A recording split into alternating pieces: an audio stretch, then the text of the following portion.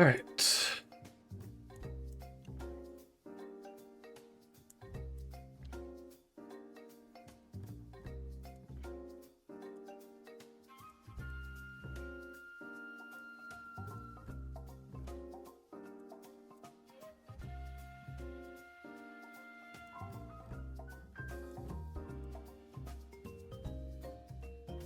I'm gonna go to the bathroom.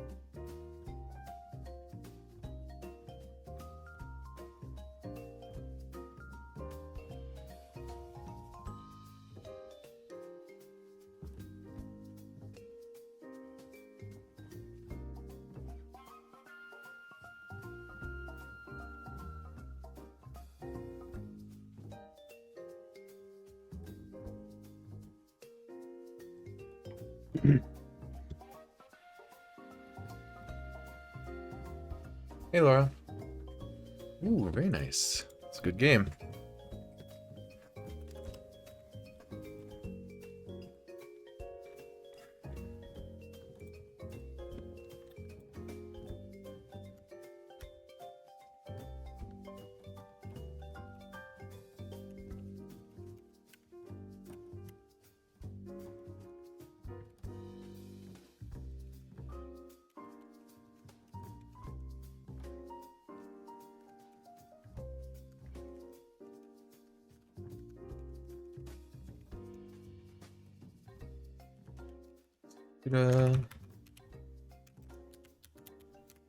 And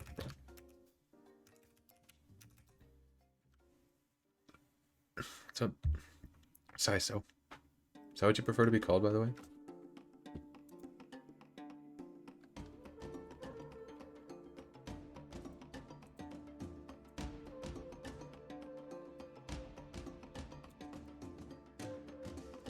Hello, Izzy.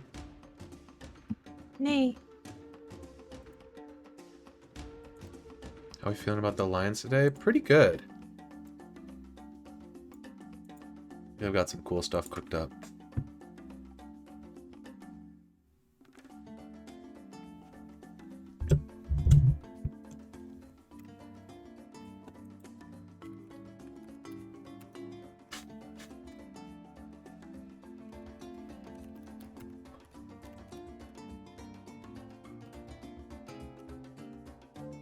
Hey, I think everybody here needs to be 89.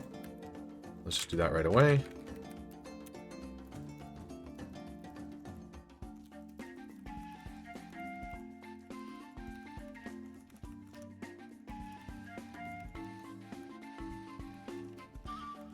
50 stream streak? Oh my days. I'm something of a fan. Yeah, this is true. Pixie plate. Oops. Citrus berry. Mystic water. Citrus berry.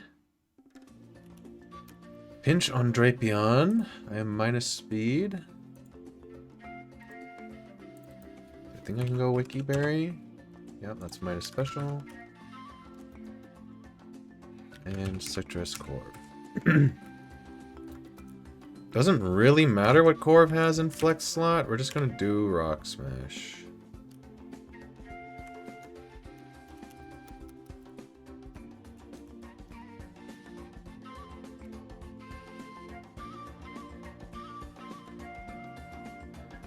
It does matter what Chomp has in flex. Do I have any flyers? Yes, I do.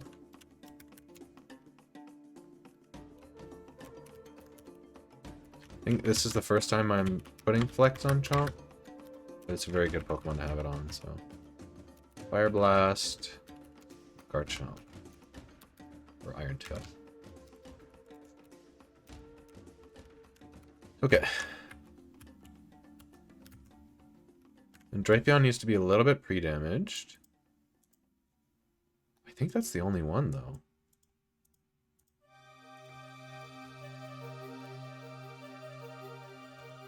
Banger.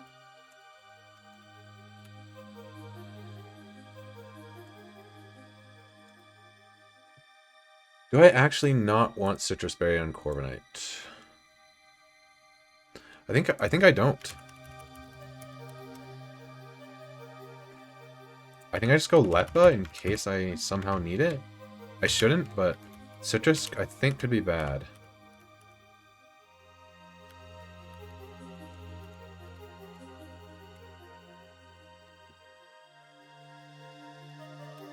Letba, Citrus, with Fire Blast, Mystic Water, Ice Wheel, Citrus,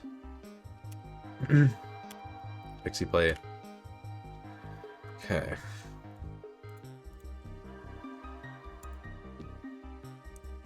So, first guy leads with a pretty crazy Pokemon.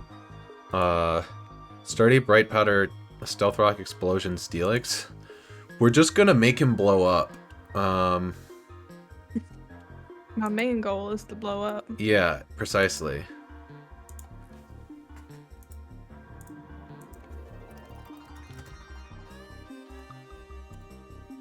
So, first turn out, it'll either click Gyro Ball or Stealth Rock. From there, we just click buttons, depending upon what it did. If it clicked Stealth Rock on the previous turn, we defog. If it clicked Gyro Ball, we heal. And we just repeat that until it blows up. And it just doesn't matter, because we're either at full HP when it booms from roosting, or we roosted last turn and we defog the rocks that it set. It never matters. Nothing ever matters. So then once he booms, he does 45% min. So then this guy always sees KO. We go Drapion on Zingzap Overheat. And we just tank a high horsepower to click knockoff. The damage doesn't matter. It's actually kind of good that we don't ever kill. Could I be Citrus Berry here?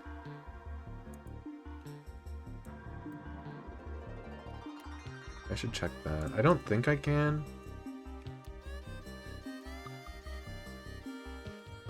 33 HP. 95. I can be Citrus. Okay. That's a good catch. Citrus Drapion, full HP.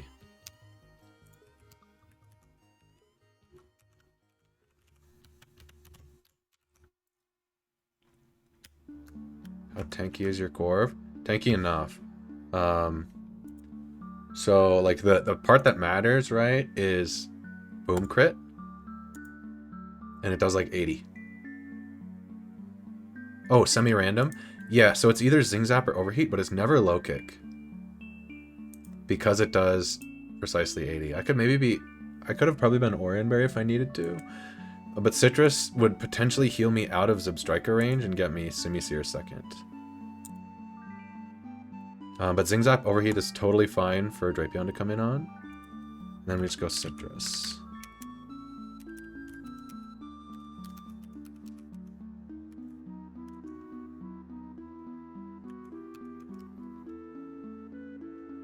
So we go Drapion and Zing Zap Overheat. Zing Zap is like flinch, right? It can't para. Yeah. Overheat can't burn. We take a high horsepower. We knock off the guy. Then from there we only bait high horsepower again. So we go back to Corv. Then we bait Zing Zap Overheat. So we go into Chomp. Both of those are fine. We just take a high horsepower and KO. I could probably Scarf here.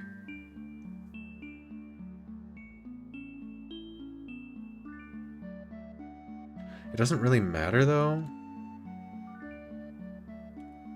So Garchomp shows fast KO to Appleton. And if this guy crits Overheat and high horsepower, I have Citrus. So the lowest I'm at is 77. 311 minus 63 minus 123 plus 77 is 202. 65% HP. And with Fire Blast, I outdamaged Corviknight.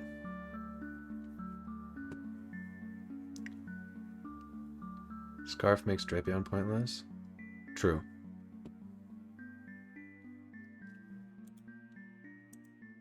I think Scarf would potentially get Corviknight in though. If I'm at like 40% HP. No, it doesn't look like it. Wait, no, it can. 0.231 divided by 0.4. Yeah, it could be Corviknight next for slow out damage. And this guy would actually never come in because I just have fast KO. So it would be always Corviknight third, which is maybe okay. But I'd rather just stick to this line. I know it's good. Take those two moves. We show out damage to Corv with Fire Blast, so then this guy's in. Just for being faster, because we fast Oko this guy. So this guy's in. He can't click Nasty Plot because I show KO, so it's HP Ice. I go Scuda.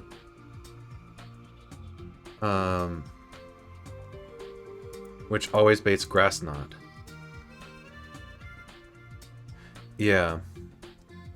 Agility is fine. Yeah, I like Corv Agility as well. We go Scuda on Simisear. We flip turn. If it doesn't KO, either from the range or from the focus band, we go back to Chomp and KO with Rough Skin on Grass Knot. And all of that damage is fine. Because Corviknight has to come out next. So basically I want to get Simisear before Corviknight. Just because it works out better this way. If I do KO, I just go Prim, which brings in Corv. Because Prim has fast KO on Appleton. So it's always Corv fourth. I either go to Ape on Iron Defense Body Press or Agility Body Press. Both are fine. I just KO with Fake Out Overheat. And then Appleton is in. The most damage Ape ever takes is like half from a Body Press crit. So in this guy is just clicking Leech Seed or Dragon Pulse. We go Prim and we one-shot the guy with Pixie Plate Blast. Just barely. My Prim is kind of ass. This seems good. Rock Smash doesn't really matter here. Citrus full HP, Citrus full HP, Mystic Water, Citrus. Pixie Plate. Whole joint is 89. Nobody needs pre-toxic, nobody needs pre-damage.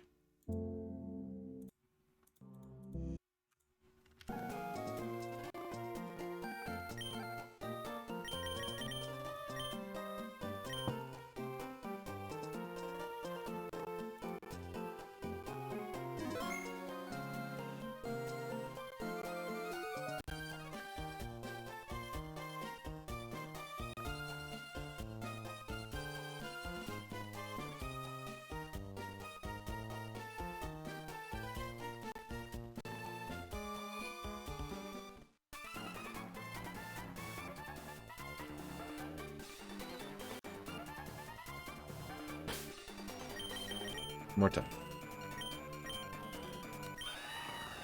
Lepa. Citrus. I don't think your flex slot matters, you just click knockoff. Fire Blast, Stick Water.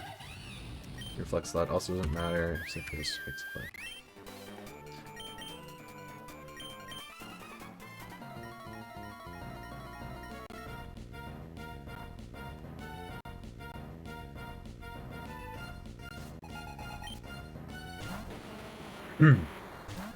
Alrighty, the Steelix is something of a menace. This is Bright Powder Sturdy Steelix with Stealth Rock and Explosion, and Earthquake and Gyro Ball. I think Corviknight is a pretty common lead here.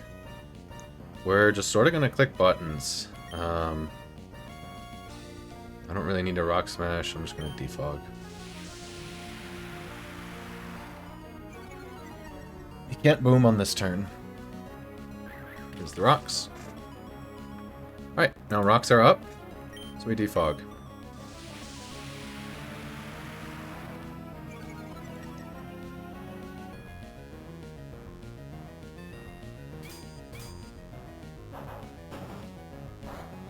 Okay, I'm not at full HP, so I roost. One Gyro Ball, that's sort of the only thing that matters.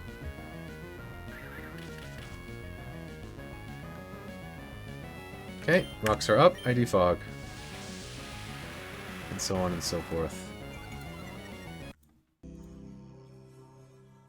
Gyro Ball 2, we roost. We defog. Gyro Ball 3, we roost. Rocks are up, we defog. Gyro Ball 4, we roost. Rocks are up, we defog. Gyro Ball 5, we roost. Rocks are up. Okay, now this is the sort of neat turn and why this strat works. Stealth Rocks are up right now, and he's out of Gyro Ball PP, so he can't click Gyro Ball, and he can't click Stealth Rock because it's highly discouraged. Earthquake, I'm immune to, so he can't click that, which means he just has to blow up on this turn.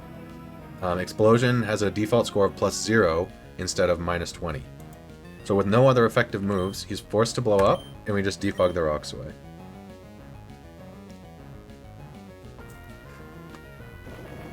Corviknight takes a maximum of 80% from this explosion. Critically, it always takes about 40%. She gets Substrika in for fast KO. Beautiful. It's a fun little Corviknight KO. Alright. This is clicking Zing Zap or Overheat. We can go to Drapion.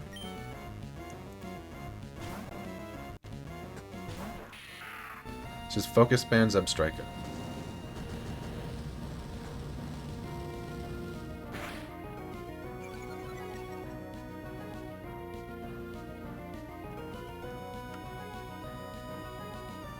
Okay, now it's always high horsepower. We knock off the Focus Band.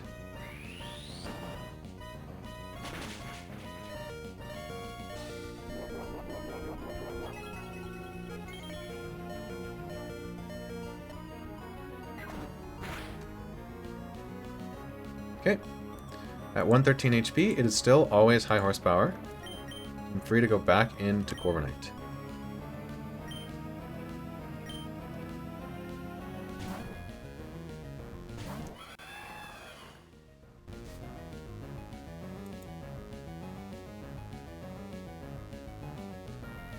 And now it sings after Overheat again. This time we go to Garchomp.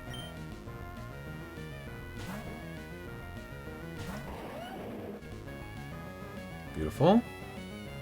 Now high horsepower is highest damage.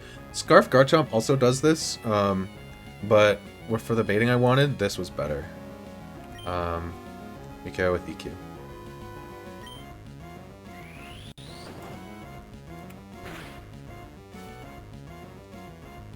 Yeah, with Rough Skin, I could have used Scarf to click EQ, bring it down to Focus Band, and then Recoil would have KO'd it. If it hit me. So now I show Fast Oko to Appleton. And with Fire Blast on the moveset, I show Fast Out Damage to Corviknight. So Simisear comes in because it outspeeds me. Garchomp shows slow KO with Earthquake, so this can never nasty plot. It just has to go for HP Ice highest damage. So I get into Barraskewda basically for free. This Pokemon is also Focus Band.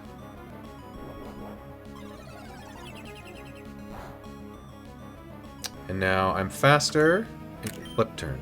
This KOs a lot of the time, but not all the time, because of Focus Band. Okay, we got the crit and no Focus Band, so this guy just dies. If it had not, it was clicking Grass Knot there, which is a contact move, so I can go back into Chomp to finish it off with Rough Skin. As is, we just go Primarina.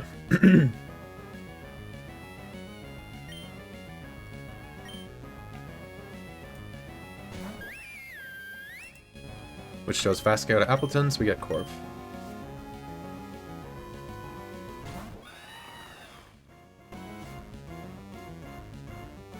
Okay. We go Infernape on any move. It really does not matter. This is Agility, Iron Defense, Power Trip, Body Press. That's okay. You fake out for a little bit of chip. This actually does matter. That 2%. And now we KO with Overheat.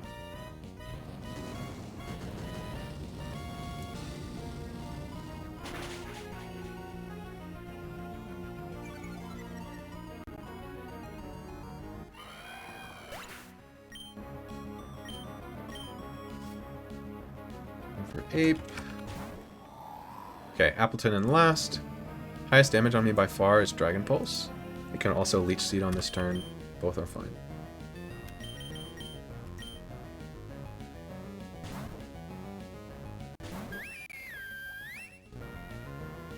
Beautiful.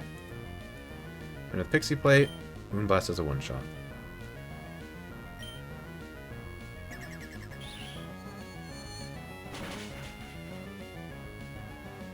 Grunt one down.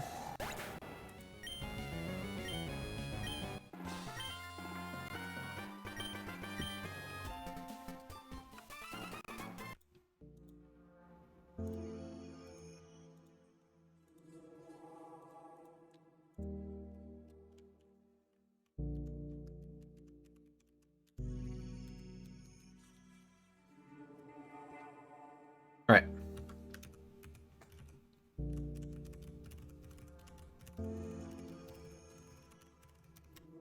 Fight 2. This was actually probably the hardest fight in the place for me. Maybe not. I don't know. I mean, Space Tag is the hardest for sure. But it's so limiting that, like, it sort of doesn't matter that it's hard. Like, you kind of just have to send some shit.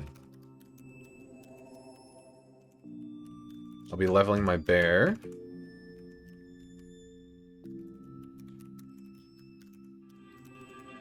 Oh, Scooter stays, and Brim stays. Okay, this fight is very technical.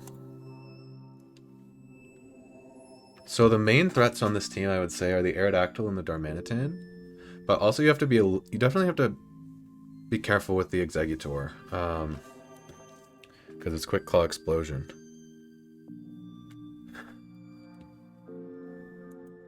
So, let's see here. Scuda, I need Guardy, not you. Guardy. I need Alt. And I need Urshifu.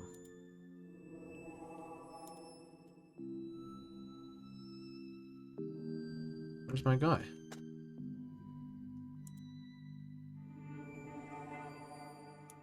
Where's my bear?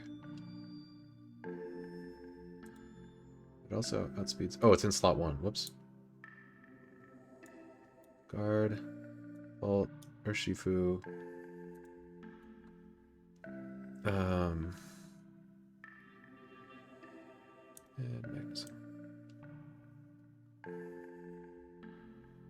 You must lost your Prim to the Weavile? How?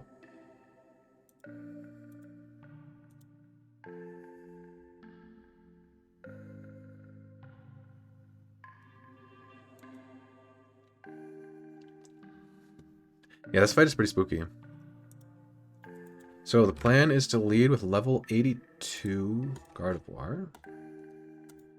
Because that is just strong enough to Oko Scrafty. And we will be at 104 HP. So when this guy comes in, and he always sees fast KO. He never sets up Stealth Rock. There's no way I can level up. So it's Heavy Slam, we go into Pult, and we take, honestly, not that much damage. And we just one-shot with Neutral Draco. I need to be level 86 on Dragapult. Go Dragon Fang, and it always KOs. So then Pult goes -2 special. And we got in on Heavy Slam.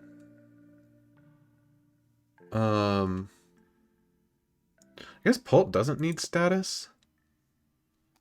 Because I just need to bait this guy in. And I don't show KO with Phantom Force.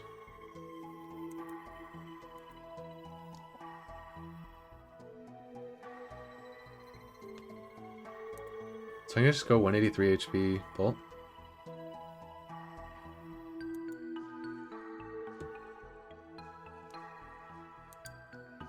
I guess I take a Heavy Slam. 43 plus 183. Level 86, 226 HP. So then when this comes in, it's either Sleep Powder or Psychic. So we go to Dark Bear. Holding a Choice Band. Which I got from Tate and Liza. And then this guy will be pre-toxic, so I get in for free no matter what. And then he can't click Sleep Powder, so he has to click Grass Knot or Explosion. And we just one-shot with Choice Band Sucker Punch. So this guy takes no damage from Eggy, which means I just take the 2 turns of Toxic Chip. So 304 divided by 16 is 19. 19 plus 38. And then I need to bait guaranteed dual Wing Beat KO from Aerodactyl. Because once it's in, it will see that I don't Oko it with Sucker Punch, so it could Dragon Dance if I don't show it a KO. So 57 plus 72 plus 72. 201. How did I mess that up? 202 would have been a problem. 201 minus 19 minus 38 is 144. That's what we want. Okay. When it's dual Wing Beat, we go Magnezone. And I always take enough chip for it to see EQ next. I think it just doesn't matter what level Magnezone is at, so I'm going to put it at 85, because that's what it is in my game. We're just going to keep it that way, so I don't need to make it any higher.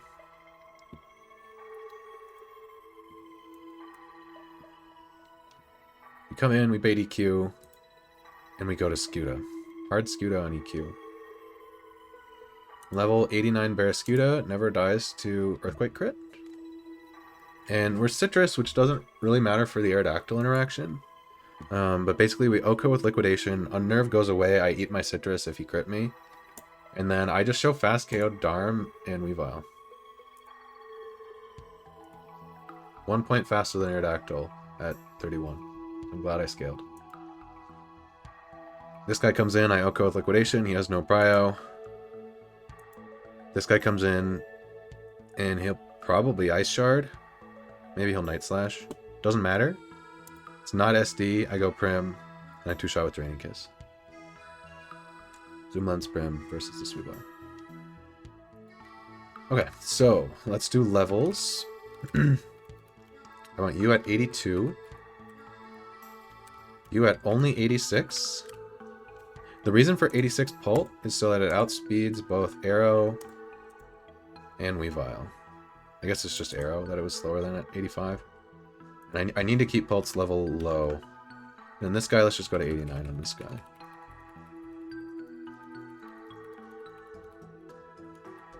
Yes, please. Over. Quick break.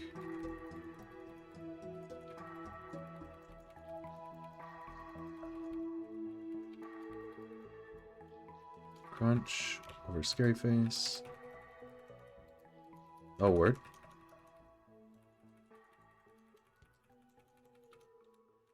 Coaching, I don't think so.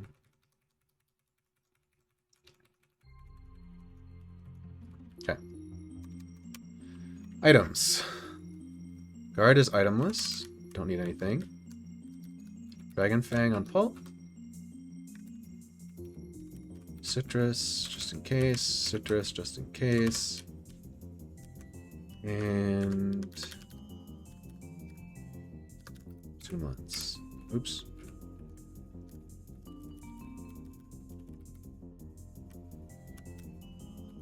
Okay, and I actually need to go collect an item. We're in Slateport. It's the first time I'm doing this. In here, this guy, I would like a choice band.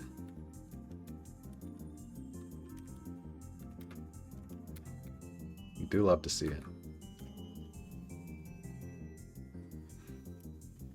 Yes. The only immediate encounter is that one. You can maybe get 126 too. Because I think you can resurface on 126 and get your encounter before fighting Dean. Which also maybe means you can get 126 underwater. I don't know if there's any... Yeah, it looks like you can get 126 underwater too.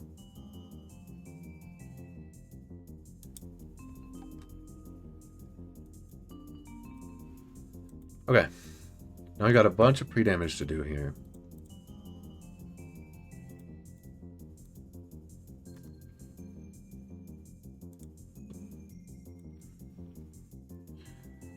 Pre-damage Gardevoir to 104 HP.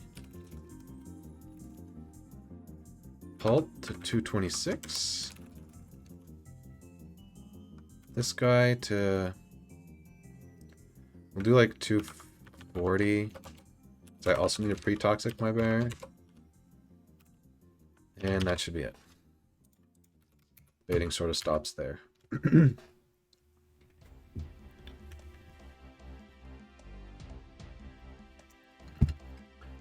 Yeah, I mean, I'm just going to have the maps open and then go from there.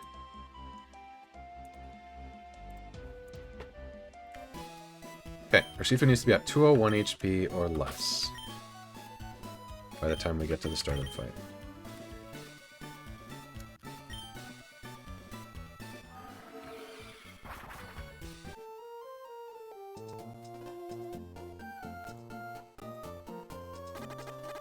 Oh, not the gym.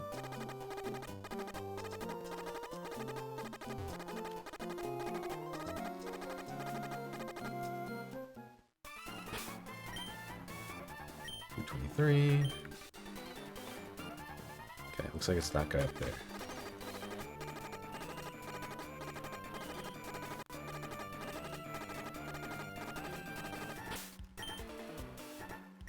One, 8. 5, 4, 3, 2.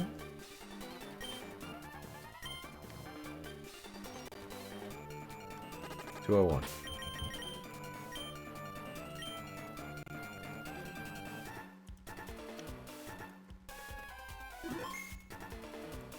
Okay. Confirming levels, we've got... Oh, not that big. Not that slot. 82 guard at 104 HP.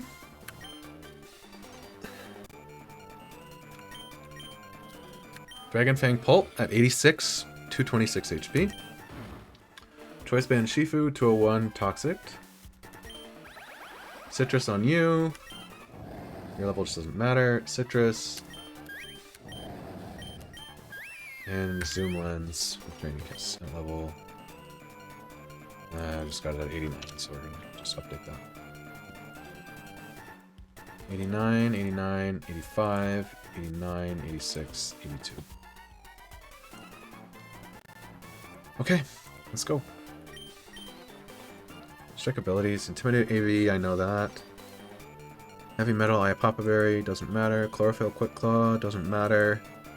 Unnerved Scope Lens, doesn't matter. Sheer Force Life Orb, doesn't matter. Inner Focus Bright Powder, doesn't matter.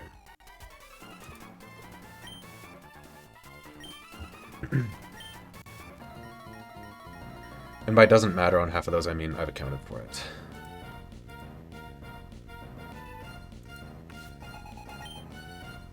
Alrighty. This Scrafty is a pretty bulky beast with Intimidate to reduce your attack and Assault Vest to reduce damage taken from special moves. It can be hard to kill unless you have a Stab Fairy move. Which we do.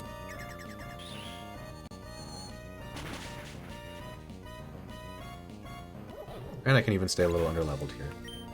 Doesn't matter as much now that we're past Tate and Lysis Gym, but... There's no way. Do you U-turn that guy? No shot, right?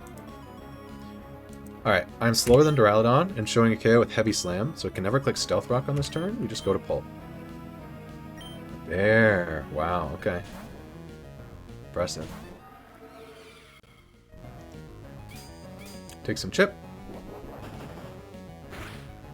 I need to be below 183 HP. Beautiful. And now, we one-shot with Draco. Neutral Draco, by the way. Also underleveled. This underlevel does matter.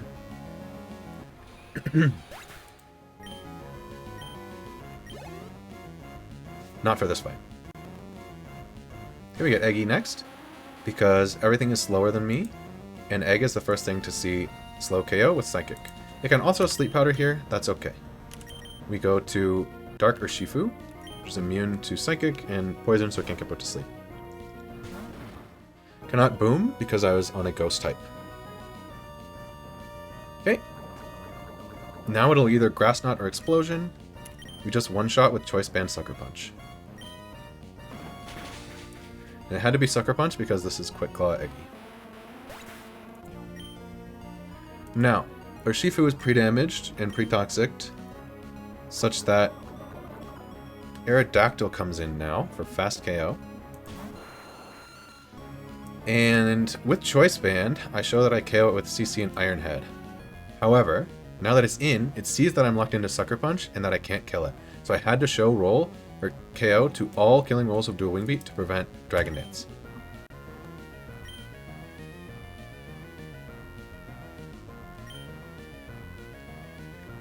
So with Dual Wing Beat, we go to Magnezone.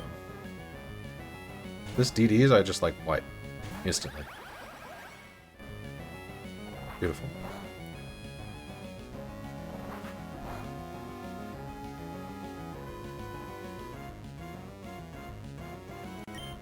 Okay, now I'm always at EQ, so it's always that. We go to Barraskewda. Hard Barraskewda on Earthquake.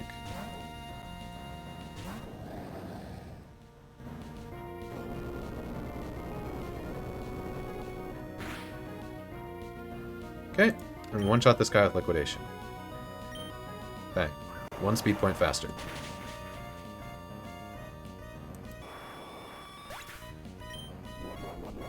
I get my Citrus now that the unnerved Pokemon is gone.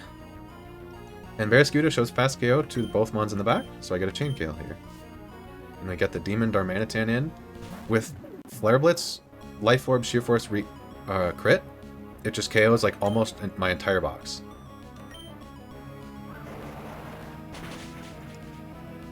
I will have 0 scales left after Space Tag.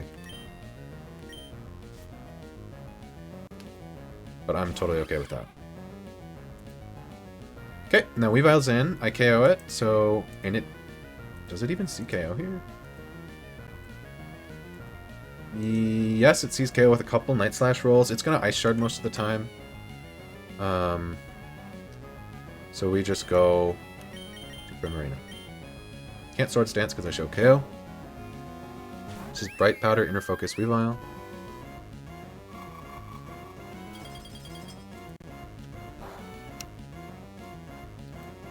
And now we just two-shot with Drain Kiss.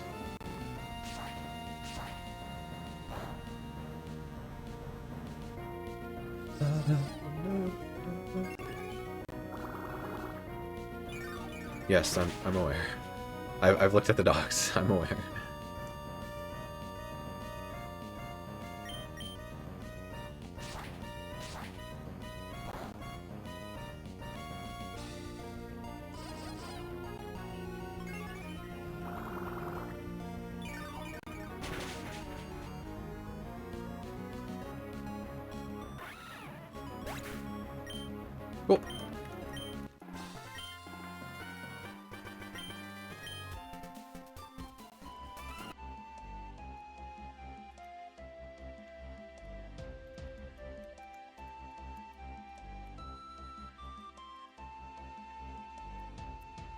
Grunt 3.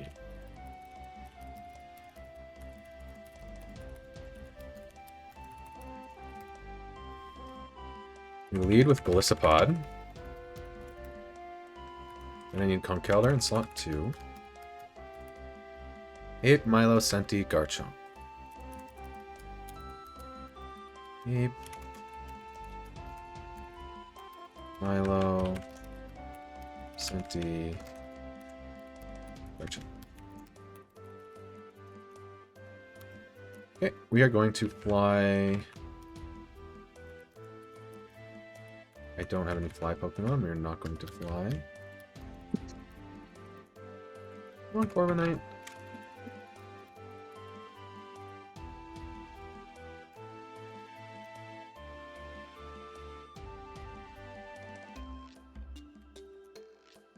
Go here. They actually ask you if you want to fight, Squeal. Here, we teach Poison Jab to Conkeldurr. With Thunder Punch. What if you say no and they're like too bad? I don't think that's a thing. Fire Punch to Infernape. Over Thunder Punch.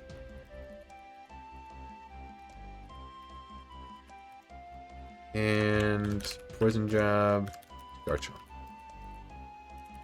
Fire Blast. I don't know if that one matters. I don't think it does. I think we want everybody at 89. There's no reason to keep anything underleveled here. I will need to level Galissapod once it's back in the party.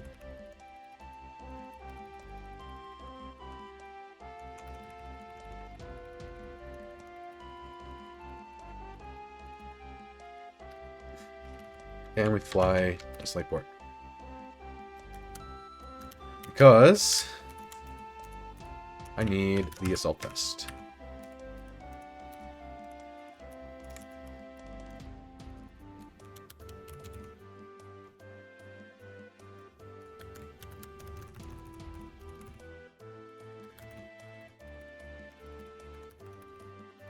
Okay.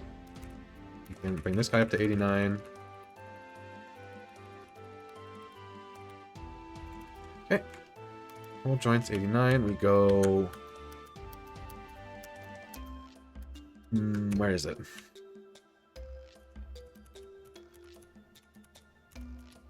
Black glasses. You only ever put those on Pokemon that are about to die. Well, for here, it's for damage. Citrus on you. Zoom Lens on Garchomp. Assault Vest on you. Milotic is minus attack.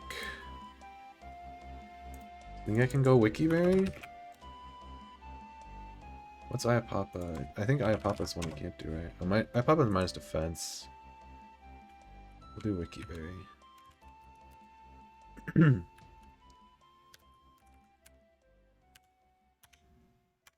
Black Belt, Poison Jab, Fire Punch, Citrus. You need to be burned. And I don't know what moves you need. I don't think it matters. As long as you have Surf.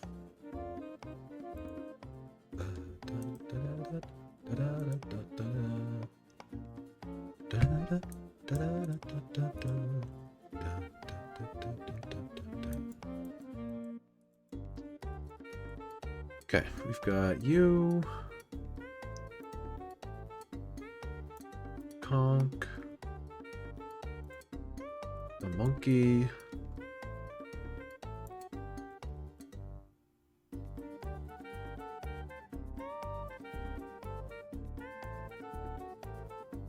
Milo.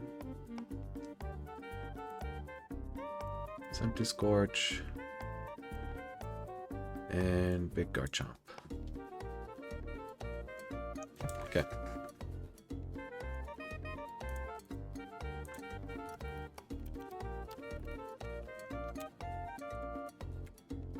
Burn you. Nobody else needs status.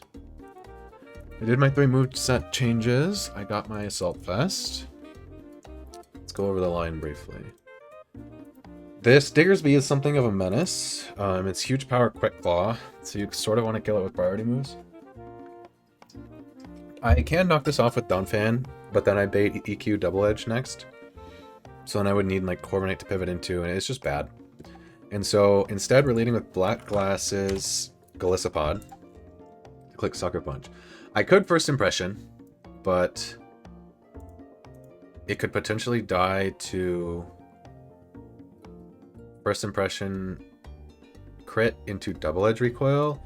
And I'm not really sure what happens at that point, and I just don't intend to find out. So we Sucker Punch for 30%, and then it takes an additional 17. So let's double check this HP math. Takes 45 from recoil minimum. I think if I... Yeah, I never dice a double edge crit plus Sucker Punch crit. So 45 plus 84. Then I go Black Belt Conk, who does 146 with Mach Punch. You KO by 10 HP. So Conk never takes a hit. So I stay full HP on Conk, which is nice, because with Poison Jab, I show out damage to Rabombi. It doesn't see KO. I show out damage to Arcanine with my fighting moves. And I show out damage to Klinklang with my fighting moves. So I just got Silvally Grass for a +1 score of Outspeed.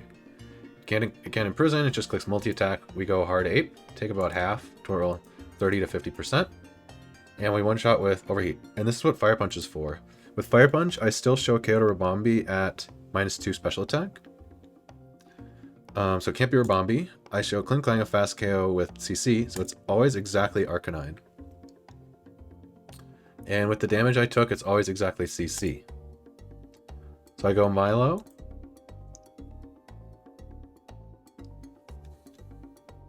On close combat, I'm burned. So I take...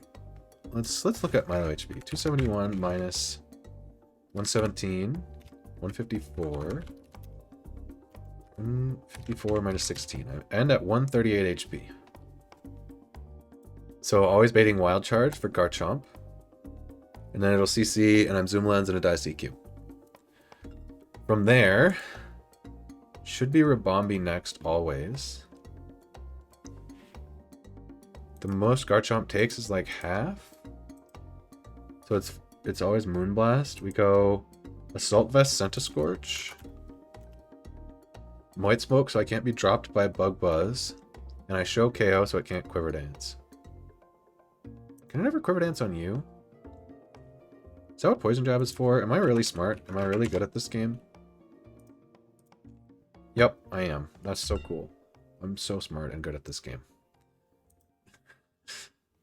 So I go Centiskorch, and then I just click Fire Blast until it dies.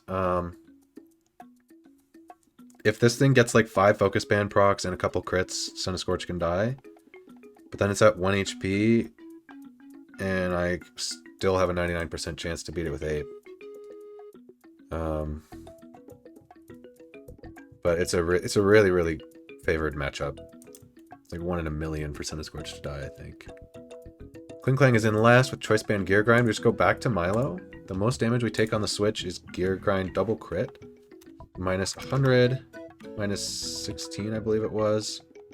And we get Pinchberry up to 157. So I live, Gear Grind crit, double crit again. So I just recover to high HP and then kill it with Surf eventually.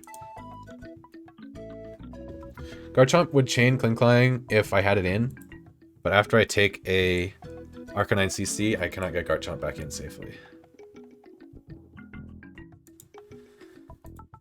So let's check the items. We've got Black Glasses, level 89, Black Belt, level 89, with Poison Jab, Citrus, level 89, with Fire Punch, Wiki Berry, Surf, Icy Wind, Recover.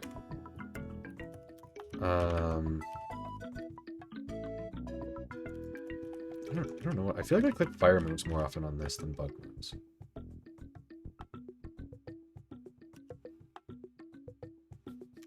Zoom Lens, and that's the full squad. Okay, let's go.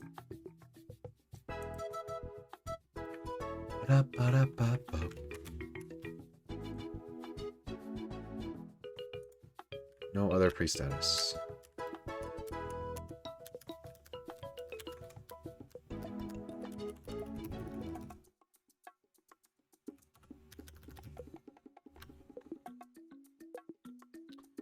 Also, one Gear Grind hit to Milo. Yeah, it does less than my Pinch Berry. That's fine.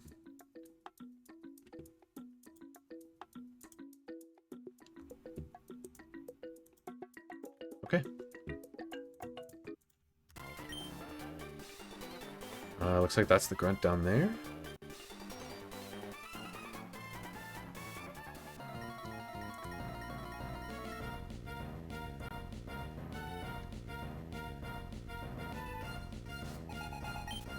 She is cute.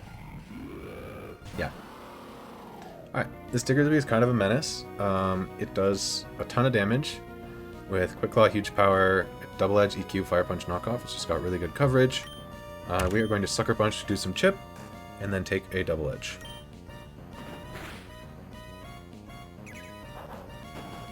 I may end up doing that, see. We emergency exit, and we get Conkeldurr in for free. And now I don't care about his Quick Claw, because with this chip, he's now in range of Knock Punch.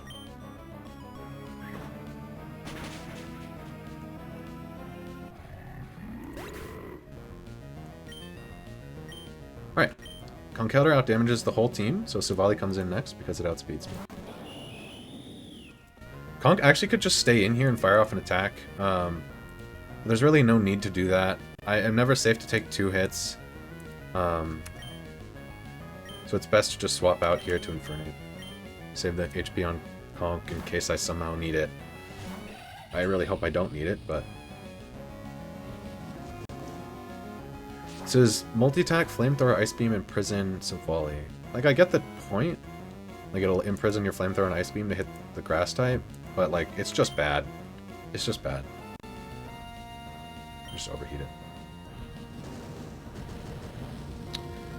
And Infernate with Fire Punch and CC shows fast KO to both Ribombee and Klinklang. So the only Pokemon that can come out here is Arcanine.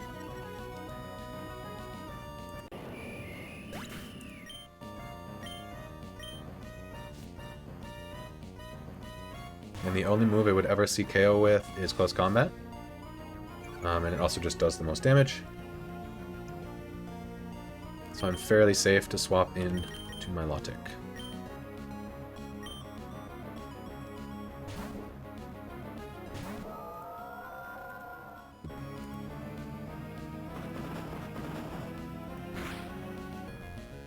Good, that's fine.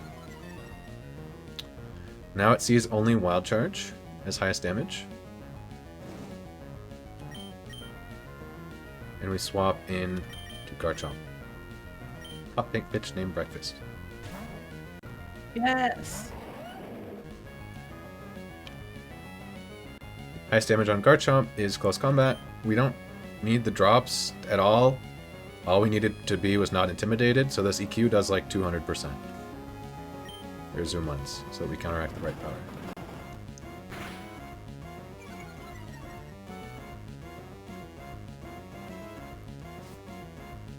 A bit of Rough Skin Chip for the road. We do a gajillion damage.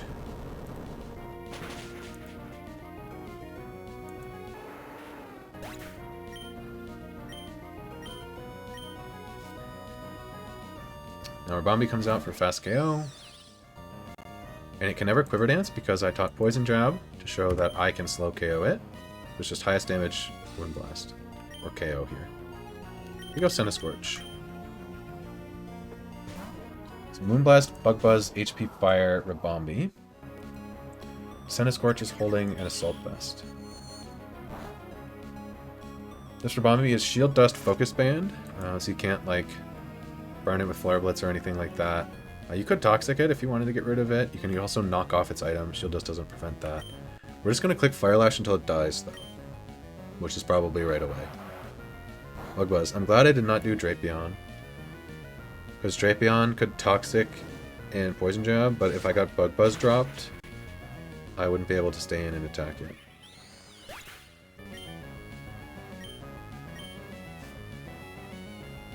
It's the last Mon Klinklang. How much does this do to me? There's no point in staying in. We just go Milo. I am slower with with Milo. It's okay.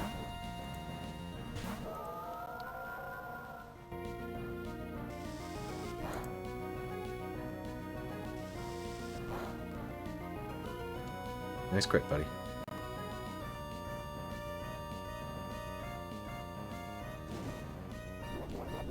Get my pinch berry.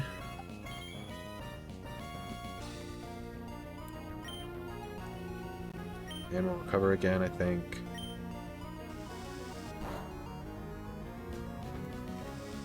Mouse isn't working. So... Whoa, connect! There we go. With Pinchberry, Milo always lived CC crit into 4 Gear Grind crits. And we just KO with a few surfs now. So Bombi KO was Centiscorch, leading the dogs.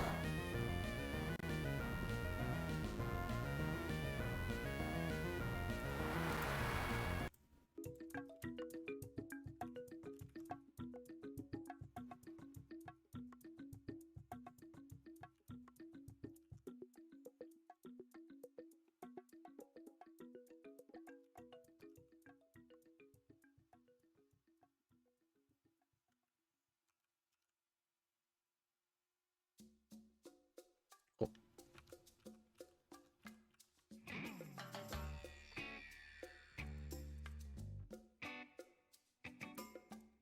I don't have any KOs today. Nope.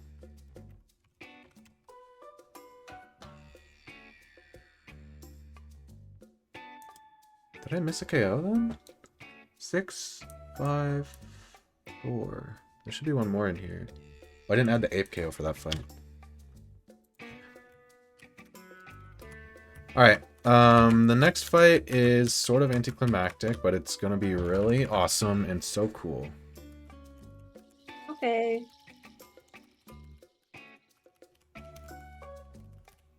Oops.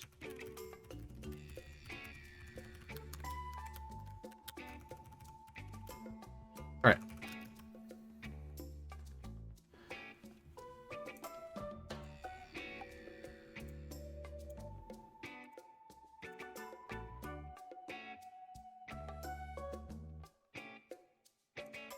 We want Corviknight, Felicipod, Dragapult, Garchomp, and Infernape. Milo seems like good backup to bring just in case anything somehow goes wrong.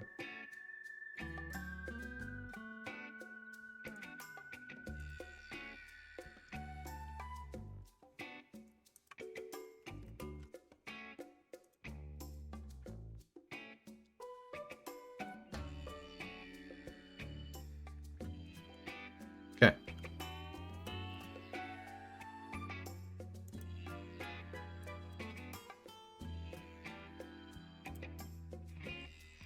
Right. And Dragapult. We'll level Dragapult to 88. Is 87 enough? No, it needs to be exactly level 88. Everybody else can be 89, that's fine.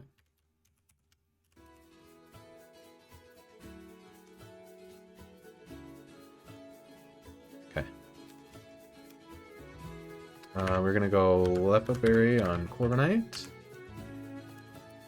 Citrus Berry on Golisopod. Chomp itemless. And Charcoal on Infernape.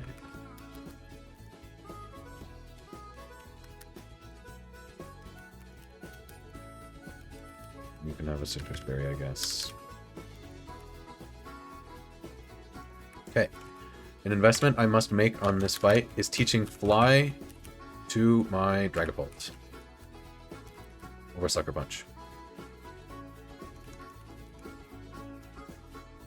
I would prefer to not have to do that, but it's required for this line to work. And the last thing we need is a Choice Band. Go back to Sleep Pool.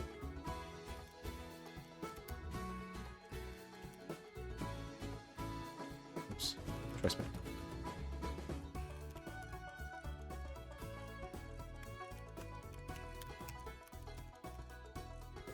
Yeah. Like, it technically wasn't flexed while it's sucker, because I can't really get that back. But this is sort of... I think past TNL's gym is like when you probably don't need sucker anyway, and like a lot of bolts won't even click sucker in there. I was very, very glad I was able to keep it though, for that. You know. Oh my gosh, Izzy, this is so cute. Thank you. You're doing good.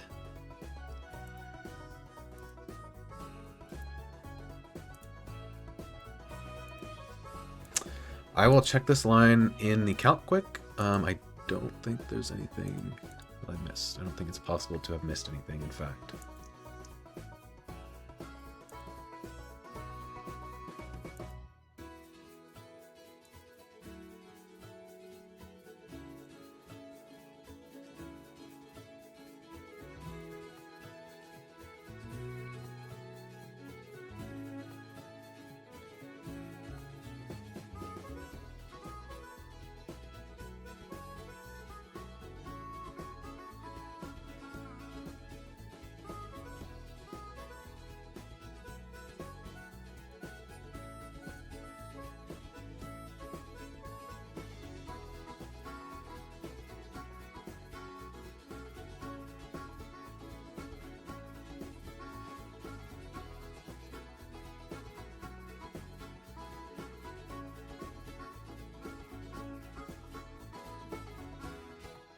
Okay.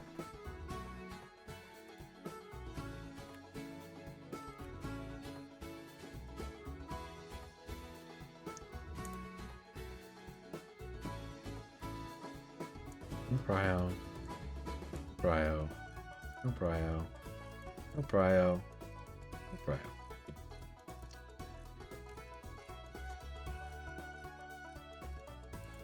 Okay, we're gonna pre-burn Corviknight. Pre-toxic Burnate. We're gonna pre-damage Pult. 90 HP. Lepa that you probably don't need. Glisopod. I need to check HP for that.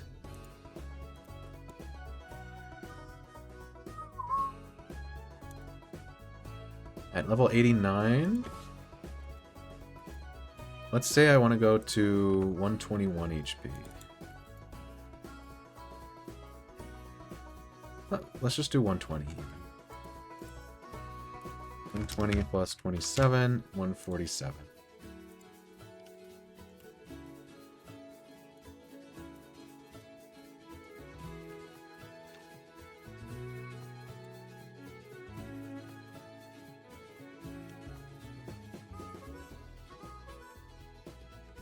Beautiful.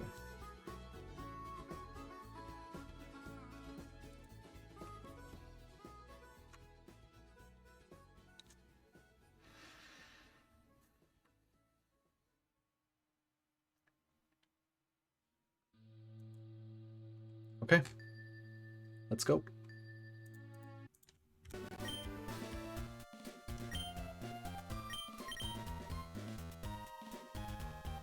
This is Magma Admin Courtney. Queen. True.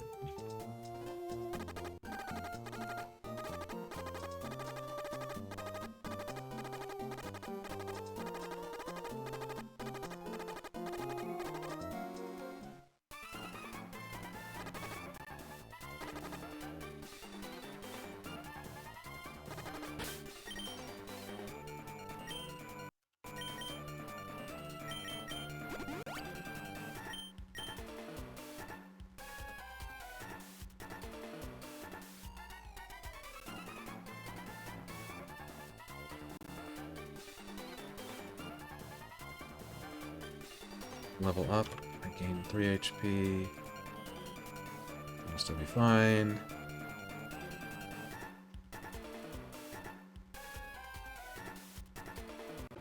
AOU.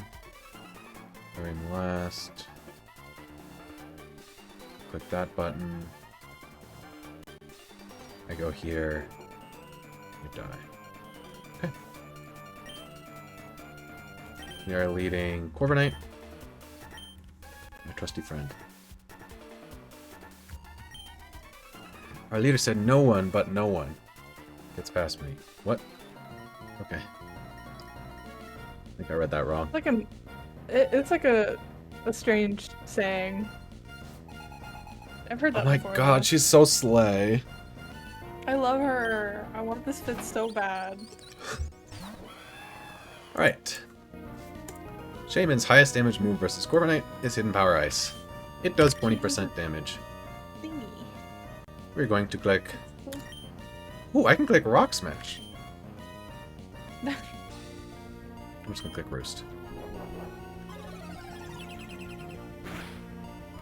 Now, her problem is that she's Life Orb. So we're just gonna sit here for a bit. I could kill this fully with Corviknight, but there's no reason to do that.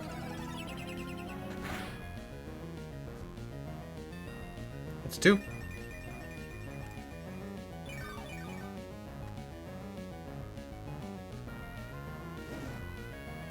If I Rock Smashed, would I only needed 1? Yeah, whatever. It's a strange lead, but Rock Smash Corv I don't think would have needed to click Roost at all.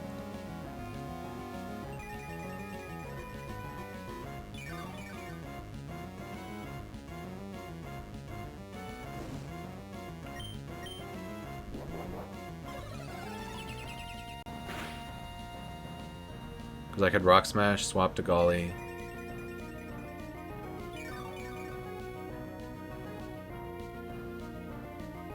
Okay, she's at 60% HP. So we swap to Gliscopon on Hidden Power Ice.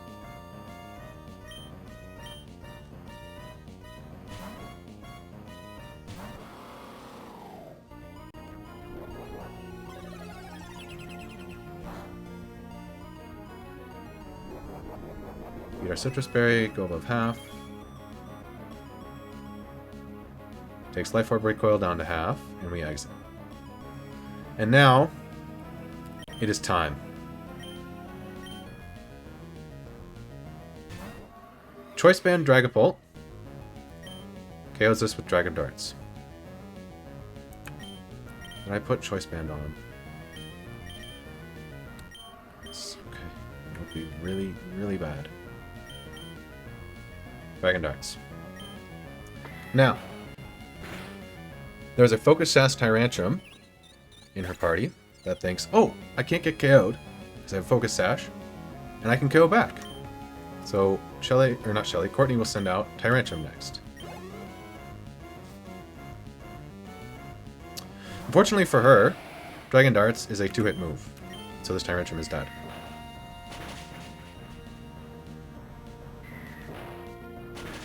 Now at level 88, Choice Band Dragapult does 99.6% to Charizard. So Courtney will think, oh, okay. Well, my Charizard isn't outsped and one-shot by this Dragapult, so I can send my Charizard in. We got Charizard next. Unfortunately for her, this is Mega Charizard X. And she has to Mega. So she turns into a Dragon type and is now one-shot by Dragon Darts.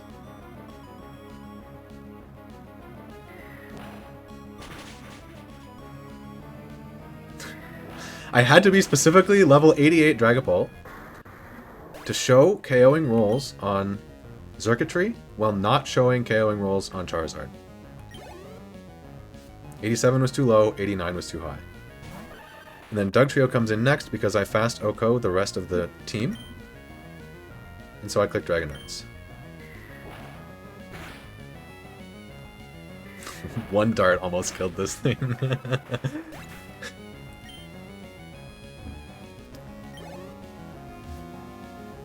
Now, what Courtney didn't know is that only a couple roll combinations of Dragon Darts actually KO this Xurkitree, so I'm never staying in here.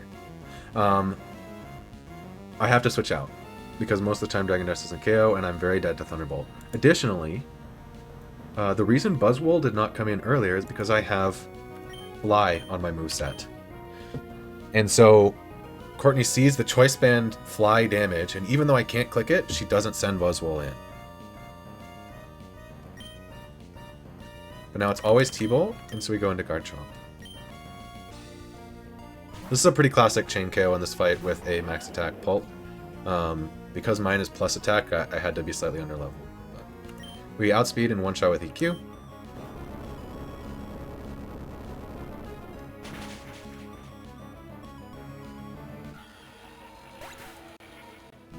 That is quite the sound.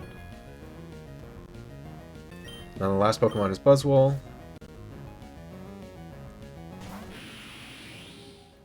Its highest damage by far on me is Ice Punch. Just go to Infernape.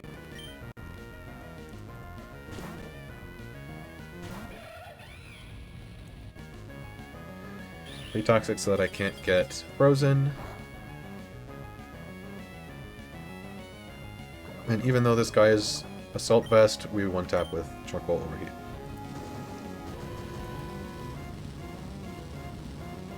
Correct. It does not know about your choice item when it's looking at which Pokemon to send in, but then once that Pokemon is on the field, it knows you're locked. That mattered on Grunt 2, for instance, where I showed Aerodactyl a KO before it came in, but then once it was in, it saw I was locked into Sucker Punch, and that I couldn't kill it anymore.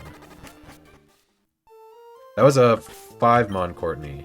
I probably could have figured out a way to do it without Infernape. Like, there was maybe a very specific Golisopod HP where I could eject on HP Ice, and then also eject on Buzzwole Ice Punch to get back into Pult and actually take the fly exit. But I don't know if it was possible. I think Ice Punch and HP Ice do too little. But HP Ice does a wide enough range that Aura and Berry doesn't work. I didn't even burn Milo, so it was kind of useless as backup.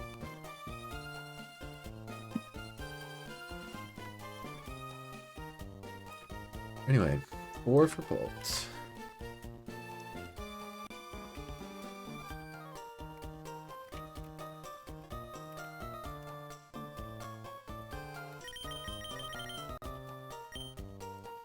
Oops.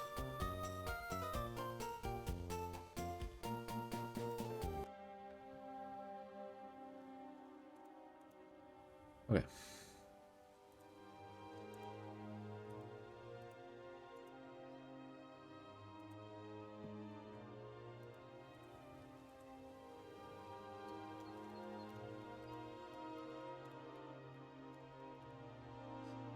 Yeah, the only way you get that chain is with a 31 attack IV Pult or a plus attack Pult. But Squill's box is pretty good. I don't think he needs to complain about having to think for the easiest mini-boss fight of the entire game. I think it's probably still a pretty easy boss fight on average. Because sometimes there's bosses where you get to the last two, and like it's even hard if you've got extra slots left. But with this one, like I just swap in my answer that outspeeds an Okos twice for Circuitry and Buzzwole. So like I think even only if Garchomp only chained 2, I probably could have made it work. And I think the way to do that faster would have been Corviknight Rock Smash on Shaman, take 1 Life Orb recoil, swap to Golly, take a second one, go to Pult, and Choice Band Darts does 89%. So I could have been out a few turns faster if I was thinking about it. It's fine. I think I'll be okay. Not those 45 seconds of my life or something. Okay. Up next is the Space Center Gauntlet, which is a gauntlet of 3 trainers that you fight back to back to back, no healing in between, with the same set of 6 Pokemon. We're using a lot of the same Pokemon we've been using throughout Space Center here. But no Pult. And I need to pick up Donphan and Drapion over Golly. Lead with Prim. Milo in slot 2. Garchomp. Scuda. Donphan. Okay. Give you Citrus Berry. Item list. Level 85 is fine. For something like this, let's level the guy up. I think it's just best. It shouldn't matter, but it's best to have the extra stats, I think. Gauntlet. So we want Mystic Water on you. I want Lepaberry on Milotic. We want Pixie Plate on Prim. I have another flyless one. Damn it.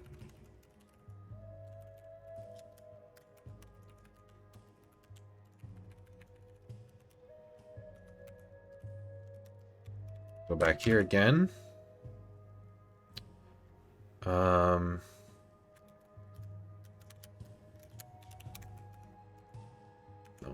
I want Choice Scarf.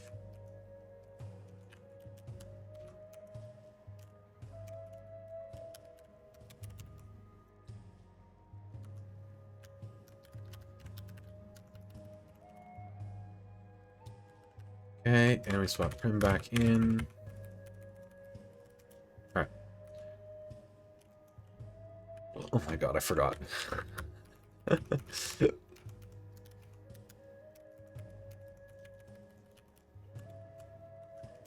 Okay, we need Rock Tomb on Garchomp. Or Poison Jab. And the swag tech of the Gauntlet is in here. Powerful weather moves. I want Blizzard Milotic. Or Icy Wind. Get these weak ice moves out of here. I want the good shit.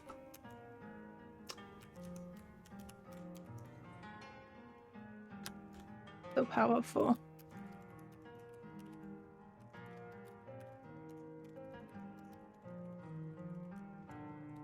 Okay.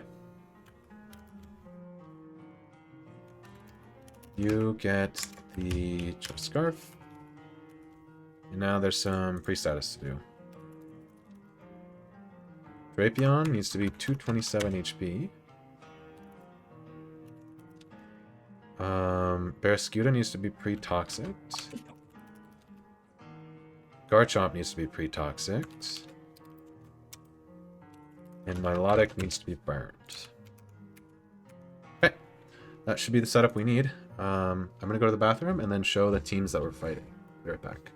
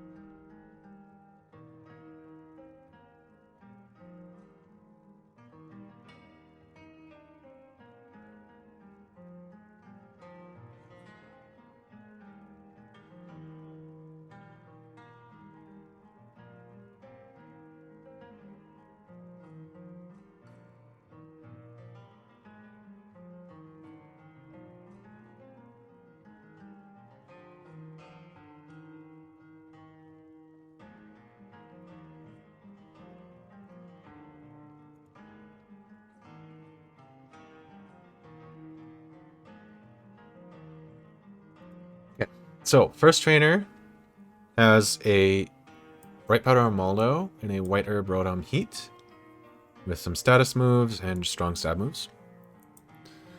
This guy's pretty easy. Just sort of gets you in. This guy's got a couple very strong physical attackers. The Quick Claw No Guard Machamp with Dynamic Punch Stone Edge knockoff is pretty threatening. And this is sort of the Pokemon that you kind of have to build your whole team around having a good answer for. It's pretty spooky.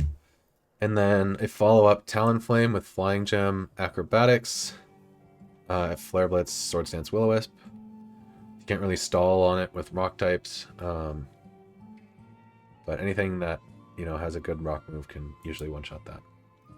And then this guy has Defiant Bisharp, Levitate Weezing Galar with Black Sludge, and Focus Band Guzzlord. This is also kind of a problem Pokemon, but it should be okay.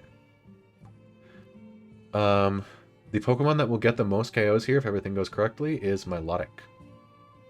It is not a riskless line, but I think it's functionally riskless. We'll get into it. You'll see. I will need to heal both Garchomp and Barraskewda up to full HP before we go in.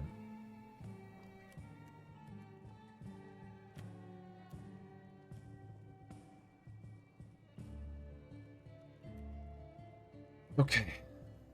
Pixie Plate Prim. Level 89.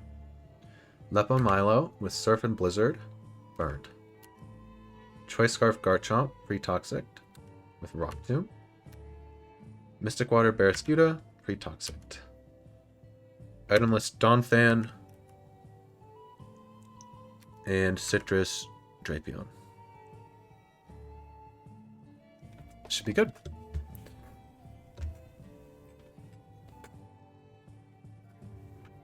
You are in just in time, yep.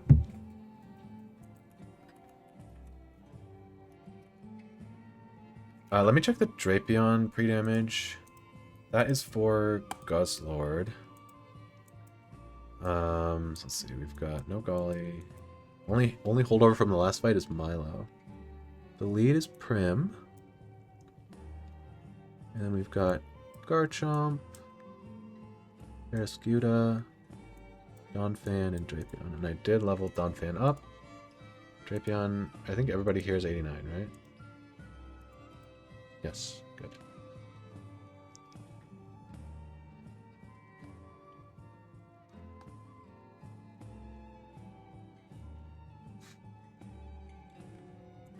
Okay, Drapion is coming in on, I believe, guaranteed Dragon Rush.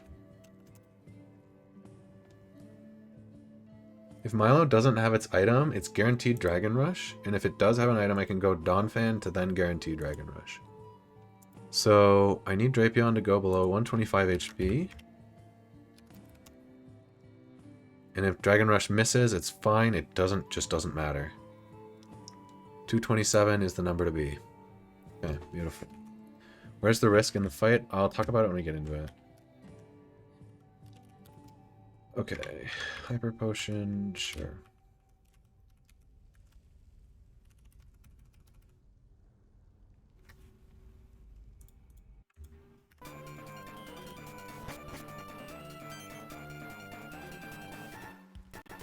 What's wrong with you? You're outnumbered 3-1, but you still want to take us on? Yes, sir.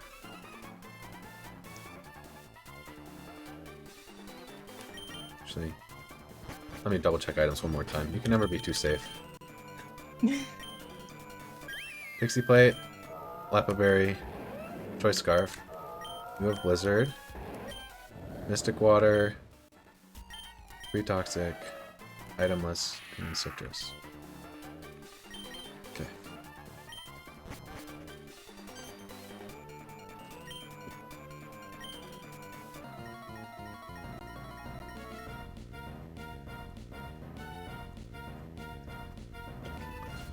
Alrighty.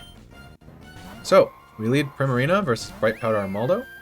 And we've got a good matchup, so we can just stay in and Moonblast. I'm kidding. We swap out to Milo right away.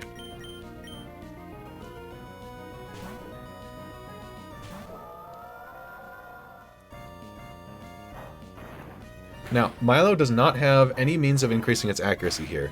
So in theory, we could just miss all of our surfs. That is pretty obscenely unlikely. Nice 5-hit with a crit, buddy. We're just going to recover until we're high HP, and then we're going to Aqua Ring.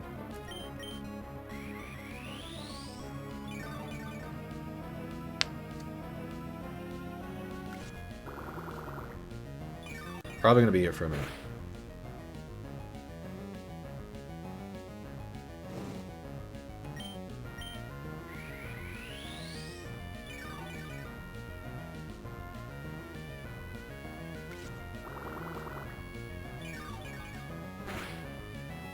Okay, that looks good. We're going to Aqua Ring now. Just increases our survivability a bit. And I've got plenty of time.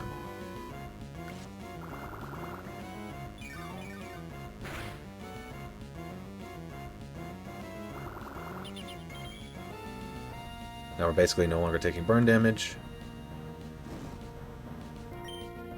And recover. I can use like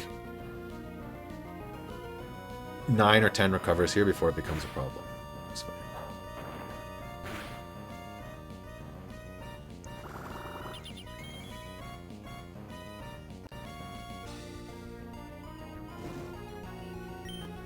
Okay, recover again.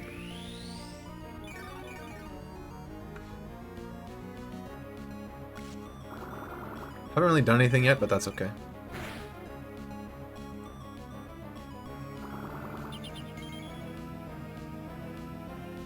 Alright, and now we start clicking buttons. Just gonna click surf until it dies. Which could be right now. Not quite. Close though. It's fine. It will slowly gain HP back with Leech Life, but Surf does like 87% min, so I've got a lot of time before I would need a second Surf again. I think it's basically impossible. I'd probably run out of other things first. Recover.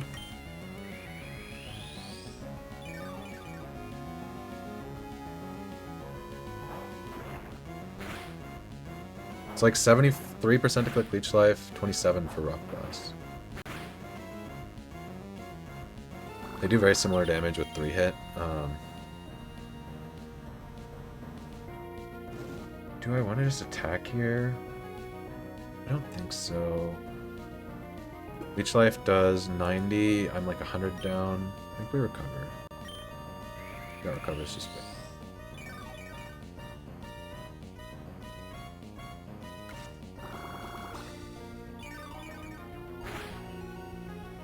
Cool. I'm happy with that.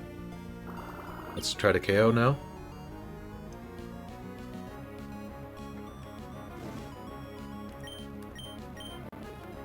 Sweet. Bright Powder who? Alright. The only Pokemon left on this team is Rotom Heat.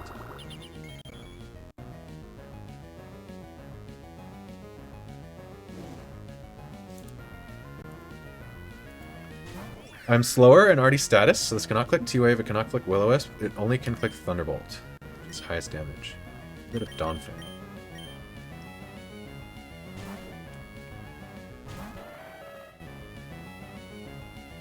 Okay, and now on Donphan it can either Wisp or Overheat. It can never T-Wave because I'm a ground type.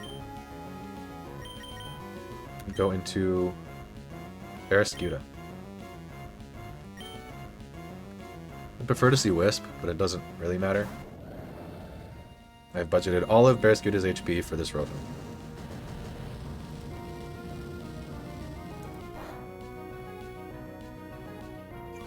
Because as you can see, Overheat does a lot.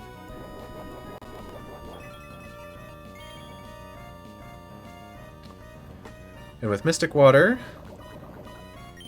I always KO with Liquidation.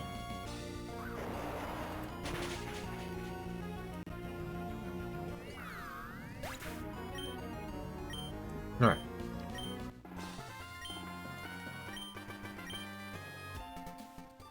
And with this lead, I now have Primarina in slot 1 for the Machamp, which is the position I need on this fight.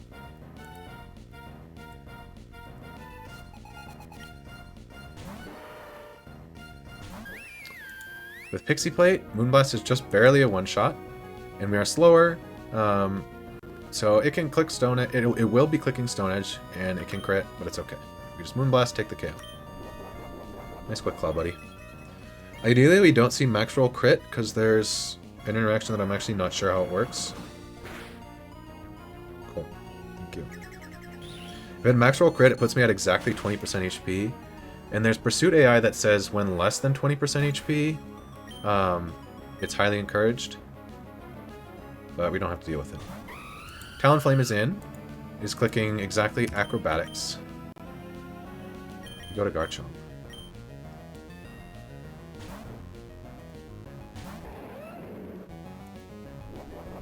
Flying Gem Talonflame with Acro.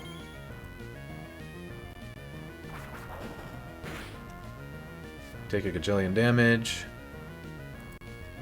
And with Choice Scarf, we outspeed. And one shot with Rock 2.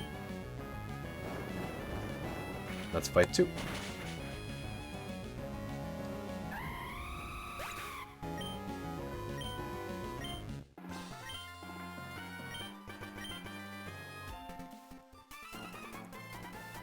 Okay, and the last fight leads with a Bisharp.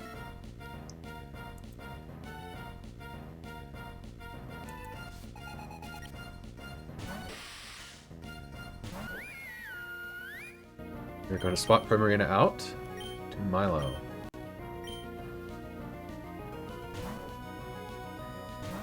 Now this is where the real Milo value is, I would say. The Gauntlet is on this fight. It's just so much roll compression on this fight. The highest damage Bisharp can do to me is low kick crit for 40%. So we just recover.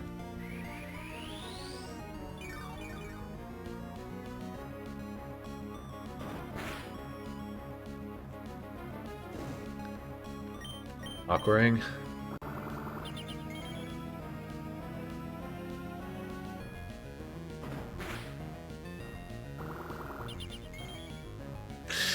I love this Pokemon. It's so good. And we recover.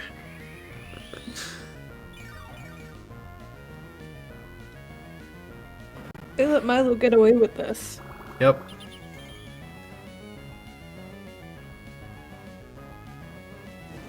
If I were neutral nature Milo, I would still outspeed this, just barely. Okay. We're going to Surf for half.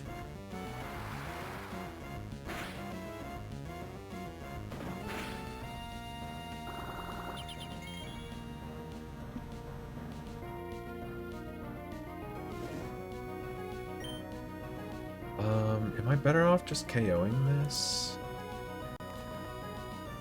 Weezing does like the same amount of damage, but it's more likely to protect.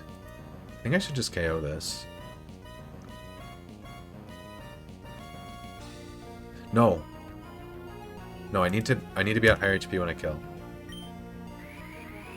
It probably would have been fine. I think this is the best way to do it. And actually, let me do the math on that. 190 divided by 271. I'm at 70% HP. And I do have an item. Not that that matters a ton. So, 0.369 divided by 0.7 is 52%.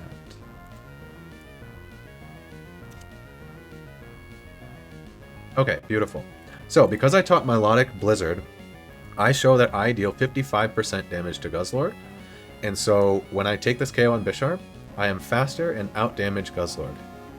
Which means we just get Weezing Galar next for a switch-in score of +0. Surf.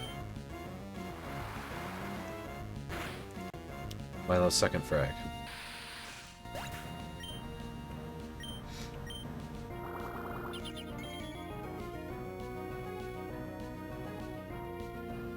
Now it's Weezing.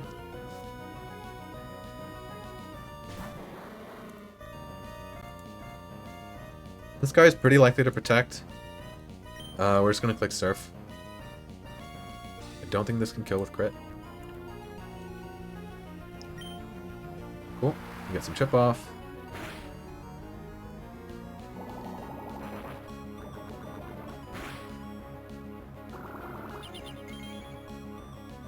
I'm planning to 3-shot this because it has Black Sludge and I do 51% minimum. So if it, like a lot of rolls, I don't 2-shot this. So we're just gonna recover here.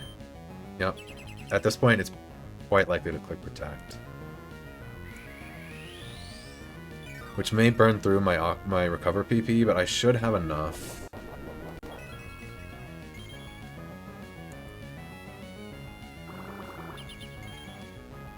At least we still got some Aquaring value there.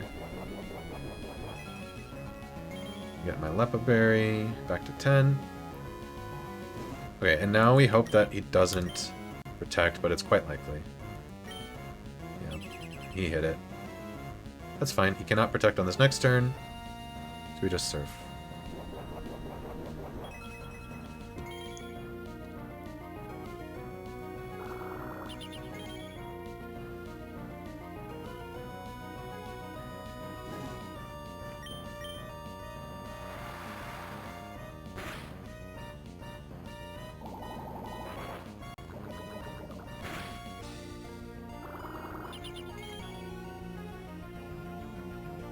I can finish this interaction at full HP, so I think it's worthwhile to recover here.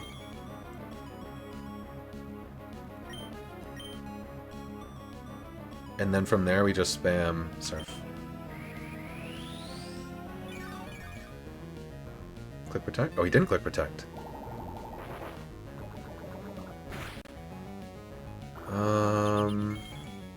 I'm okay using a couple more recover PP to end this interaction at full. It kind of matters. Not a ton, but it matters a little. What the hell? Is it disincentivized to protect? Is that low HP like this?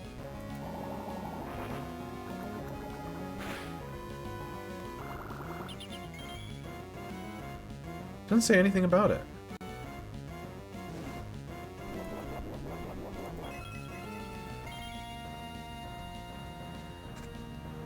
$205. If I switch in on Dragon Rush crit, it does 150. That's like fine. How many do I need? I only need like 5.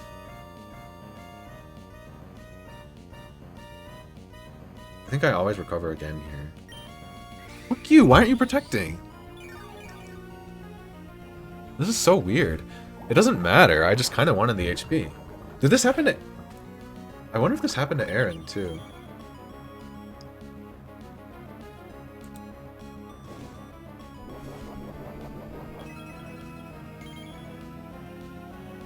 I swear to God if it protects right now. Okay. There must be some disincentive to protect. I don't understand why that would be. Because, like, protect still gets full value when it's at low HP. But that was like 4 turns in a row where it should have been 80% to protect. 0.2 to the 4th. 0.1%. Alright. Now. Milotic is itemless. And so highest damage here is Dragon Rush. Which gives me a safe switch into Drapion.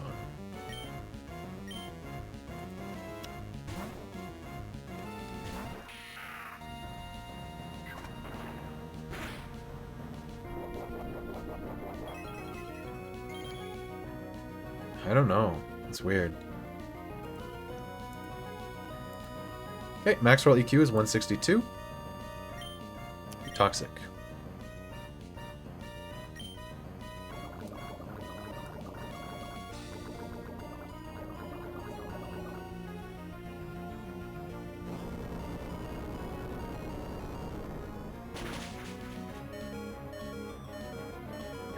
Looks spooky, but this was always fine.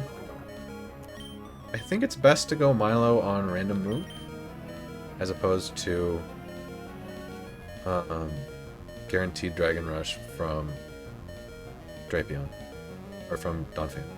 Let's go Milo on this turn. Knockoff or Heavy Slam would be ideal. I think Heavy Slam is lowest damage.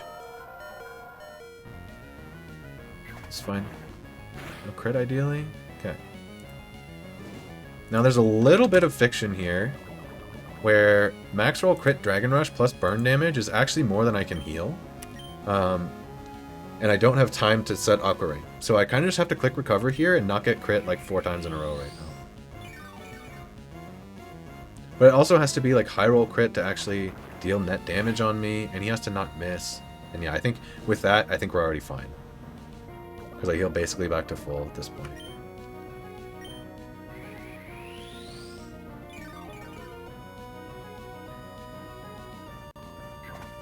And Toxic bypasses this thing's focus band. Feel free to miss, by the way.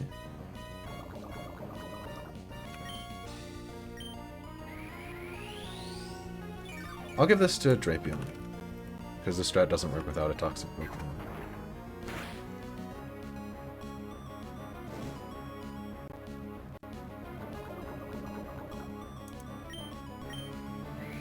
Sweet.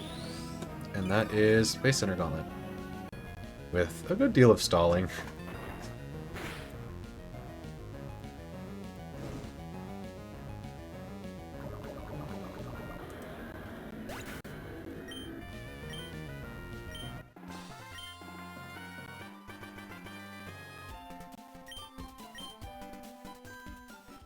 Sweet. And now we have access to the Space Center tag battle. Which I'm not excited to do, but should be interesting.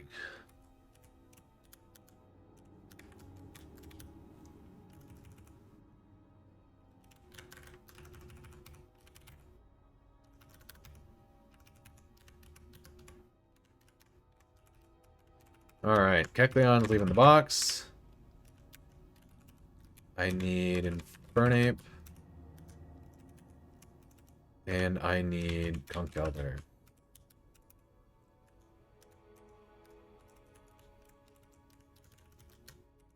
Bring these guys for moral support.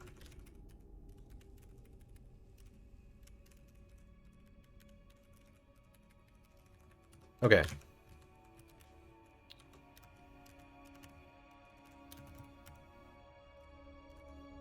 Fly back to Slateport.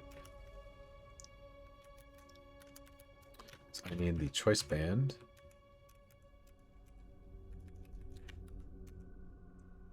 Okay, all of you guys are level 89 already. Do I ever want a different move on you other than Fire Punch? Like maybe Brick Break? I think Brick Break is the only one that makes sense.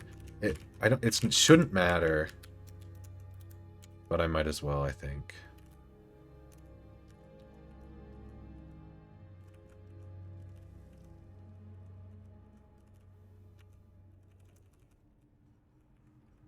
Okay.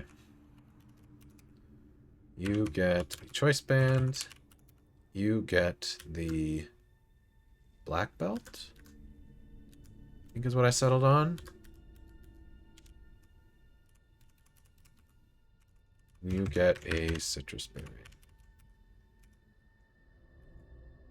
Kecleon needs to be leveled up. And it needs to know Fake Out. Good job, guy. You need Rock Tomb.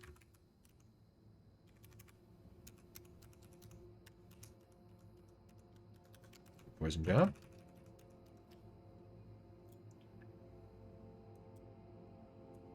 Okay, we have Kecleon. Conkeldurr. With Rock Tomb. Black Belt. And Infernape with Citrus Berry. And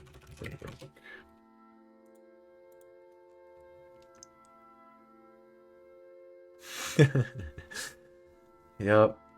Yep.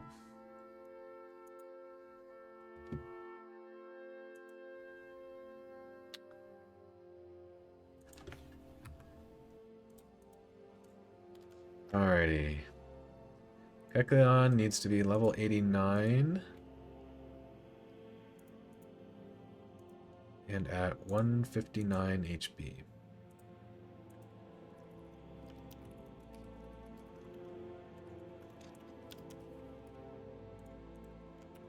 So for those unfamiliar, we're about to do a tag battle with Steven versus Maxie and Tabitha. And unlike the last tag battle, I would say this one is actually relatively fair.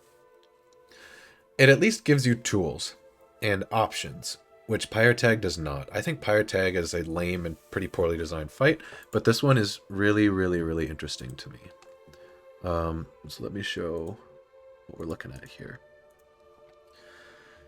So Maxie and Tabitha lead with Landorus and Tyranitar. Tyranitar sets the sand for Sheer Force, Life Orb Lando, Sand Force, Mega Garchomp, and Ferrothorn.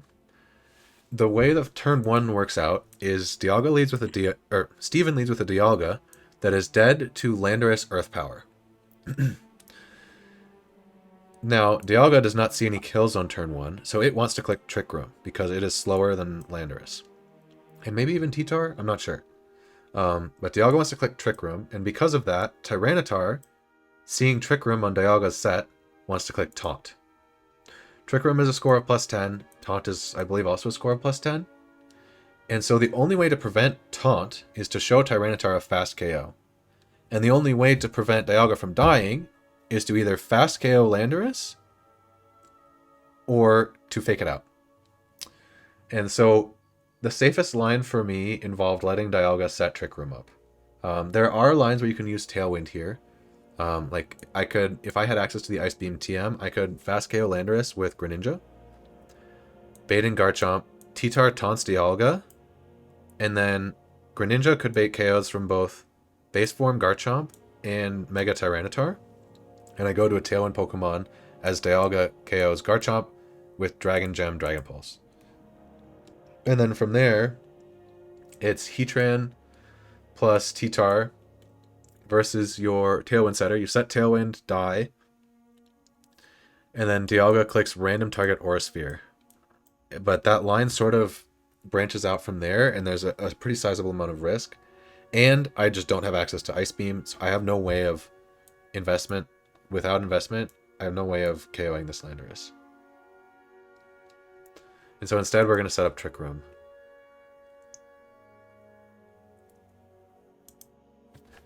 I, however, do need to make an investment in this fight, which is attack scale on my Conkeldurr, which is rough. In a vacuum, this is very good. Attack scale on Conkeldurr, this is very, very high value. My guy is 3 IV, and so I'm increasing it to 31. But the problem is that Conkeldurr has like a 25% chance to die on this fight. The reason I'm doing this is because it greatly increases Infernape's chances of survival. So it increases Conk's chances of survival and Infernape's by a pretty wide margin. So I think it's the best play. And I think that's about all the explanation we need here.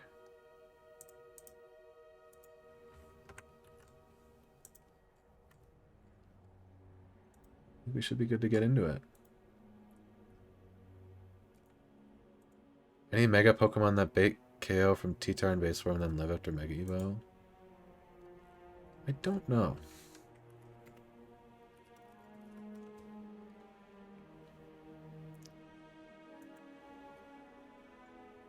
Aggron? That could do it, yeah. But then Lando just Oko's Dialga and doesn't really matter. So also Lando could target, yeah, and you probably would still die to Earth Power, even after Filter and dropping the Rock typing. So yeah, that's not a lead.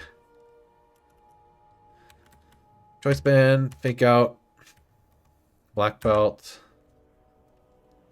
Let me confirm. Yes. Yes. Yes. Yes. Beautiful.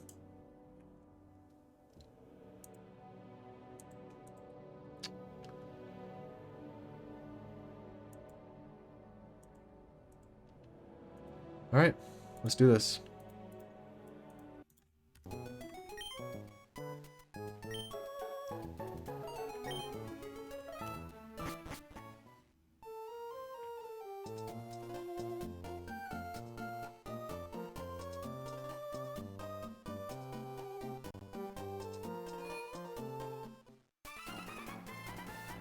Let me drag up Dialga into the team party. It's nice to have that accessible.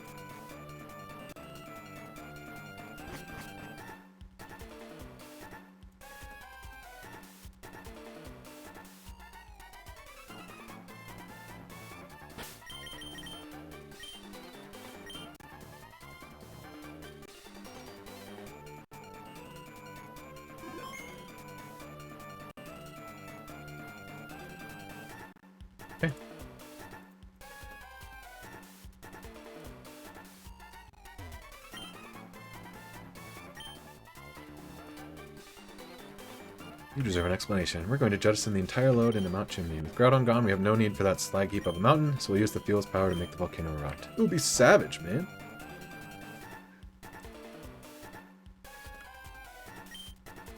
You ready to help me? Let's go into battle together. Lead with Kecleon. Conkeldurr follow. Infernape there. Here we go.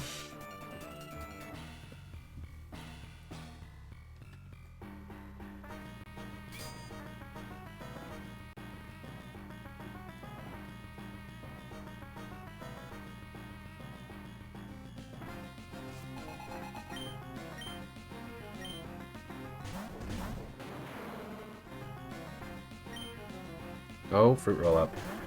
Alrighty, unfortunately, I do not have any other leads here that let me let Dialga set up Trick Room. So, Kecleon is holding a Choice Band and is going to fake out Landorus for some very, very important chip, and also prevent it from KOing Dialga with Earth Power. Tyranitar would like to taunt Dialga normally, but because I'm showing it a fast KO on Kecleon, it will always go for the attack into me. We fake out and sack Kecleon. This guy did not leave the box for any fight except TNL. Minus attack Kecleon is really, really hard to use. It really needs a pretty solid attack stat. There's the Heavy Slam. Kecleon dies. This lets Dialga set up Trick Room unobstructed. I needed Choice Band, or I think Life Orb would have been fine too. After I reworked my line to not use Life Orb on Conk, I could have used Life Orb here. And now we send Conkeldurr. So this turn one turn of Trick Room has elapsed. Now, with that fake out chip, Dialga sees a KO on Landorus with Dragon Gem, Dragon Pulse. So that slot is going down this turn, which leaves me free to Hammer Arm Tyranitar, dropping my speed and KOing it in one hit. We Hammer Arm. And then Dialga is the slowest thing on the field now.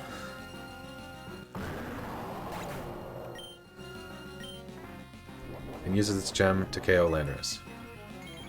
Now, Conkeldurr baits from Maxie's side and shows Heatran a fast KO with superpower. So Heatran cannot come in, and I do not show any KOs to Garchomp, base form Garchomp. I sure hope. I didn't teach Ice Punch, so I sure shouldn't. You take a little bit of chip, and Garchomp should come in. And then with the gem gone, Moltres sees that it outdamages Dialga, so we should get Moltres here. Beautiful. Now, this is the turn where it splits. There's like 5 or 6 diverging paths that all stem from this turn. Garchomp does not see any KOs right now in its base form, and so 40% of the time, it clicks Protect. I think we would... What's this UI bug? I don't know, the Mega just stays. It's really weird. It's silly. So we really want to see Garchomp click Protect. If it doesn't click Protect, we want to see it attack Dialga. Both of those outcomes are fine. Conkeldurr, Sheer Force Conkeldurr has a KO into Moltres with Rock Tomb. And Dialga is attacking a random slot here. Most of the time, it's clicking Dragon Pulse into Garchomp. Without the gem, it doesn't see a KO anymore. All of the time.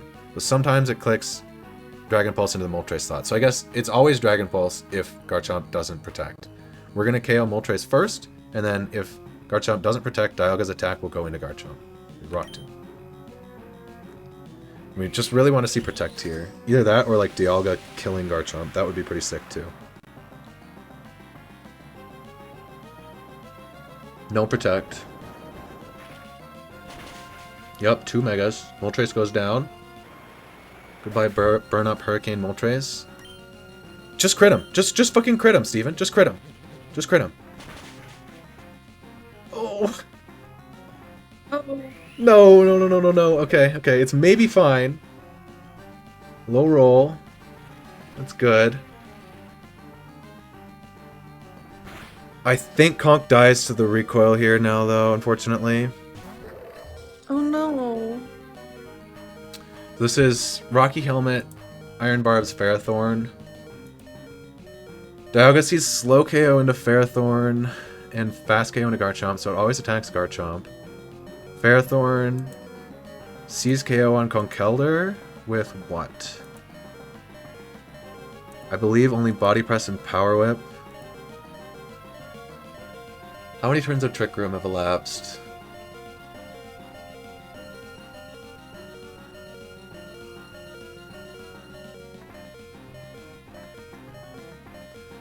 One, it's set. 2, I KO T-Tar. 3, I KO Moltres. If I switch on this turn, that's turn 4 of Trick Room. And if I fake out, that would be Trick Room ending.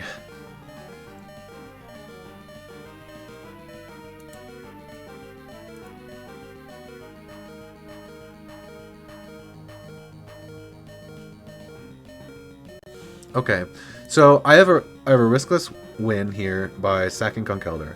I am, with the Hammer Arm Speed Drop, I'm slower than Ferrothorn, and I can KO it with Superpower. But then I always die to the residuals. Dialga KOs Garchomp, and it's just last Amon Heatran. There's one more turn of Trick Room, but I just fake out Heatran. Dialga does some chip with Aura Sphere, and we KO the next turn because Ape is faster. Dialga on this turn is always attacking Garchomp, because it has a slow kill on Ferrothorn and Trick Room, and a fast kill on Garchomp. So, if I swap to Infernape here, I take Power Whip or Body Press, and there's one turn left of Trick Room. At that point,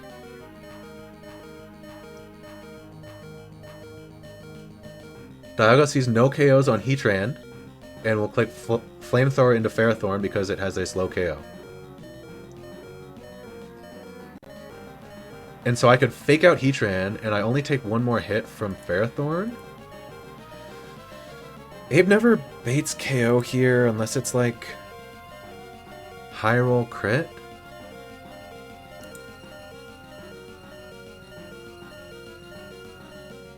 I think I go Ape here. I think it's EV positive. If I click a button with Conk, it always dies.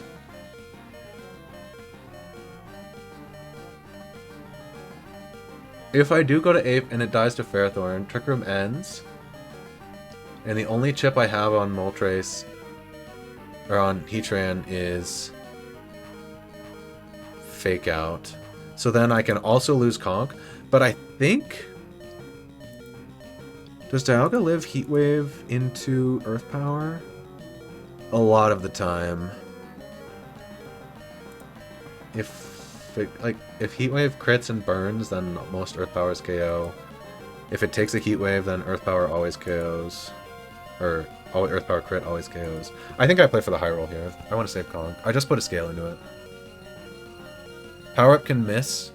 These moves have to crit for it to get really spooky. I think we switch here. And on the next turn, if it doesn't see a KO, it's like random target attack or Leech Seed.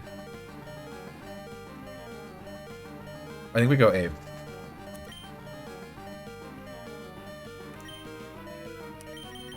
Good luck, my old friend. Please save your friend. Body Press, that's the worst move. If it doesn't crit, it's fine. Okay. I am dead to crit on the next turn now because I didn't get my Citrus. Garchomp goes down. It's just Heatran and Ferrothorn left. We have one turn of Trick Room left. Do I get Citrus here from Sand? That would be so... I do! That's so good! Oh my god, that's so good. Just barely. This is like optimal HP. 261. 261 divided by 16. 16. I'm at 193 and 77. Only 6 rolls of Body Press crit, KO, and Infernape here after Sand Chip. We fake out Heatran. Ferrothorn clicks a random move. Dialga kills Ferrothorn.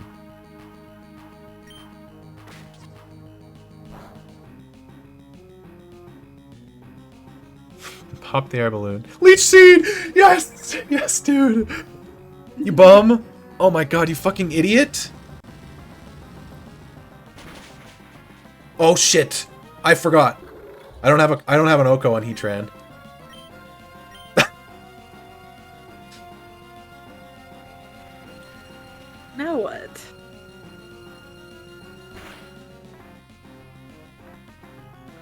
Dialga's slower than Heatran.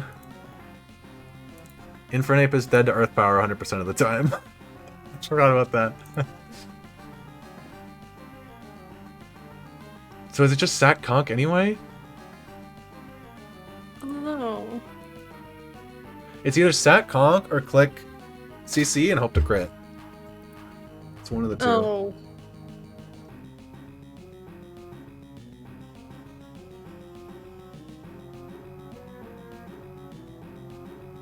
It's like I couldn't be Fighting Gem and Citrus. I probably shouldn't have been Citrus, but I didn't think of this exact scenario where I was like switching out trying to save Conk. Fake Out does 4%. I need exactly crit to kill. I do think Ape is better than Conk. Sheer Force Conk at that. I did just put a scale into it, but like I can't let that. I don't think I can let that sway my opinion. You put 2 into this one. Yeah.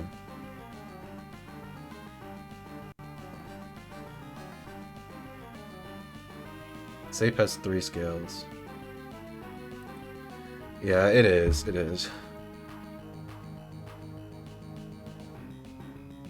Dialga always clicks Aura Sphere here and is untargeted. So by sacking Conk, I always get out.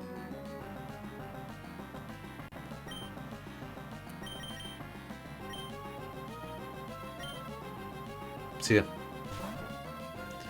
Sheer Force Conk, not as good as Guts Conk, but this Pokemon has still been amazing. But I've got another hard-hitting fighting type now. What the fuck are you doing?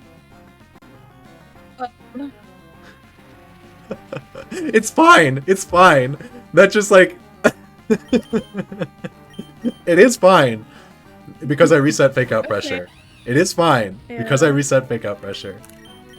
But like, what the fuck are you doing, Dialga? Did that do enough? Yes, because Dialga gets to click Aura Sphere twice. Oh. Right. Dialga clicked Trick Room on Heatran instead of attacking it when I sacked Conk.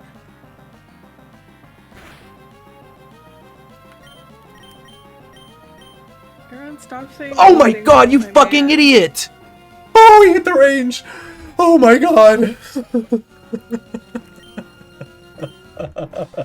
What did you click? I clicked CC, I can't do anything there! Was that a range? Was that a range? It might not have been. Fake Out 4%. 12 plus 12. We got an Aura Sphere off for 158. And Dragon Pulse Mineral is 93. That was a range. Oh my god. It's possible it wasn't a range, but Aura Sphere plus Dragon Pulse does not always KO after 2 Fake Outs.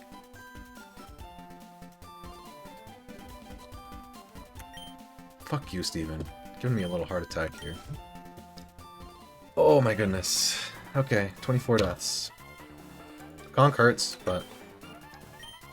I personally count a tag battle where my partner wins as a victory. Because, like, the restriction is that you bring 3, your partner brings 3. And between the two of you, you need to beat the enemy.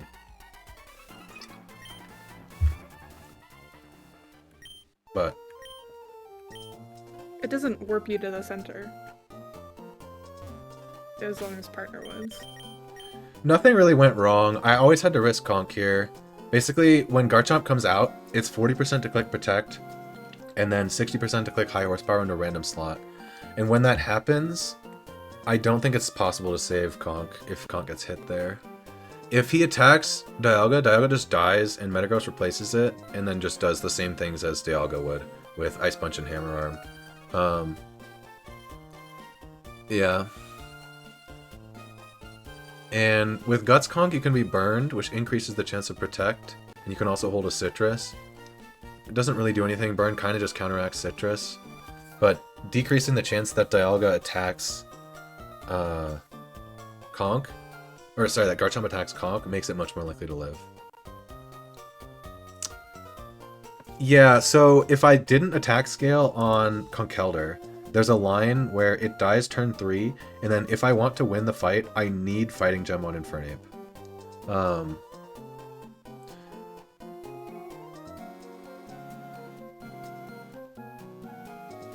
I forget what exactly that scenario is.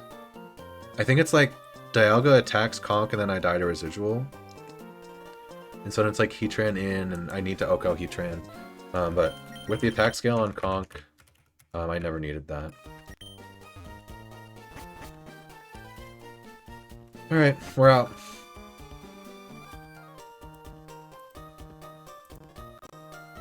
Let's see, Kekulan got no KOs. Conk got T-Tar and Moltres for 2. Dialga got Garchomp and Ferrothorn and Heatran. So Ape didn't get any KOs there. Thanks, Steven. I'm gonna give me a heart attack.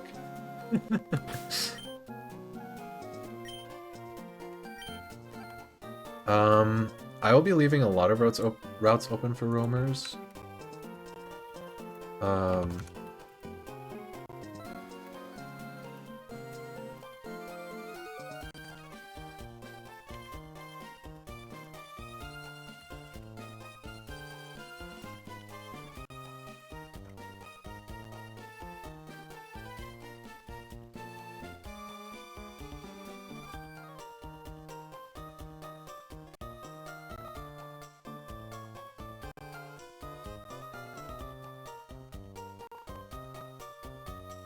Investment to KO value. I mean, like, Dreadnought was no investment and got 80 kills, so that's probably the best. Yeah, Kekulan shows up kind of just for Moss Deep for me. Like, this guy was minus attack, and it had okay bulk, but the minus attack just meant it couldn't do the Sucker Punch knockoff fake out stuff it wanted to. If you don't swap to Ape, is it riskless? Yes, because I kill Ferrothorn and Garchomp, and then it's just Heatran. Dialga can't Trick Room because it's still up, so I fake out Aura Sphere, and then I CC on the next turn, fast KO.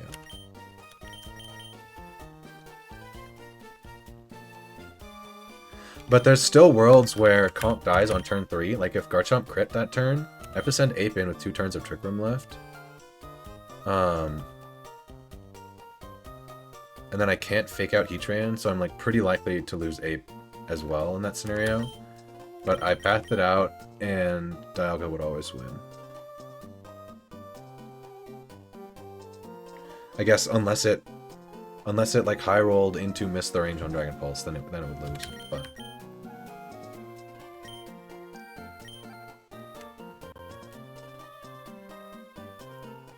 I had pretty limited options for this fight. I'm not upset with how I played it.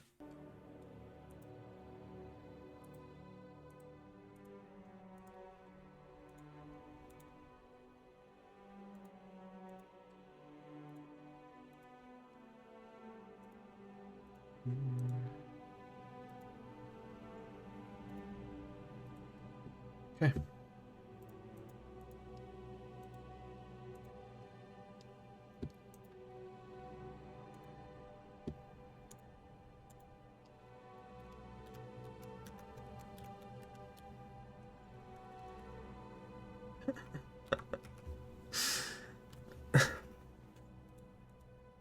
Izzy's away from her chair right now.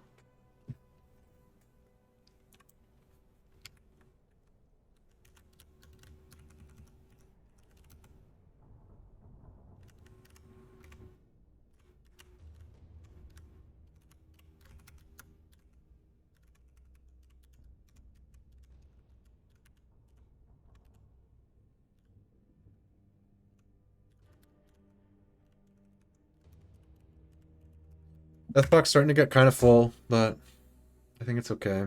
I've protected most Can of my you draw Pokemon. Lucas and Steven kissing? I need Fujo out. He sure said that, didn't he? Sorry, I was just BRB. Oh my god, I have 99.9k party power. Whoa.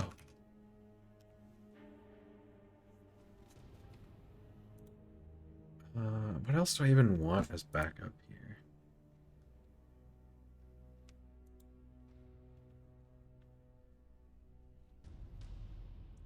There are 2 fights left until Sootopolis. And a lot of optionals to dodge. This is Route 124. So she walks in circles. I think you dive here.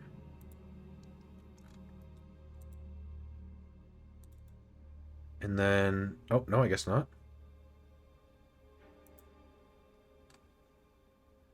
I don't know. We'll explore this together. And I will get my heart skills, and I will lead with a strong grass Pokemon.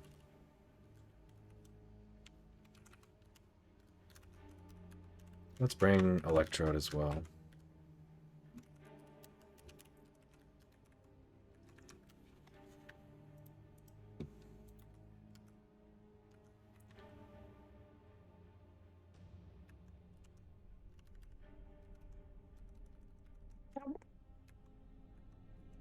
Got acetone on a paper cut. Ooh, If you even care. owie.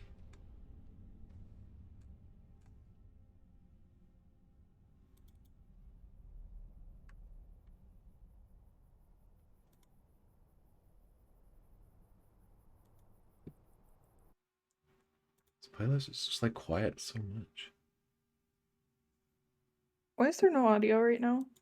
I'm scared. I don't know, like that's why I'm switching to a different one though. Oh.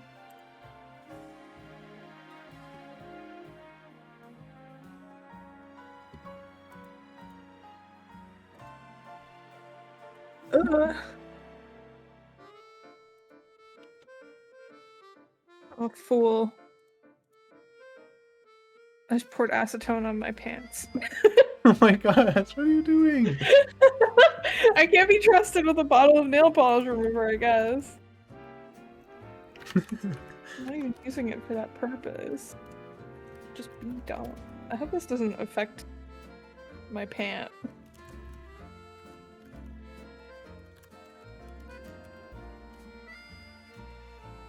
If anyone knows, let me know. I just smell like fucking acetone now.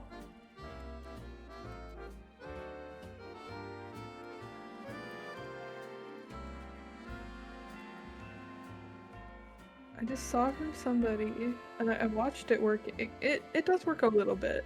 I can get dust out of clay things that I've baked with acetone.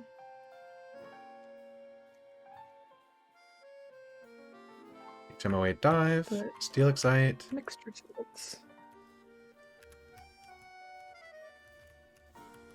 When do you normally get access to the scanner items?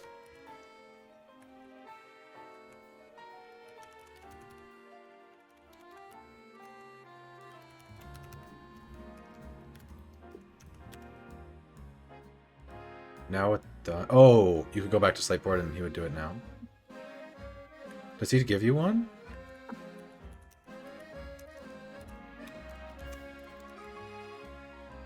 Oh, an abandoned ship. Right. Okay. So many places to go. Isn't there then? Let's get access to Sootopolis first, though. How long have I been live? 2 hours. Okay, we're chilling. I think I need to take these pants off before it maybe burns my skin or something. I'll be right back. Okay.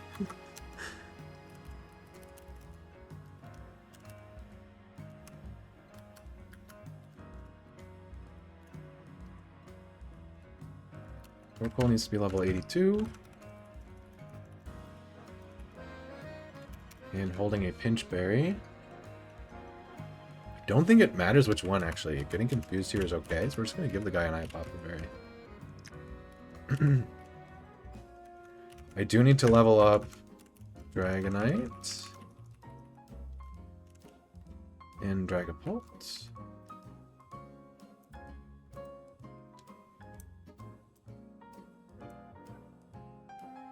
All better. Good job. No chemical burns in the Ellen Jack stream. Thank you.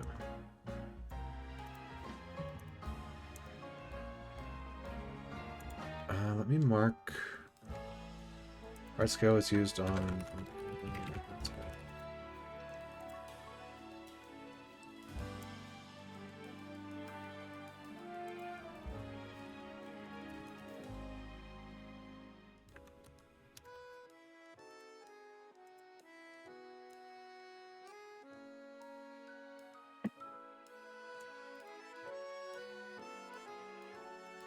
Okay, you get Dragon Fang.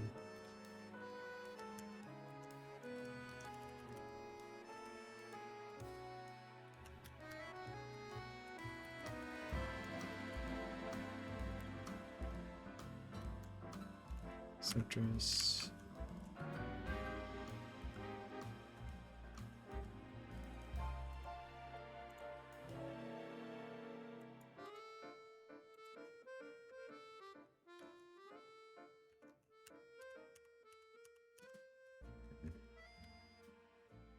Let's update these guys' levels in the calc.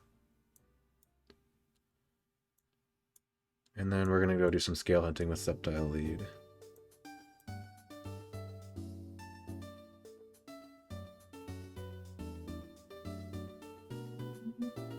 Dragapult.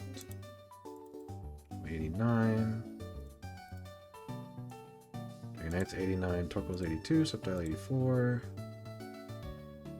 And I guess I have Electrode in the party too. Okay.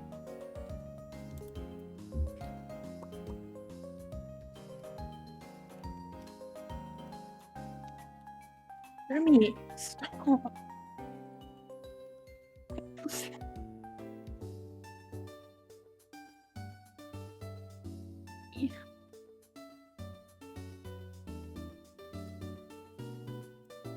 Am I taking so much bodily damage during this stream? Scratched my knee. Is there... Can I open in a new tab? A new tab. A new tab. Okay. There's no... Let's go here. There's a pearl here. Awesome.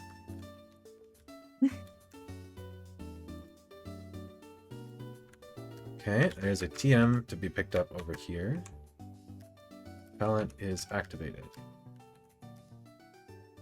Psychic Fangs, very nice. How do you get there? And why would you go there?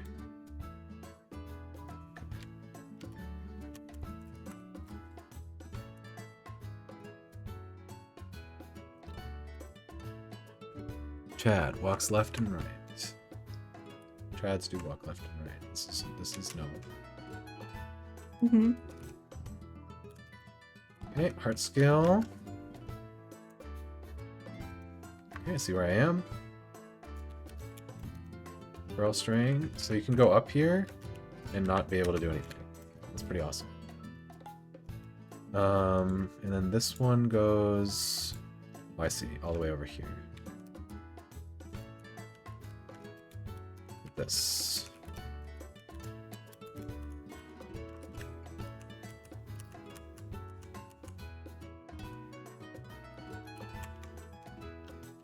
Okay.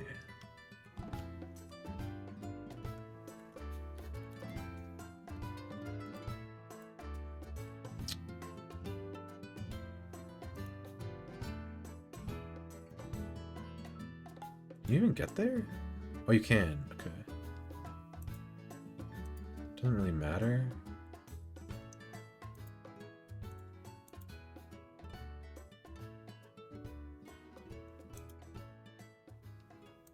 Okay, I want to go left.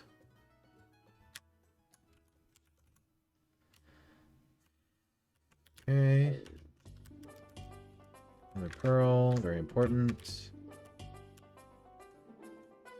I don't think there's anything here. Over here, we have another heart skill. This is so nice. I've been pretty low for so long. Okay, to get back out, we go back up. Okay, and then I want to go over here. So there's one more big pearl. Might as well be getting them. Okay. Now the last spots on 124 are in the southeast. Near the factory. Fly back to Moss Deep. Just save all these items I got.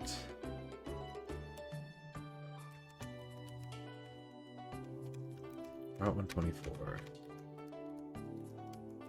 Go down here. Part scale.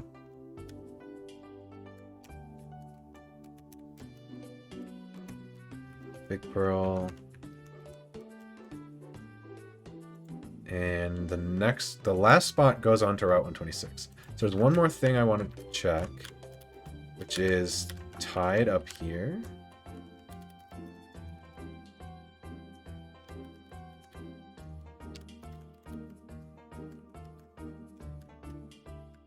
I have High Tide, thank you. Okay. Because there's a rare candy to be gotten in here. Shoal Cave. High Tide entrance room. There's only one place you can go, right? Yeah. Just up here. Inner room.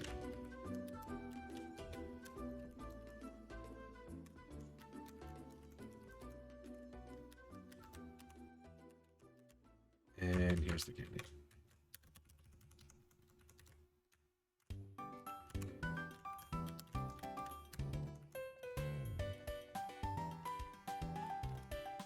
TM Heal Pulse. Okay, didn't know I was missing that. Looks like I missed one shell. This really doesn't matter, but like I might as well. It's up here. Okay. Escape rope out. We got my candy. Alright, let's mark all this shit on the sheet. We got all the 124 scales. I got the Shoal Cave candy. I got the Heal Pulse and Psychic Bangs TMs.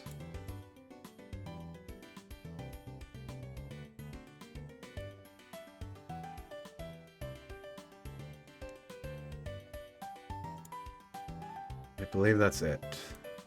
So there's more stuff in Abandoned Ship. I guess I can go there next.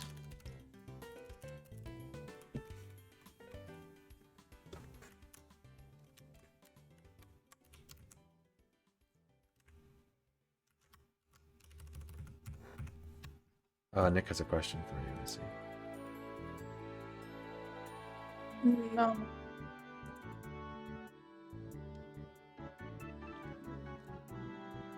Oh, yay.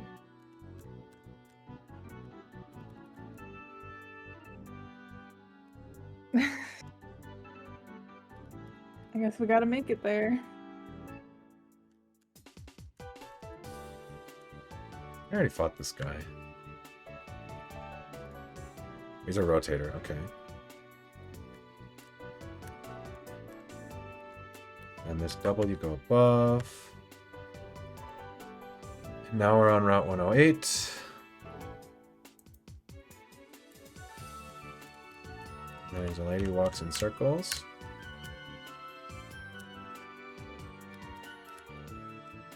That is not circles. And this guy, I believe, is a rotator.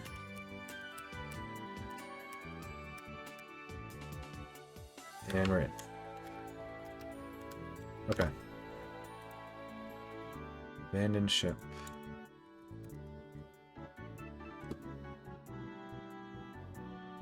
It's like B1F is where you get to the dive area, right? Yeah.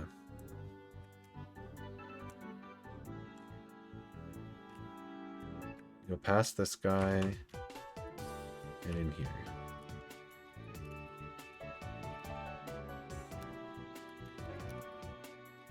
And then there's this puzzle. I'll look into that room one section over from the entrance. Do you mean where the Mega Adina battle is?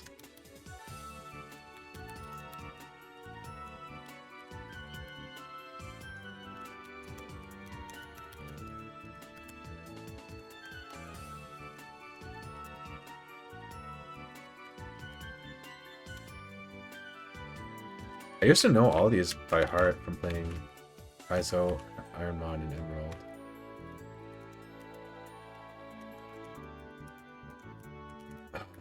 It's like... Echo. Yes! It's the explosion. There's nothing else in here, right? Yeah, it's just trash. And... Okay.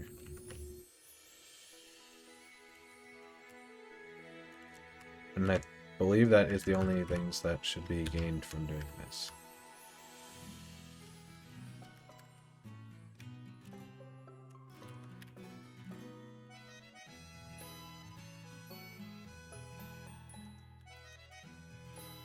Okay, we go back here. Let's mark off those items. It was Misty Explosion.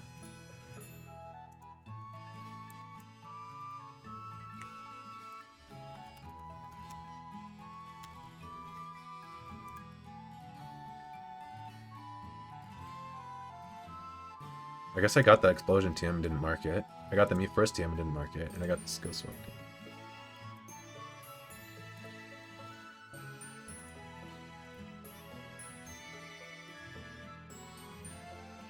Okay. No expert belt yet, but we got the water gem. Okay, I think that's everything now. And we go into 126. Cool.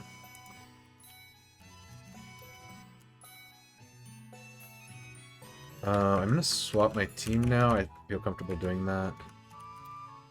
Dragapult, Torkoal, Dragonite, Ape, Sceptile.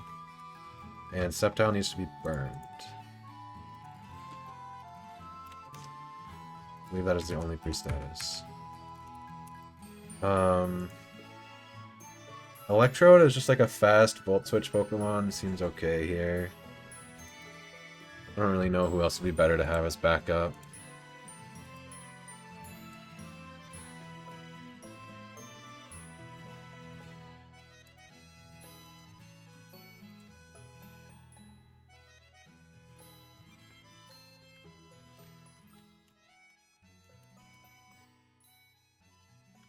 Intimidate Mon. It's like Salamence or Lynx, right? I'm gonna go to the bathroom. I'll be right back.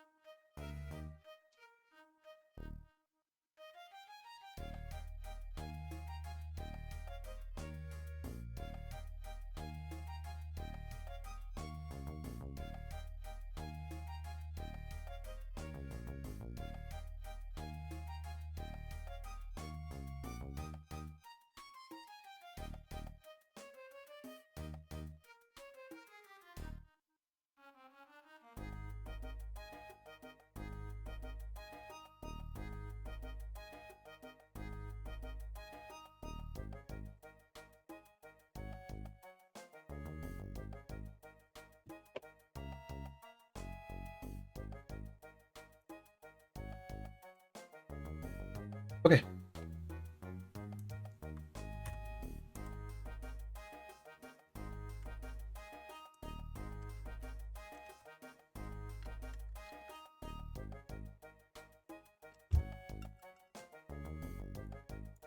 Let us review this line, because it is barely spooky if I didn't do it right. So leads are Dragapult slot 1, Torkoal slot 2. We've got Fake Out, Focus Sash Ludicolo, and Starmie with Life Orb Analytic.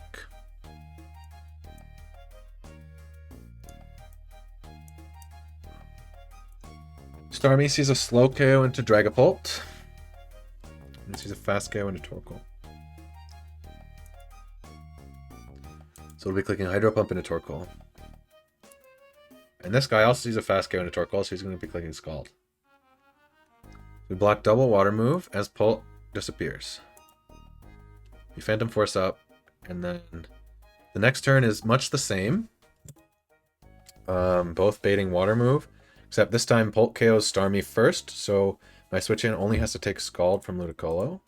And that switch in is Rostberry Dragonite. We take a maximum of 24%. Let me just take a little bit of chip. Now slot 2 baits in the next Pokemon, which is this. Now it's Dragonite chipped a little bit.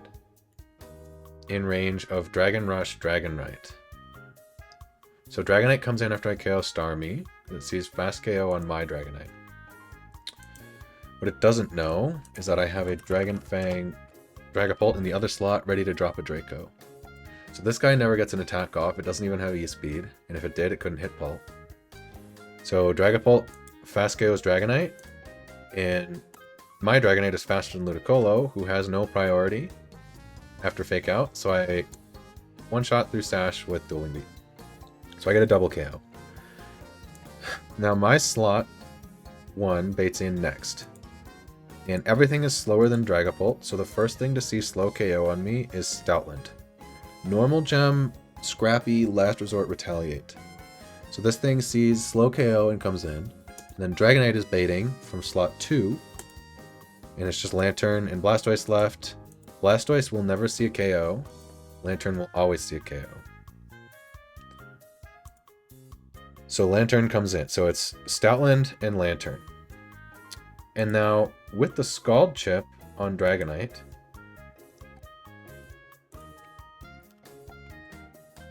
Stoutland comes in for slow KO on Pult, but once it's in, it sees fast KO on Dragonite. So it will never attack Pult. And so it's Retaliate into Dragonite slot. And then Pult doesn't bait Ice Beam KO because it's not quad weak. So it's Retaliate plus Ice Beam into Dragonite. I can actually just hard swap Torkoal. Level 82 Torkoal takes a maximum of 91% from Last Resort. Let me look at the math here again. I guess it's Retaliate, but it's the same move. 213 minus 195. 213 minus 195 is 18. I heal back up to 124.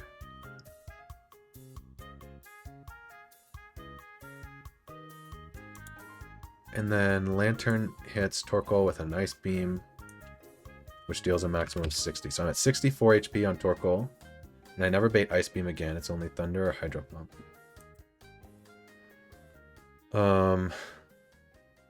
If I get double min rolled, I still always get the Pinch Berry. 213 minus 165 plus 106. 154 minus 51 is 103. So it's always Thunder or Hydro Pump fast KO from Lantern on the next turn. Now Torkoal can get frozen by Ice Beam, so it's not safe to stay in and protect. But that's okay. So on the turn where Stoutland and Lantern are attacking Dragonite, I swap Pult to Ape and Dragonite to Torkoal. Now Ape is in. Torkoal baits fast KO from both. So Ape is free to Fake Out Stoutland for a little bit of chip. And Torkoal is baiting Hydro Pump Thunder stab moves from Lantern. I swap into Pre-Burn Sceptile, who is holding the choice specs. Now I can't get Overgrow here because these moves can miss and they do too much. But Sceptile with choice specs outspeeds and one-shots Lantern. We take like half maximum from Hydro Pump, So then, after Ape fakes out Stoutland, now I'm free to CC Stoutland, Leaf Storm Lantern with specs. Blastoise comes in last, and it sees slow KOs, so it doesn't always click fake out. If it does click fake out into either slot, they live. And then -2 Sceptile with choice specs does 69%. Ape does 44% with CC. Regardless, I always KO with 3 attacks. I always KO with 3 attacks if it does fake out a Pokemon. So I think this is good. There is one thing I want to understand. Actually, I don't think it matters. There's some bug with Retaliate. No, it does matter. I need Stoutland to see the Retaliate KO into Dragonite.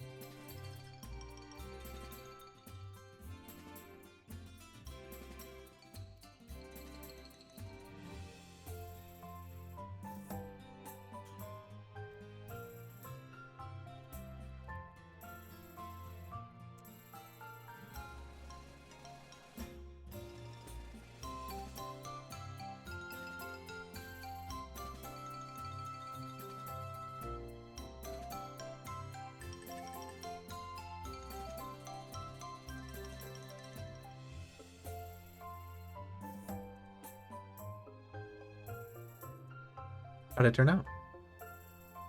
Or have you not rebaked it yet? Are you muted? Hi. I see it. I'm looking.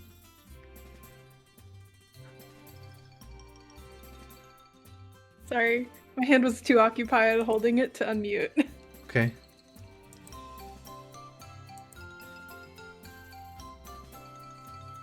I'm waiting for it to cool.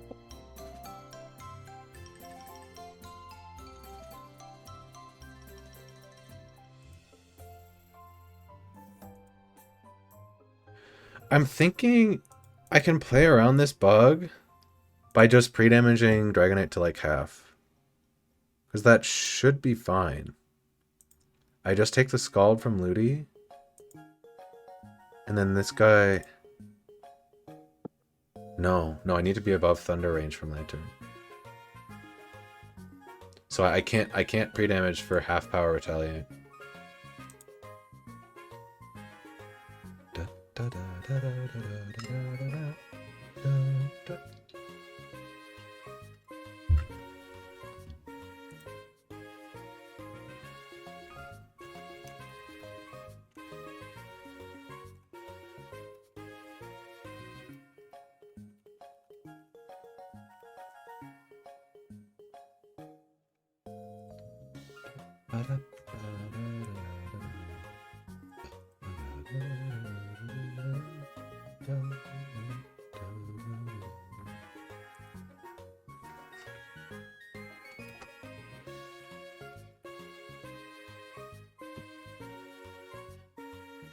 It gets delayed a turn if you kill with indirect damage.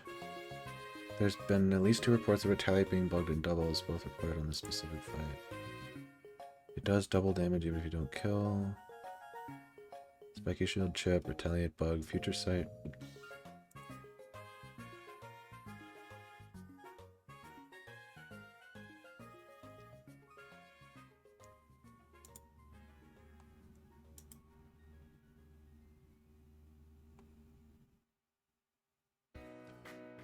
Previous mon dying to passive damage. Okay, I think it's fine. I won't be doing anything with passive damage here. I'm still like kind of concerned. So like if Styling doesn't click what I expect it to, I'm closing that shit because Retaliate just is super broken. It should be fine. I've done the research I feel that I am able to.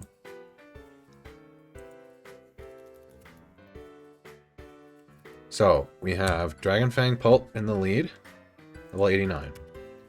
I have Papa Berry Torkoal, level 82. Ross Dragonite. Citrus Berry Infernape. Flex doesn't really matter.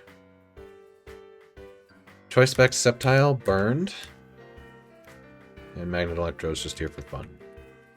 It's honestly probably not the best backup, but it's fine.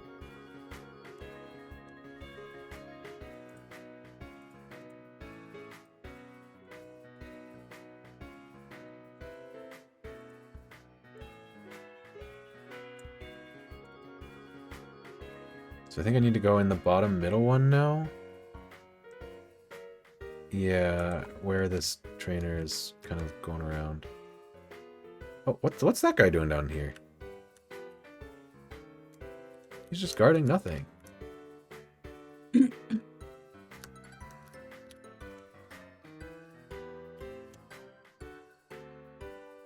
Observe her and see what she does. Okay.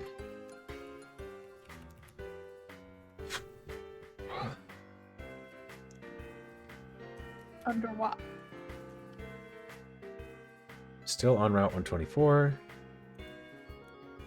I believe I'm now boxed in. Yep, and I must pass this double battle.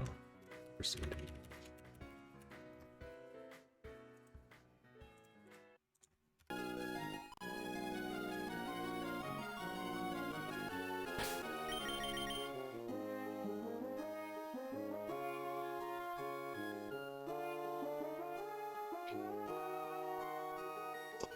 Okay.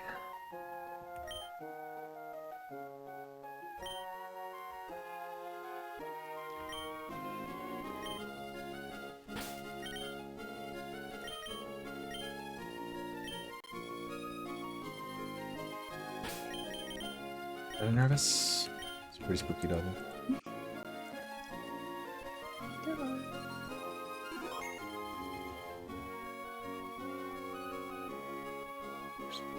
Torkoal swamps to Dragonite, baits in the other Dragonite. KO both. Pulp baits Stoutland, Dragonite baits Lantern.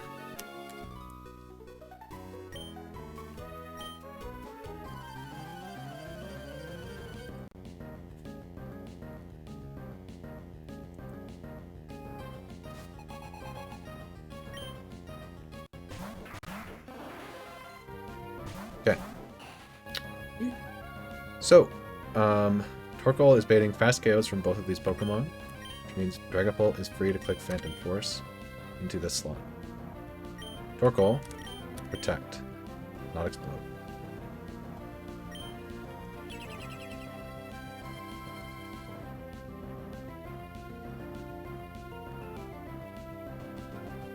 There's the pump. There's Scald. Okay. Now, Starmie is KO'd by Dragapult, so I just need something to take Ludicolo's Scald, which is Dragonite. This is Focus Sash Ludicolo. Okay. This is important chip damage. Beautiful. And now Dragonite is baiting in for the next mon to come out, and it should be the other Dragonite. Beautiful, because it's faster than mine and sees a KO.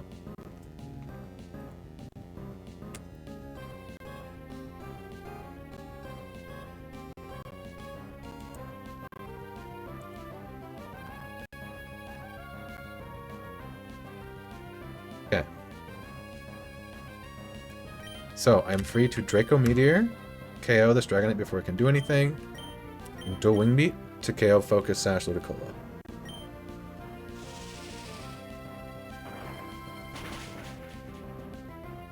Good.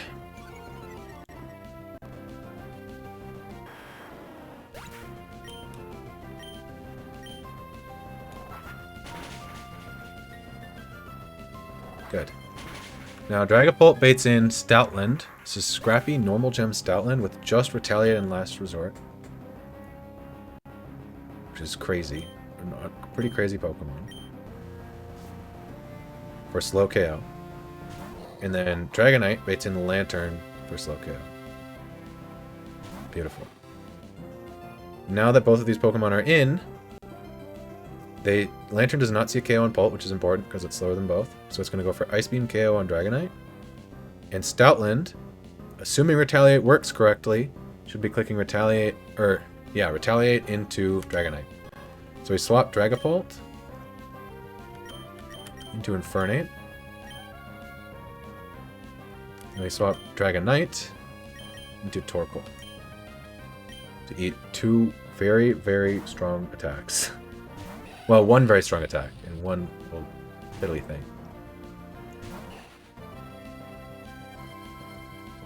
Retaliate. Better not be on the monkey. He was always clicking Retaliate here. Okay, good. I get my Pinch Berry. And Ice Beam on Torkoal. I didn't actually check if my Pinch Berry would confuse me or not. It didn't matter, because I was always accepting Freeze Chance here anyway. So now, Lantern sees fast KOs on Torkoal, so it's going for that, as is Stoutland. We're going to fake out Stoutland and swap in to Sceptile.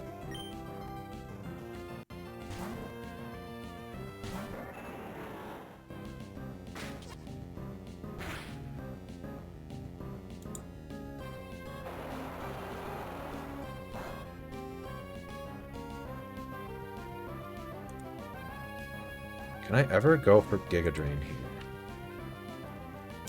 Choice specs, Giga Drain does 80.1%. I don't think I trust that. 337 minus 33 minus 33. 271. Min roll does not KO. That's fine. We plan to click a different move here anyway. Regardless of whether or not Lantern hit Sceptile, it always saw KO into Infernape, so it can never click Protect here. So we close combat, KO this guy, and Leaf Storm, KO this guy.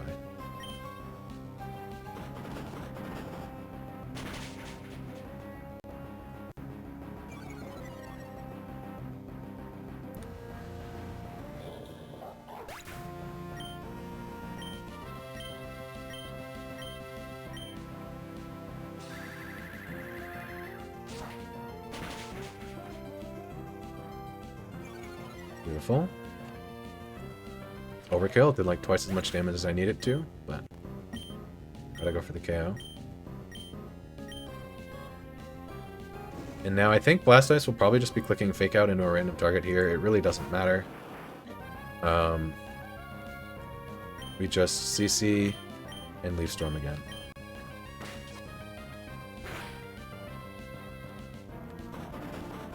I was always fine with 3 turns of burn and the Fake Out and Hydro Pump crit.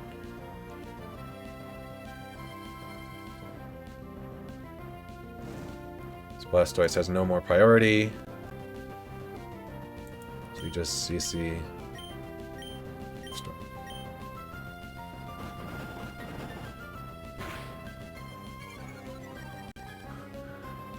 Is this...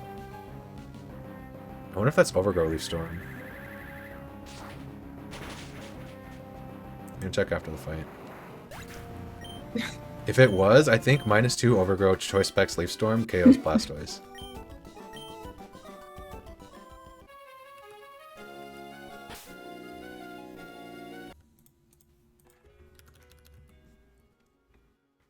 $73 out of 235. Yeah, that was Overgrow. Damn, I think you needed that for the amount of HP it had left. Yeah, all 20%. Yeah. Choice Specs Overgrow Necessary. -2 Leaf Storm does in fact one-shot Blastoise. That was a riskless 5-mon line for that fight. The Torkoal value I feel was really cool. Setting up, letting Pult KO Starmie, and setting up for a double kill on the next turn with Dragonite. And then the Dragonite baiting also working well to get Torkoal back in so that I had enough time to reposition for Stoutland and also get my Grass type in on Lantern. It was really fun to find that. Alright, we have one more fight to do here.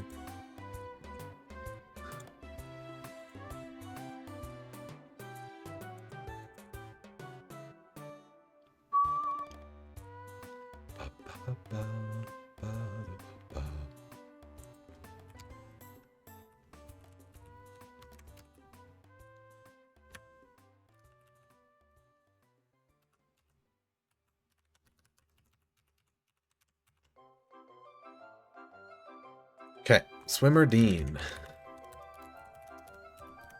Lead with Greninja. Bolt in the back. Primarina slot 2. Urshifu slot 3. Milo. And Drapion.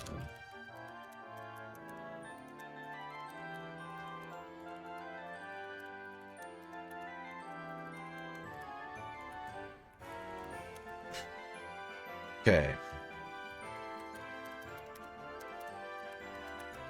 I bought a bunch of King's Rocks, didn't I? Yeah. You get a King's Rock, you don't need an item. You get a Citrus Berry. You get a Life Orb. That beat. Actually, let's do Choice Specs.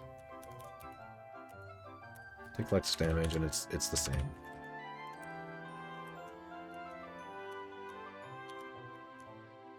Citrus. And item list specifically on Pult. Okay. We need Prim pre-burned. We need Melodic pre-burned. And that should be all of that. We damage Gren. Well, let's level up Gren first.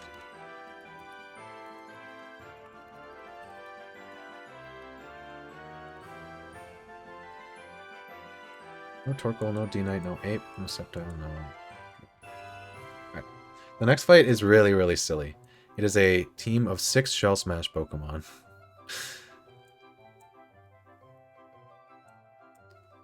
So it's all about preventing Shell Smash, or if you let it happen, having an answer for it.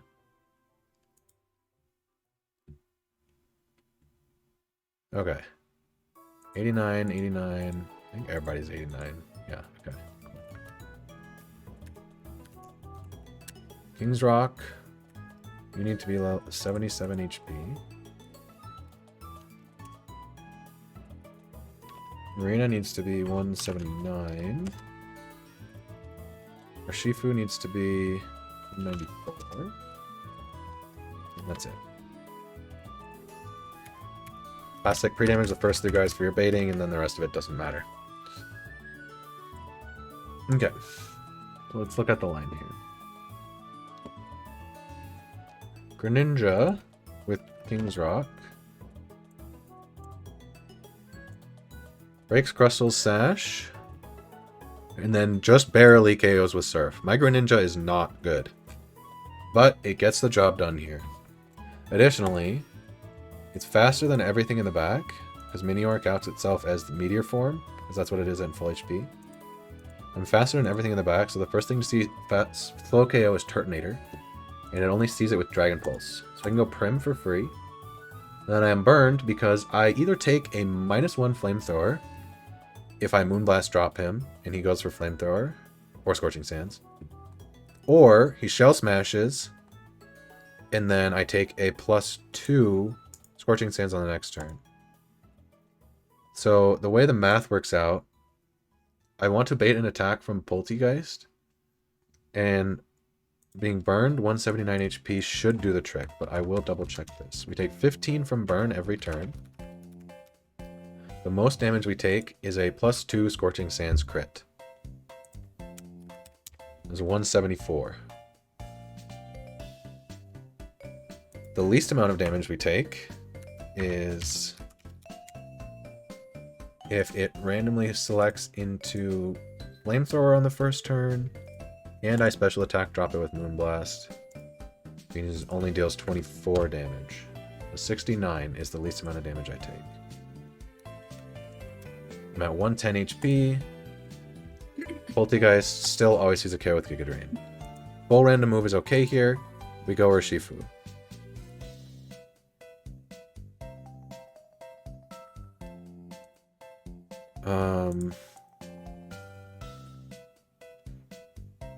I need this to see slow KO on me, which it happens at 194 HP. So if I'm at 194 on Shifu and I come in on stored power, I take no damage. If I take Giga Drain or Shadow Ball, the most damage I take is 175. Then I heal back up. 19. 76 is 95 HP.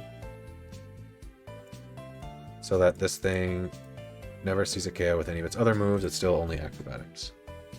We one tap Can I this. just say something? Yeah. Shell Smash is in the 4th slot for all of these Pokemon except for Smeargle. That's what I had to say. Oh. What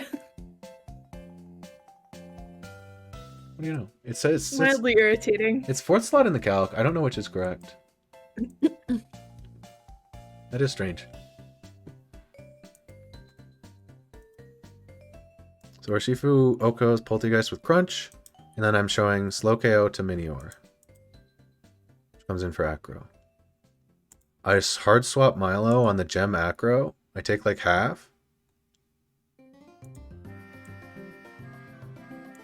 Ooh.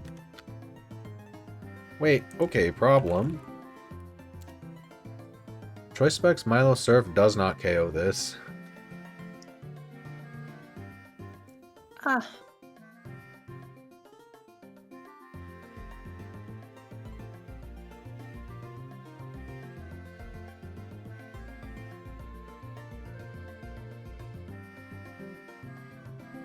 I think it's probably fine. I show KO, so I can't Shell Smash.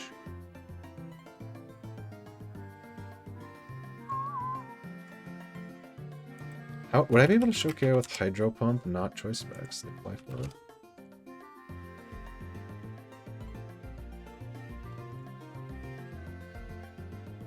Oh, I'm showing singles damage or doubles damage.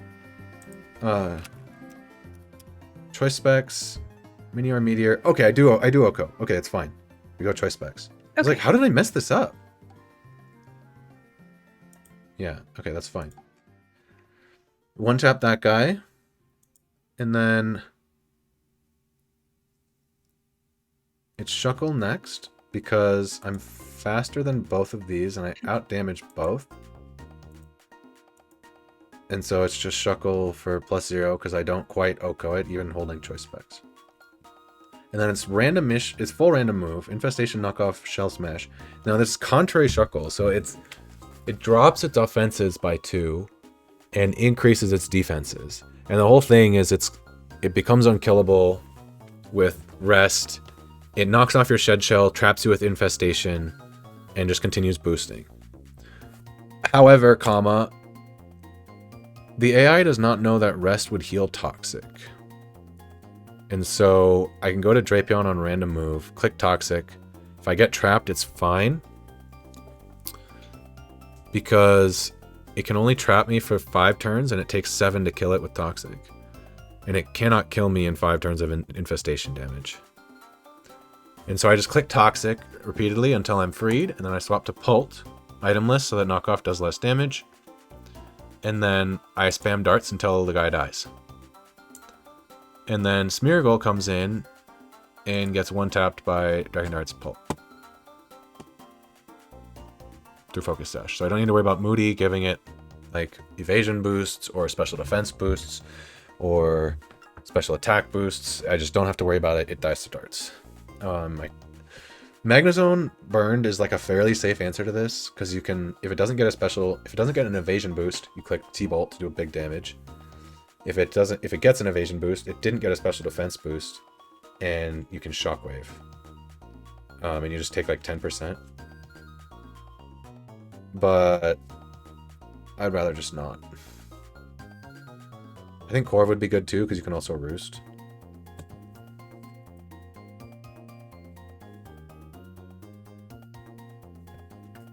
But I don't want to deal with it, so.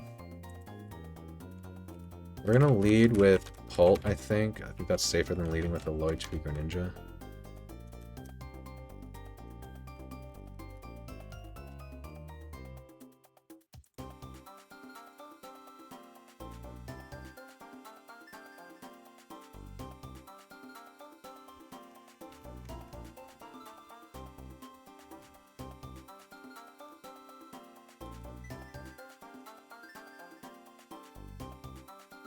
Okay, dive down.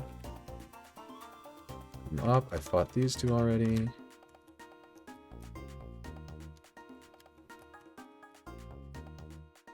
Okay.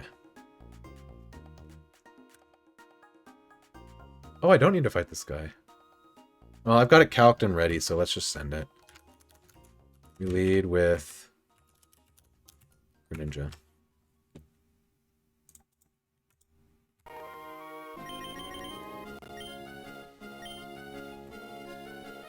Oh, I do need to do this die to get to Sootopolis, which is what I was thinking. I think. Yeah. Yeah, this dive spot only goes left.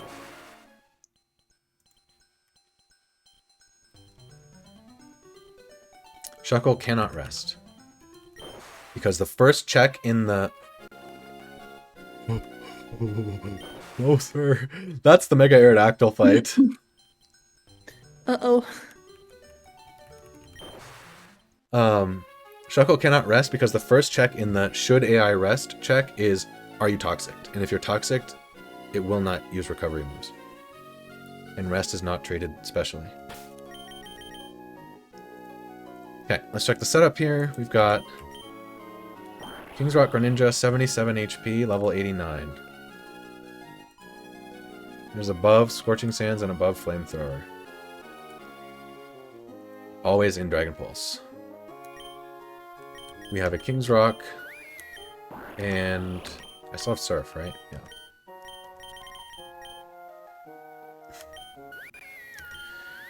Item list Primarina, level 89, 179 HP, burned. Citrus or Shifu, 194 HP, level 89. Choice Specs Milo, this is fine. It's Life Orb in my line original, but I think Specs is just fine.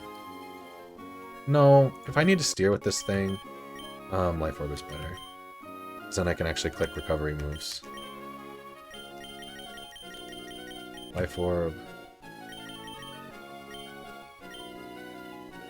Let me just confirm. Minior, little guy mode, or big guy mode. Life Orb Milo, singles damage Surf does 101%. Okay. I take 53% from Acro. Yeah, we're chilling. Hey, Greta. Hey, Greta. And we have Citrus Berry Drapion with Toxic. And itemless Pult with Dragon Darts. Okay. Whole squad is level 89. Grim is burned. Milo is burned. 3 damage on the first 3 mons. Let's go.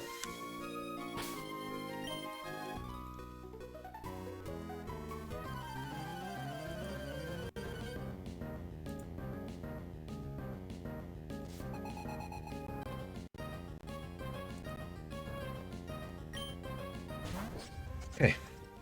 This is Sturdy White Herb Crustle. We're leading with King's Rock Greninja. You fling the King's Rock and flinch it.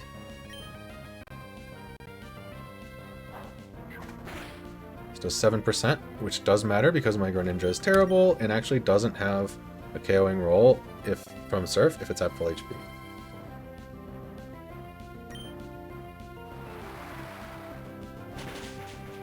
Well, it has KOing rolls, but it's not a guaranteed KO. And now we bait in Turtonator for slow KO. Nice White Herb, buddy.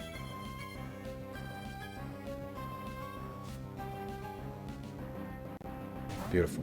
Turtonator only sees KO with Dragon Move and can never Shell Smash on this turn because it always sees a KO with Dragon Move.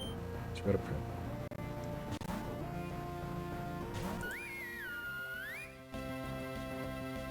Good. Now 90% of the time this clicks Shell Smash, that is A-okay. You're just going to Moonblast here.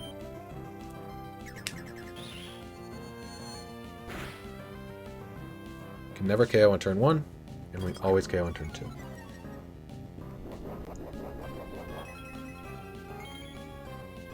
I need to end below 110 HP.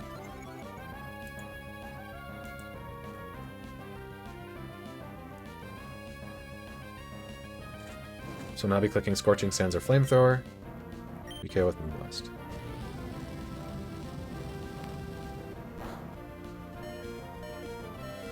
That's scary, but we planned for it. I didn't actually need to plan for -1 Flamethrower because the white herb would have healed its status. That's fine. Now it should be Poltergeist for fast KO. Full random move here, totally okay. Go to the bear.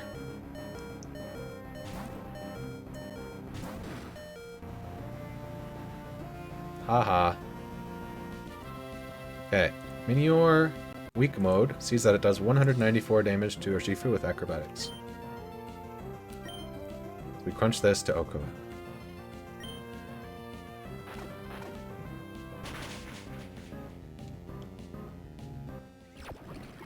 And Minior weak mode should come in for slow KO. Another white herb. Thank you. Healing its status. Okay. It's always acro. You go Milo. This thing has 60 base attack. It's not very threatening, even though this is like a 165 power stab move.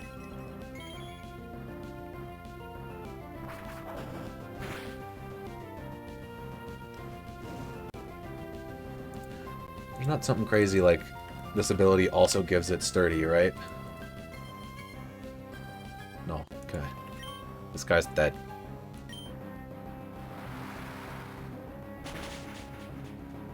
See you later. Thanks for playing. Now, Life Orb Milo does not show KO to Shuckle, but it always shows out damage to both mons in the back, so we should just get Shuckle here.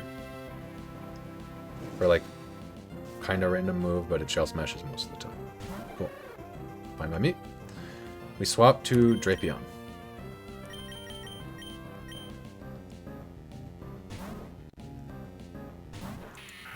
Now this is a strange matchup. I think it should be riskless. So because it's contrary Shuckle, its defenses go up and its offenses go down. It's Rest, Infestation, Knockoff with leftovers. We're just going to Toxic this. And then see what happens.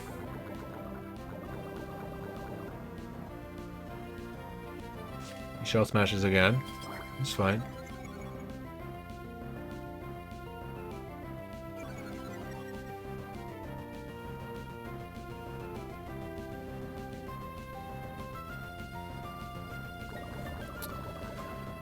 So it's -4 attack, +2 defense, -4 special attack, +2 defense, -4 special attack. I think I just go Pult here.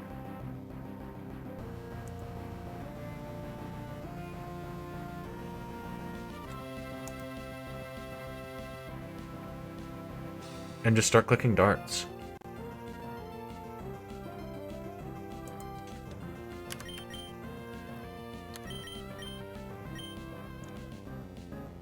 So, Toxic in this game, for some reason, prevents Rest from being clicked because it's treated as a normal setup move, or a normal healing move. And so, the Shuckle will always die in 7 turns now, and Dragapult is the Pokemon I need in when Shuckle dies. And so, we're just going to go in now so that Drapion cannot get trapped by Infestation, and let Smeargle come out at the wrong time. We're just going to start clicking darts. I think I can also Phantom Force here. There's no punish to that. Just means he takes more toxic damage. He just wants to click Shell Smash. This guy's boosting up. This does seem genuinely difficult to deal with without a toxic Pokemon. You kind of have to have something that like 2 taps, which I think Milo would have done. Will it ever click another move?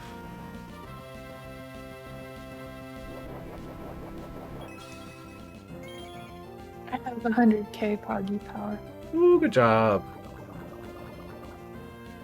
I think there's no way it dies to Toxic on the next turn, so we're just gonna Phantom Force again.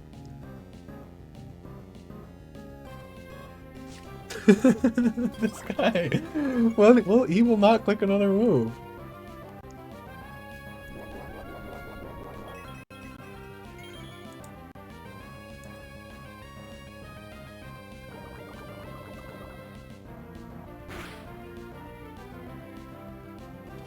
What? It failed! Is this choice locked? Like, what's happening right now? Does it not She's know so about powerful. Contrary? It should have known that that was a useless move.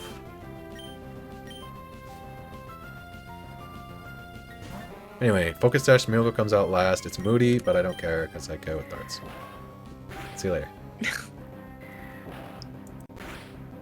The sprite is so cute. It is. But That.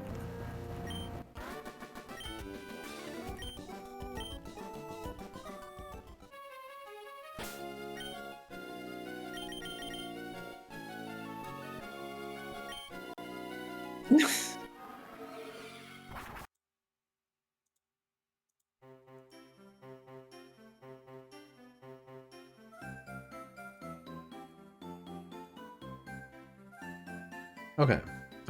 KOs for the last two fights. Hulk got Starmie. Dragonite.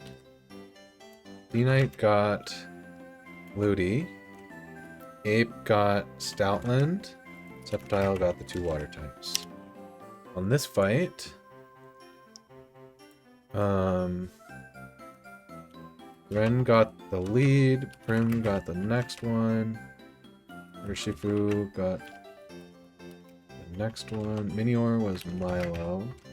I'm gonna say Drapion got the Shuckle because Bolt did not do much there. And then Bolt got the last game. Okay.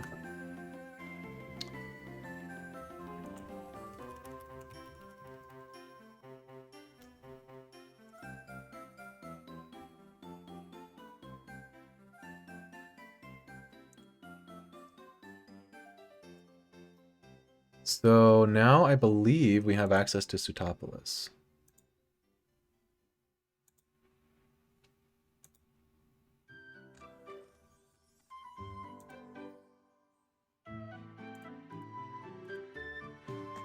So I just fought Dean, and now the rest of the trainers here are optionals.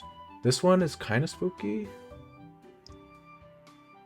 But I think you go through there when she's looking the other way, and then you can cut right of this double battle. And you also have to dodge this. I don't know if you have to dodge that person too or what. But then we dive down here. There's a lot of items. I think I can also get over to here for some more money items. And down there. Yes. Okay, so I can do all of that. And there's no trainers down there. We will not be going east because there's a double battle over here, which is pretty challenging. And I'm just going to wait until I've got more mons. So let us go to Sutopolis.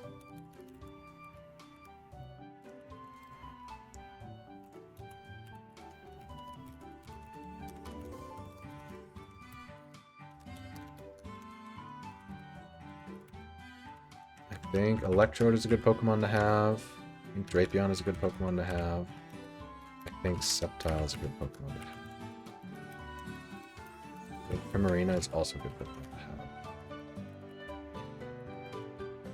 You do not get Cave of Origin until after Spear Pillar stuff. It's a long ways away. First Spec Sceptile. Do Magnet on you. Dragon Fang on you.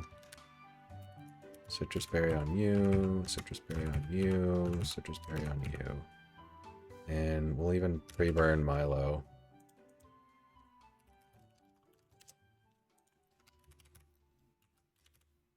I'll give you a more useful move than Blizzard.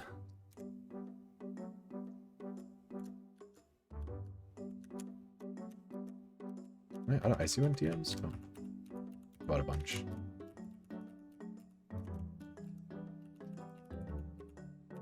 Okay. Seems like a good exploring squad. Let me just double check these trainers that are optionals. 126, Sharpedo, Gyarados, Kingdra, Starmie, Cradily, Aerodactyl. Yeah, I mean, like, Slippdale seems like a good lead against all of these.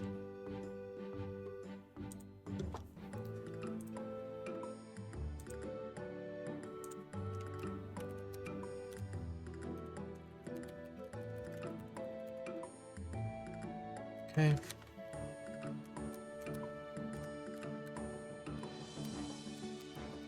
Not a fan of her.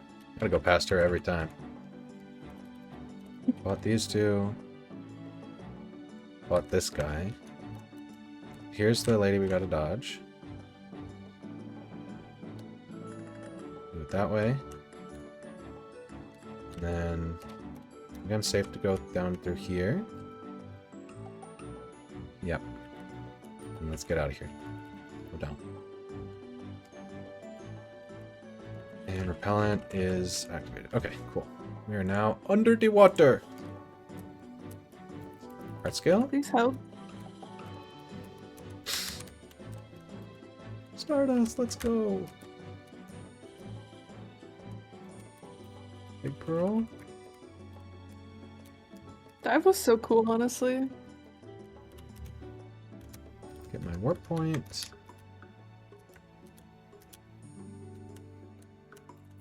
Art scale.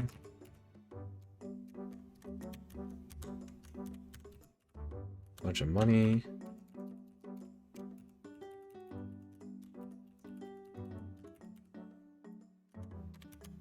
Nope. Wait, no. Gotta go back up through here. Then back down and out over here.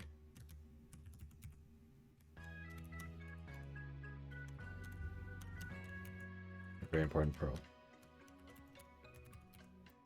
Now I believe I can fly Critical pearl. to Sootopolis. Nice. Yay. B? We shall see.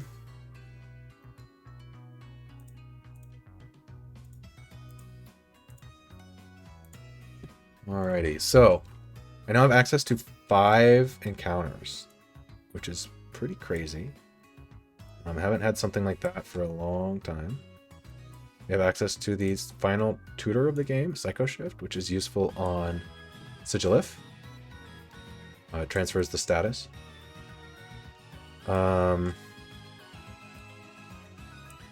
got this heart scale, and then I did not get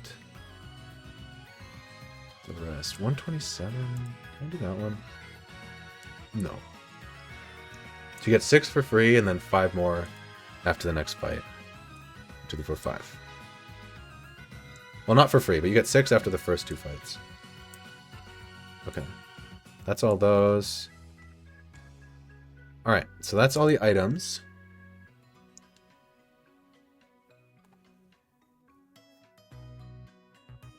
So now it's encounter time. There are no dupes on Sootopolis. No, we gotta end with Sootopolis. Ugh. It's so hype. So the first encounter we'll do is Route 127. It's a guaranteed Sharpedo. And the reason we're doing this is not because Sharpedo's any good, but because once I get Sharpedo, 126 surfing, I can guarantee Aerodactyl and Archeops, both of which are excellent. So I'm going to look up the catch rates of these Pokemon. Sharpedo's kind of low. Aerodactyl's very low. And Archeops is quite low. So all of these Pokemon are difficult to catch. And then we have 2 underwater locations. These account as different spots. I don't know what it makes sense to do first. I think Omastar is a bigger hit. And so I think you roll this one first. And Armaldo's fine. If you hit Cradily, then you have a dupe for higher odds at Omastar. I think that's probably the play.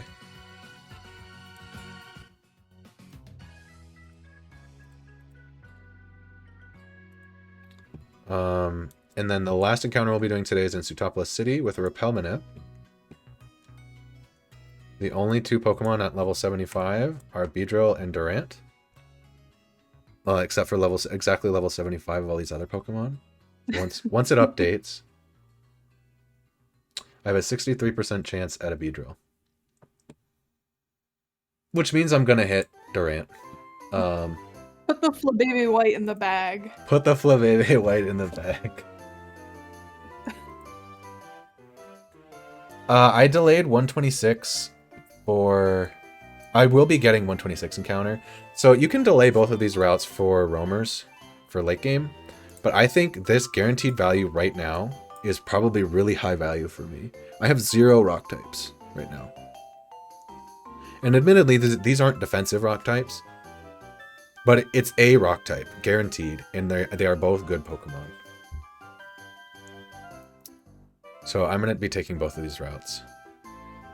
It just means it takes up 2 slots. So if we scroll all the way to the left, you can see... Well, it's on the tables. Is there a table where I don't have any dupes? Yeah, here. So these are the base rates. And the way Gen 3 works is there's fixed slots. So like there's a 20% slot, a 10%, and then 6 10% slots, 3 5% slots, a 4%, and 1%. And a lot of the time... This game will have, like, the 4 and the 1 are a guy. And then, if it wants a Pokemon to be higher odds, it puts it in multiple slots. So, like, Basculegion here is 20% because it's in 2 10% slots, for instance. Here, it's 50% for regular Zoroark / Zorua, and 50% for Hisuian Zorua Zoroark. So it's just, when it's listed twice, it's just in multiple slots. That's all. And then when it's in one slot and has a level range,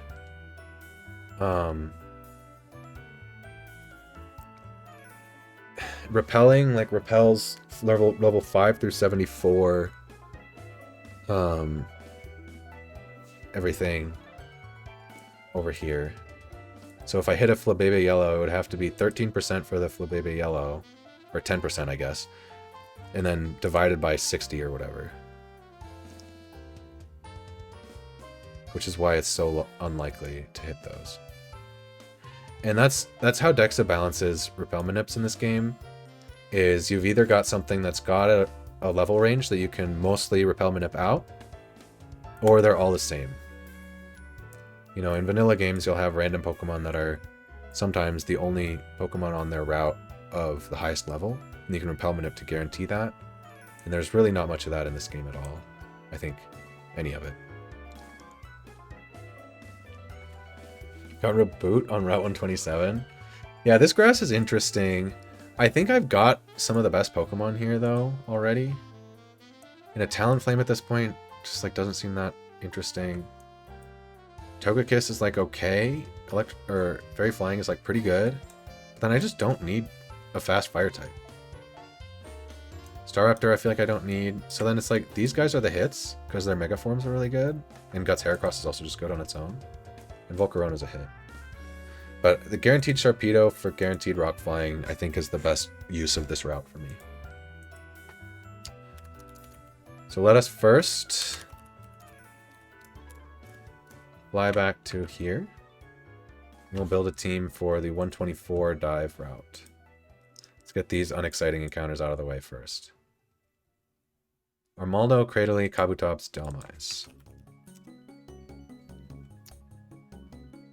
Stone Edge, Rock Blast, Leech Life, Rapid Spin. So, I mean, I default to...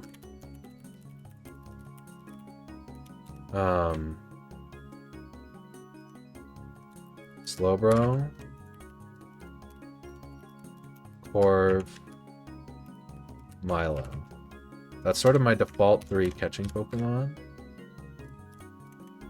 I think Garchomp is honestly maybe good. Guy is really bulky. And bringing Clawitzer along for fun has sort of become a tradition.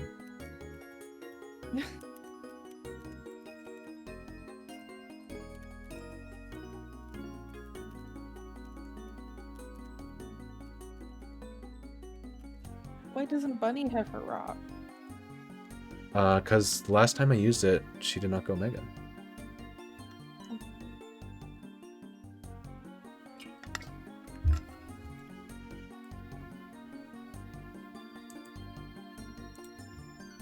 I think Milo and Corv should both be fine on this Armaldo.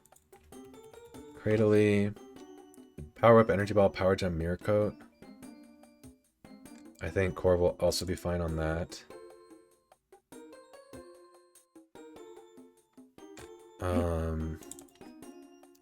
Babu Tops, Stone Edge, Liquidation, Rapid Spin, Night Slash. Yeah, all my defensive guys sound fine into that. And Dhelmise, I don't believe has a self-KO move. Power Up, Phantom Force, Heavy Slam, Giga Drain. That also sounds fine.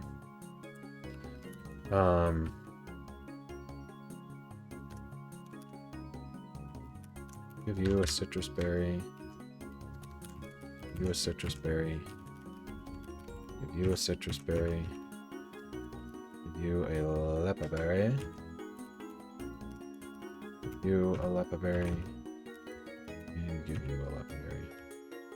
I think it makes the most sense to lead with... I think it's got the best matchup here.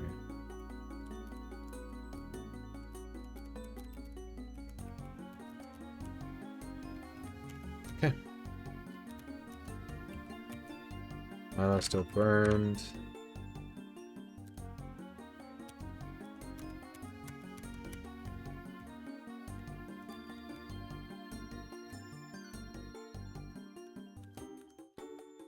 I can go anywhere that has grass.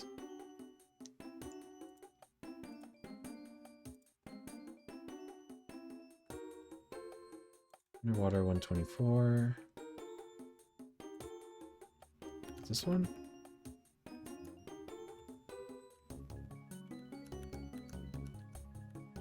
This one should be. No. Shit. Okay.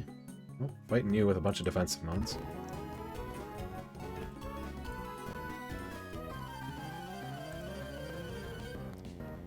Who are you? Triathlete Isabella? What? What? Sorry. How Why'd dare you get in my way? Don't I have like really underwhelming Pokemon too? I remember we looked this up a while back. Overquill. Ooh. Almost 75 3 mons is kind of annoying. Is this even in the count? No. It's on a different split. Because it's in... It'll be in the Tate and Liza split.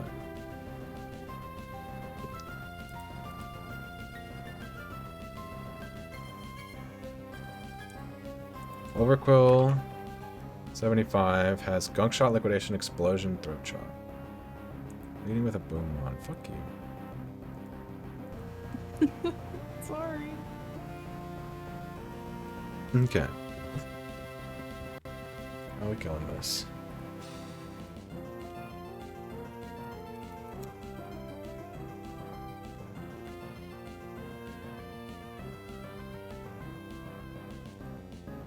Shot.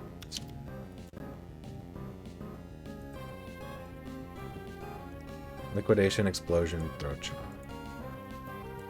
Liquidation, Explosion, Throat Shot. Okay, we've got Corv, Milo, Drapion, Garchomp. Let me just see who else we've got here. Clawitzer and Slowbro. I don't think... Oh, I do have Slowbro in the count. Okay. Slowbro, Clawitzer. I don't have Drape... Oh, I do have Drape. Okay. So...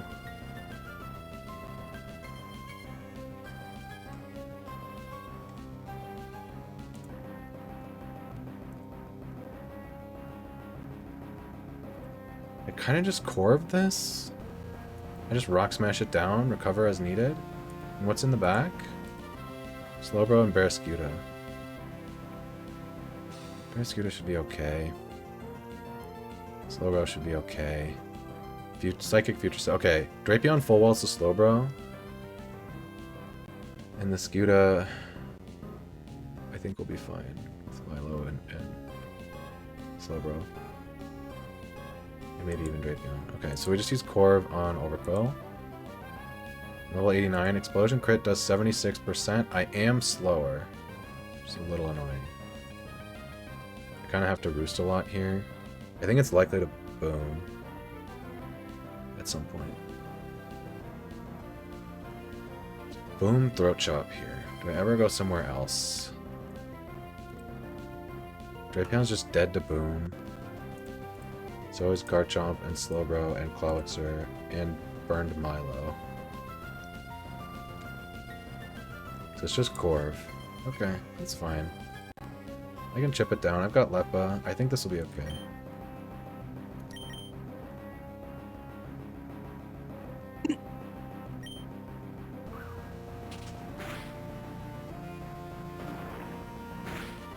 Then we just recover every other turn.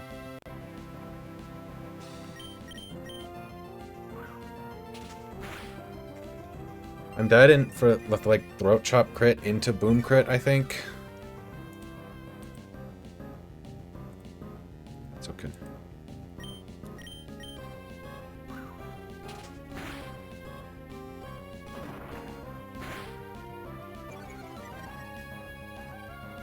I can't believe you hit me of all trainers. Sorry? I can't believe you hit me of all trainers. Oh. Obsessma? It's a pretty spooky one. Boom Overquill lead is kind of crazy. What's the other two again? It's a Slowbro that doesn't threaten me because I have a Dark type, and then a Barraskewda with Laser Focus, meaning it always crits its next move. I remember being okay with Overcool because it's Hisuian, and I like Slowbro. You don't like the Joel fish? No. What does that mean? You just call it Joel because of the emote. I don't know. It's dumb. Do I just start roosting now? I don't think so, because I can run out of roost. I think it's better to keep Rock Smashing. Or, I've Rock Smashed 3 times. Is it dead to Brave Bird? Oh, yeah, super dead. Okay. So I take Boom or Throat Chop here and I just KO it. Whatever. Fuck you. It's fine. Probably Scuda here.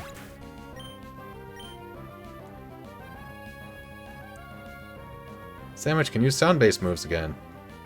What? Oh, Throat Chop. I am going to roost here, I think. Oh, so cute. It says Psychic, Future Sight, Heal Pulse, Slack Off. Yeah, we roost here. Get back to full.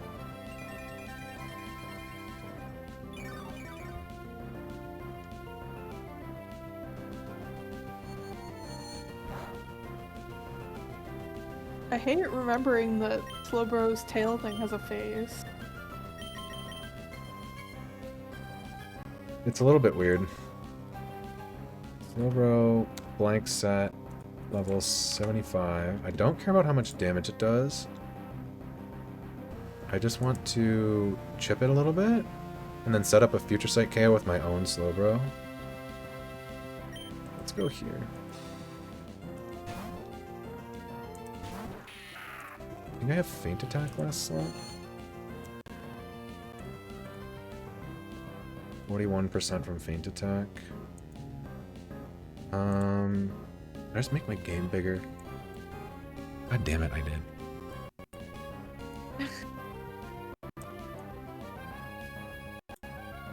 It's so ruined.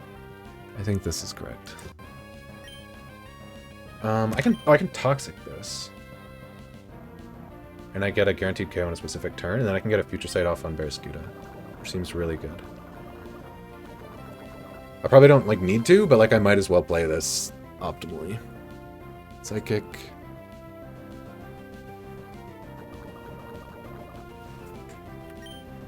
If I do half here... I think I don't want to... I just want to spam Toxic. How many turns do I need? You're gonna slack off. What?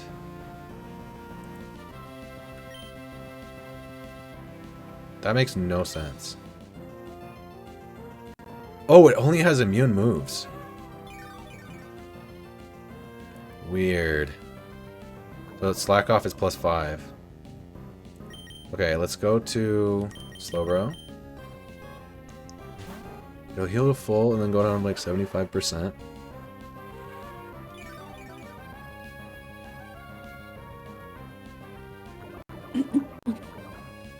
We have Future Sight.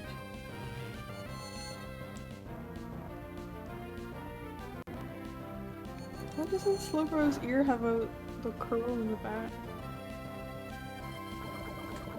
Don't know. We swap to Drapion.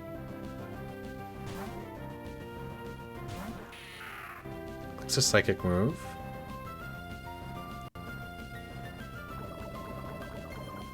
And we KO.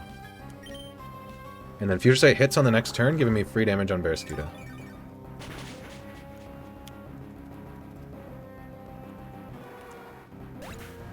And I can probably just stay in and click knock off. Barraskew. Future Sight. That's a kill for Slowbro. Sick. W Slowbro kill. W Slowbro kill.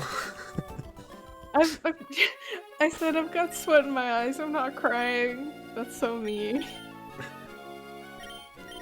Okay, well that was a fun little detour. I'm glad I led Corviknight. Holy. Thanks for fighting me. That could have been bad. What was that? Who got the frag? It was, I'll count these frags. That's a very important fight. Corv? It was... Corv got one, because the guy exploded. Drapion got one, and Slowbro got one. Slowbro's on the board! Yeah. Okay. Let's just heal. And then reburn. Still have your Leppa, Citrus, yeah. Just reburn Milo. And maybe I'll look at the map this time. Yeah. Okay, there's now nobody that can interrupt me.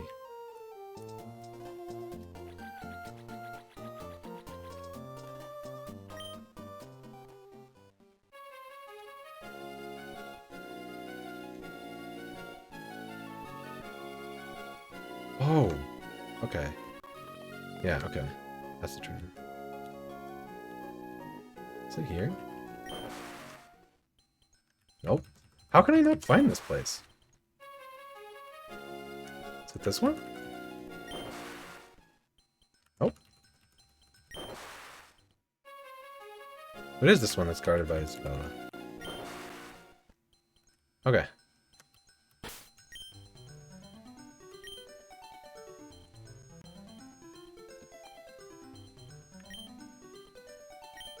Talent is deactivated.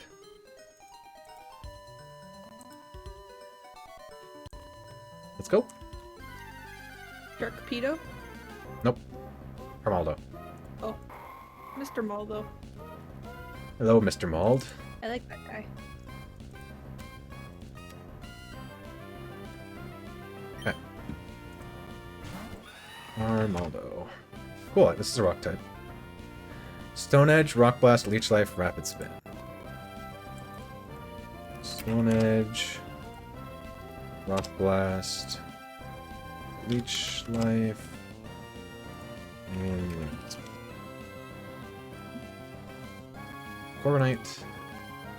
Didn't do a whole lot. We're just gonna quick ball.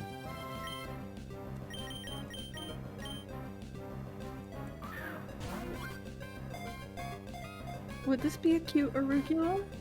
Oh, it would. I think that. Can you redeem that? Yeah. Well, also, there's a Cradily coming up that may be as well. But the arugula is like a... Sandy's redeem from like 2 months ago. I know. Which is... Arugula is kind of like a spiky leaf, both like visually and in taste. So maybe Armaldo's better. I like it. Arugula. It's you. It's the second U, right? Yeah, the little spikies on the side reminded me of it. Okay.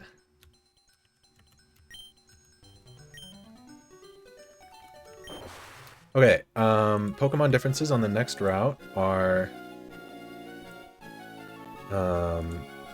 Omastar instead of Kabutops, which I think I already looked at.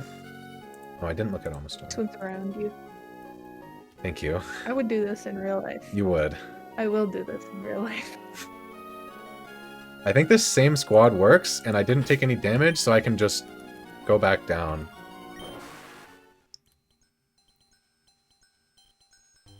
Did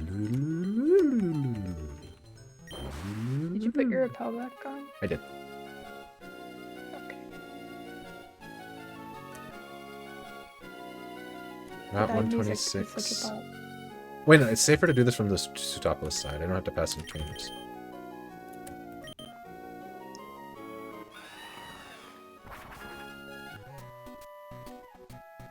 I will triple check that repel is up. Bell is activated. Okay.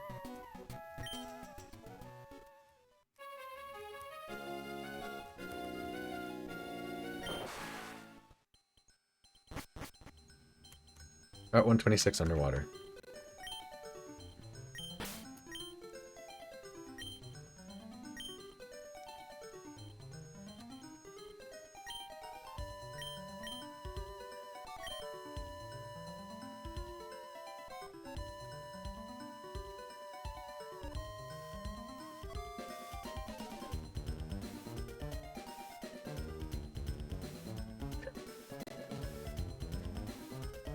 Eventually. This baseline though.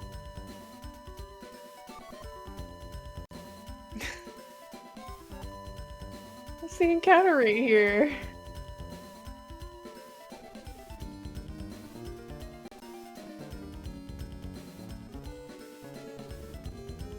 What the fuck is happening?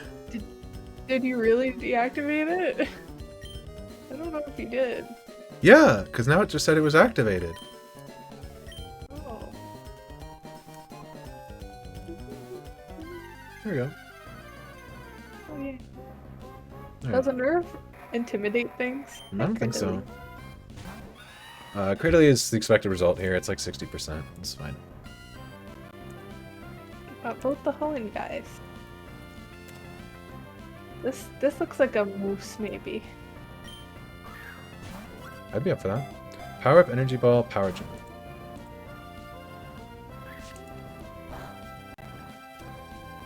Alternatively, hot dog. Is that a redeem?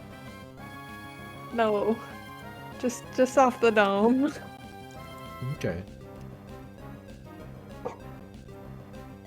He did not do shark.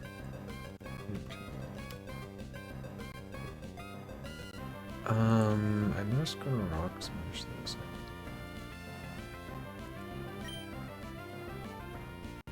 Just chill.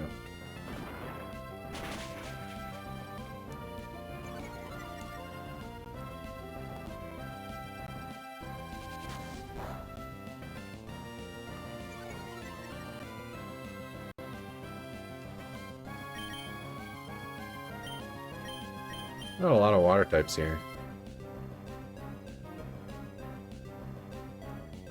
-1 defense. I don't think Drapion can hit it. No. Garchomp can't really rough skin it either. You have It's rock. a combination of the name thing redeem, vibes, and chat suggestions. Yeah, I can't hit this again, so I'm just gonna start chucking balls, I think. I've got dive balls, right?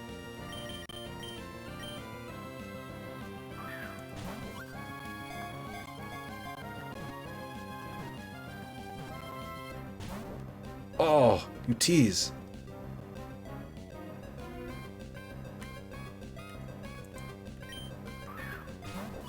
This could also be a hush puppy.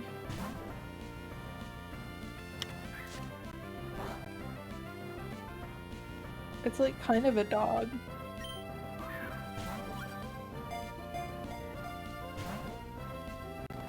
How do you perceive Cradily? Do you see the little spots on its head as its eyes, or do you see the inside of the darkness as its eye? The thing on its head. Even though it's wrong.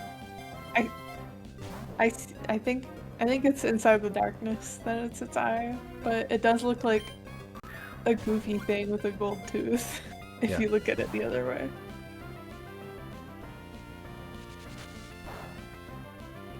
Isn't this fun? Yeah. This is my favorite part.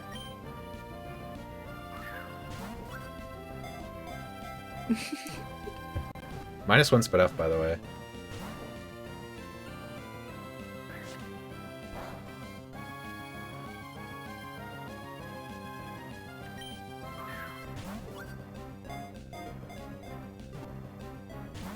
What? How did your brother got in the ball so quickly? I did 24%. Rock smash. So it's like, it's got solid defense, I think. If I set 24 to be the min roll, or let's say 26% to be the min roll, just to be generous.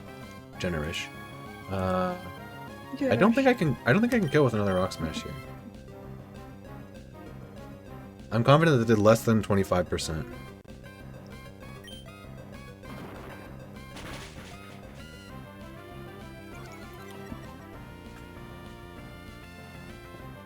I'm gonna roost now, get back to full, and then continue killing balls. Whoa. Yeah, I know. I should switch out to reset this, but F drops, I think. I'm gonna go to Drapion.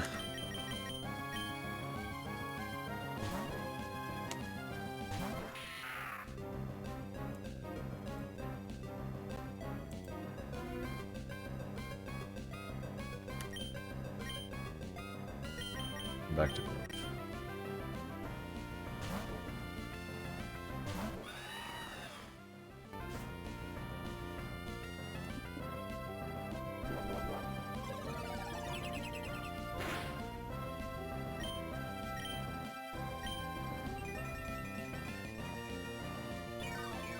Okay, I feel like I'm back in position to throw Pokeballs again. So let's do that.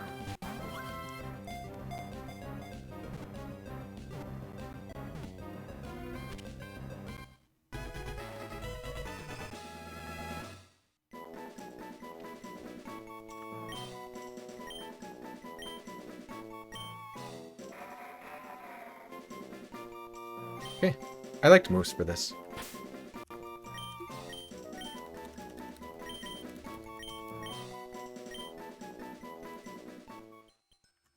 Okay, repellent back up.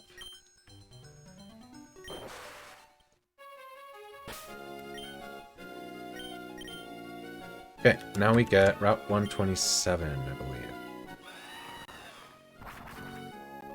Hash Brown, that's a good-ass name. Okay, 127 Surf is what we're looking for. Sharpedo is the only Pokemon I need to worry about moves.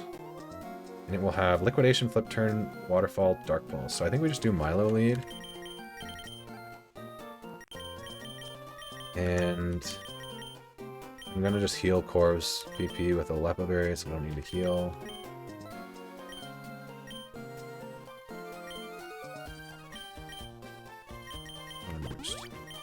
Salami, that's also a good name.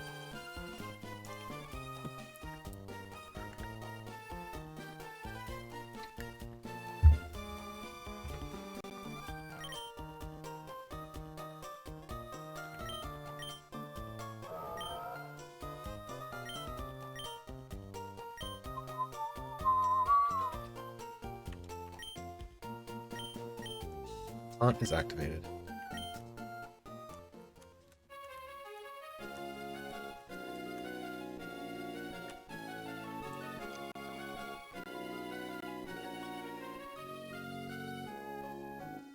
Okay, I should be in Route 127 now. There's this little bit that you can get Did it into. not say? Usually it says at the top whenever you cross a route. I was looking away, I think. There we go. Oh, okay.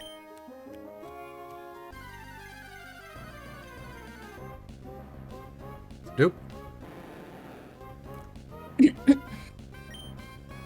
Stupid fish.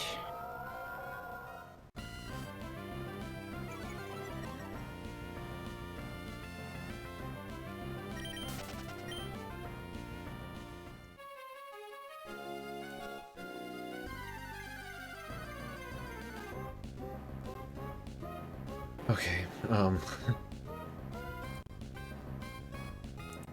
Yeah. Is this for the shark? Yep. I think this one is fish taco. Sure. It's funny.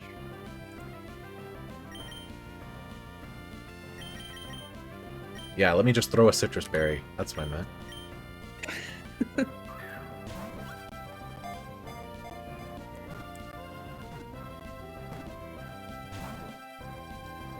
No. No defense drop. Sharpedo with liquidation. Flip turn, which I assume cannot make it leave the battle. Waterfall and Dark Pulse.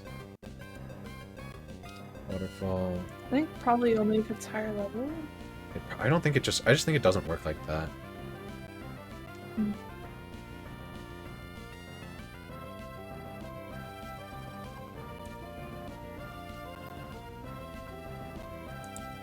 I think I'm safe to just Aqua Ring and then start tipping this down with Icy Wind and Surf.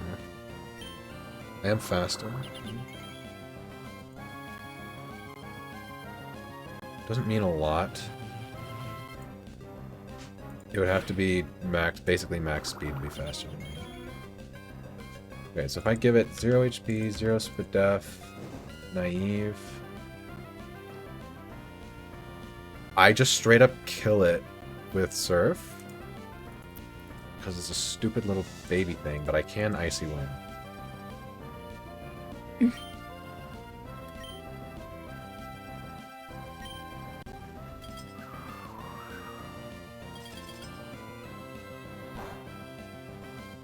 Okay. Icy Wind crit does 57% max on Min Spit F Torpedo, so I can definitely use one more.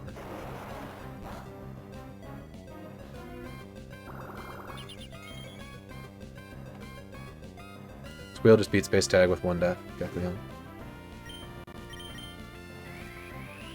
With Guts Conk, Garchomp is more likely to protect, and so he didn't end up getting targeted. And it's still risky with his, because I think there were a few rolls where Garchomp saw KO after 2 turns of Sand and Burn.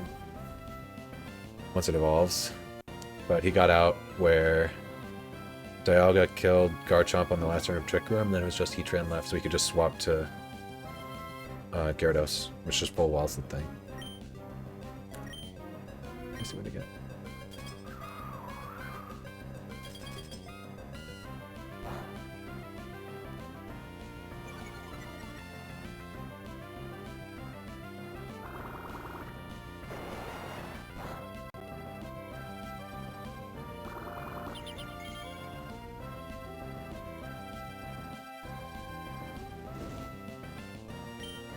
And is Netball better than Ultra Ball? I'm not at Timer Ball turns yet. I don't know. That was a crit capture. It shook. Oh, yeah. It made a special little noise when you threw it, too. I didn't notice that. The throw was higher pitched. Have you been doing the redeems, by the way? Yes. Okay, thank you.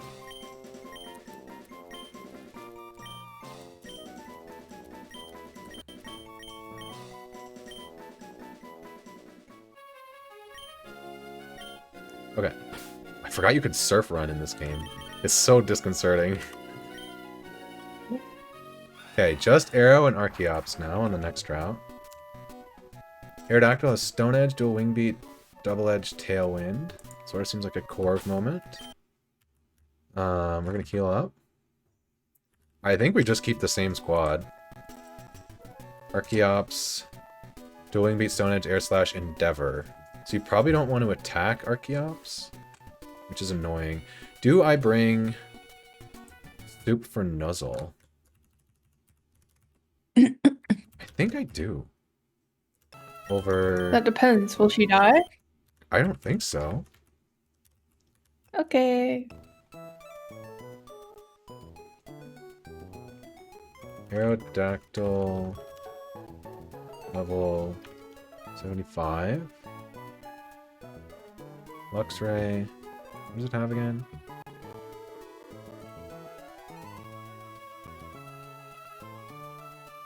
Oh, Archeops is way stronger. Let's calc on that.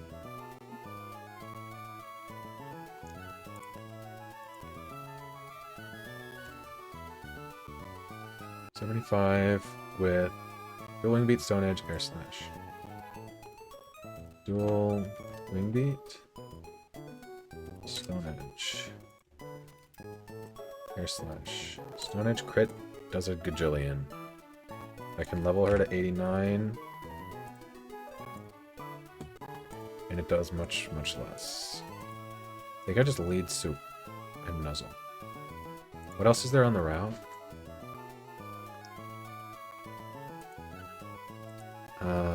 Corviknight, or no, Sharpedo, Gyarados, Corviknight. So Milo will be fine to run from all of those. But I lead Soup, and then I'm only, yeah, I think that's good. Did I even grab her? It's...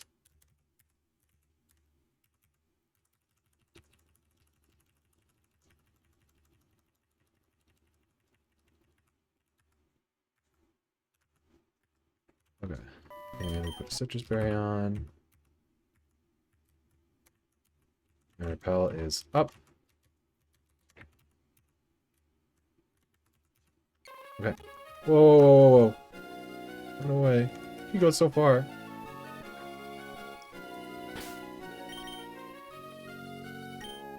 And we'll pre-burn Milo.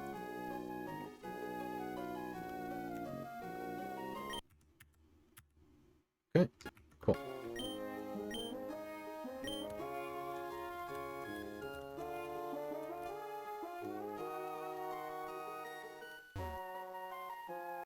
This is 126, right?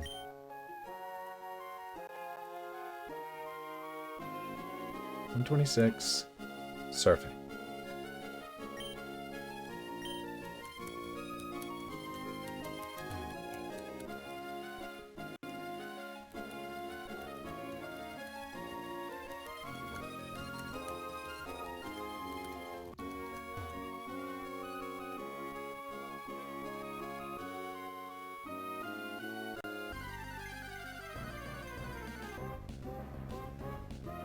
W-dupe.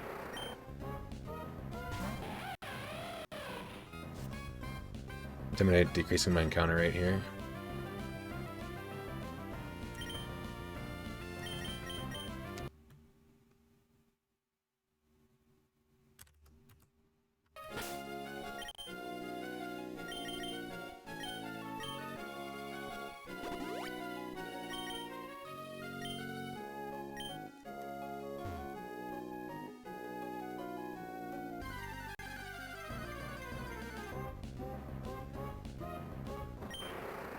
Okay.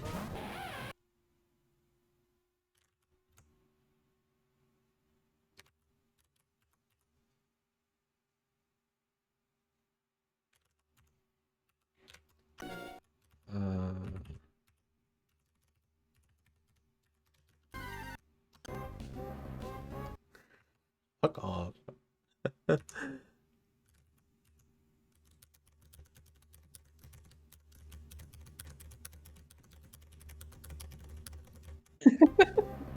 Okay. Hero. I wanted not this. I wanted Archeops. I kind of did too. It's cooler, but this guy is crazy. Adamant, Archeops, or Aerodactyl. Stone Edge, Dual Wing Beat, Double Edge. Stone Edge. Dueling beat. Double edge. Never KOs soup, so I'm just gonna nuzzle. I'm gonna forego the quick ball and just nuzzle this. There's no way it kills with nuzzle, right? That would be really sad. If it's hasty, nuzzle crit does 80% on a min bulk Aerodactyl. Whoa. That would be kind of fire. Oh, it has double edge. Is it Rockhead though? Oh, it's Rockhead. Okay. Never punished. Go Corv.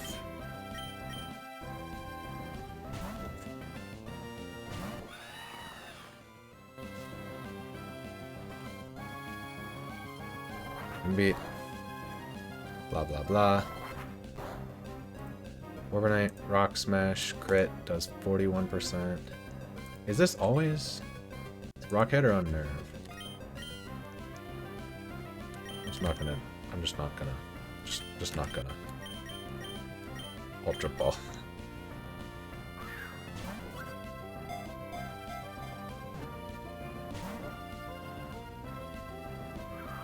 Tailwind.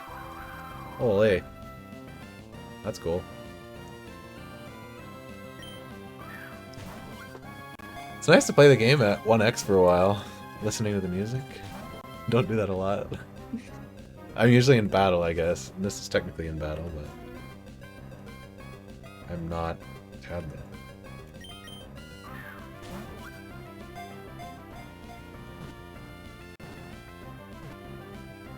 Yippee!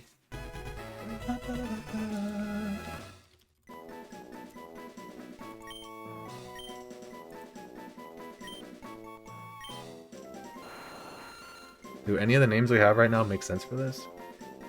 Hash brown? Yeah, any of them would go, I think. Okay. What are hash brown? Those are pretty good. I'm hoping this Aerodactyl's pretty good. That will clear it.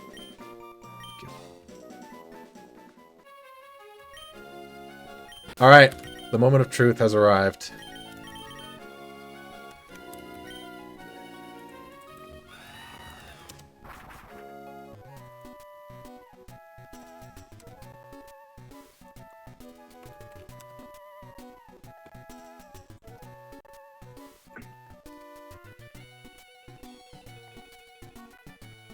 So, we've caught all of these, and the only route left is Sutopolis City.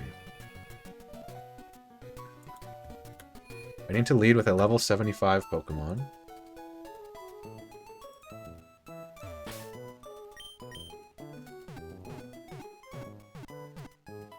Which I don't have a lot of right now. What are my options? I mean, I guess all the guys I just caught. Bag on.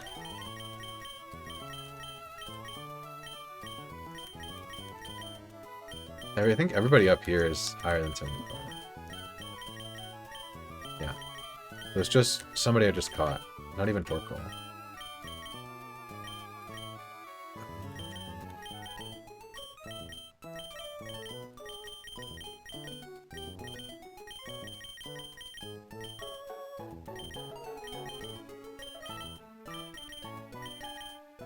So I guess we just lead with, like... What do these things have? Leech Life, Drill Peck, Endeavor, Drill Run. Maldo seems okay into that. I think Maldo's the best of them. Over Soup. I'm not worried about catching a Beedrill with Oronite. I don't think I could actually nuzzle this, even though it's not weak to it. And then Durant is the other major encounter here. Pimp, Smart Strike, Entrainment, X-Scissor. Corviknight's also fine for that. Okay.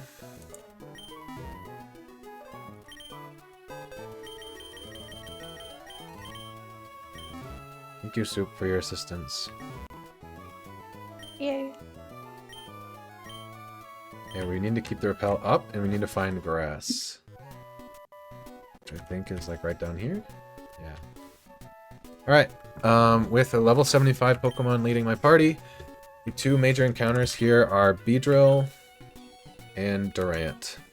Those two Pokemon have very different values. We are looking to hit the B here. My expectations are low. Braver and Milo.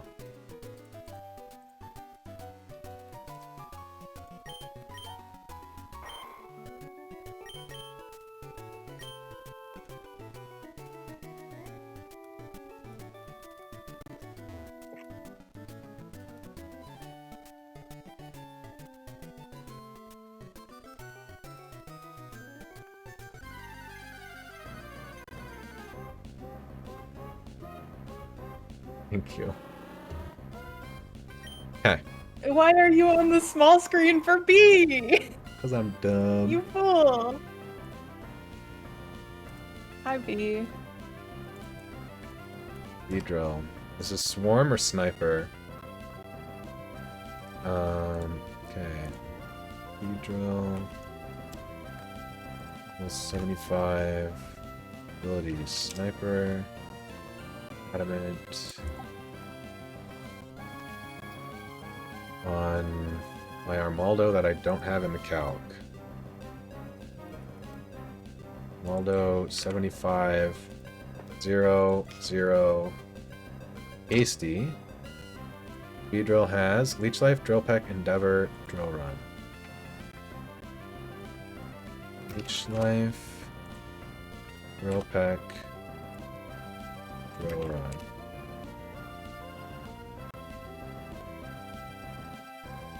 Armaldo. What abilities are Armaldo?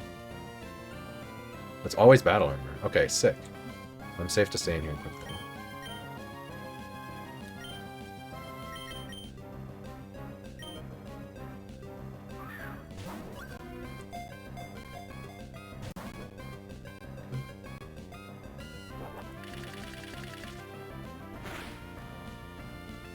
Chip.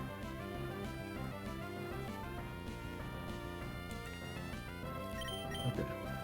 Let's just go Corf.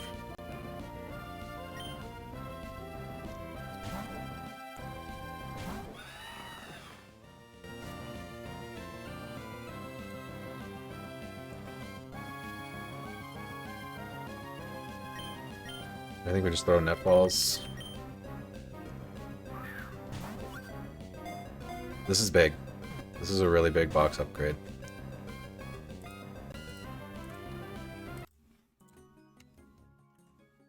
What, like your bear wasn't?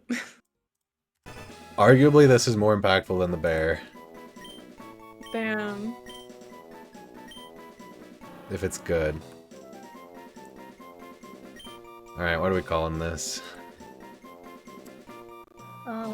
Very IV dependent, yeah. I don't like bees. Yeah. So I have no horse. I have no bee in this race. I have no bee in this race.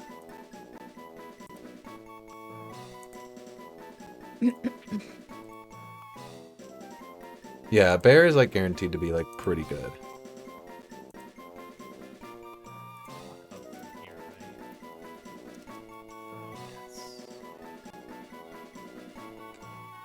B food name? This guy.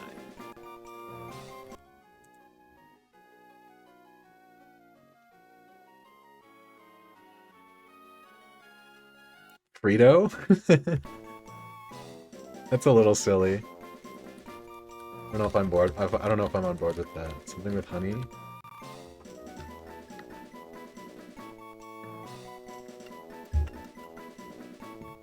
Hmm.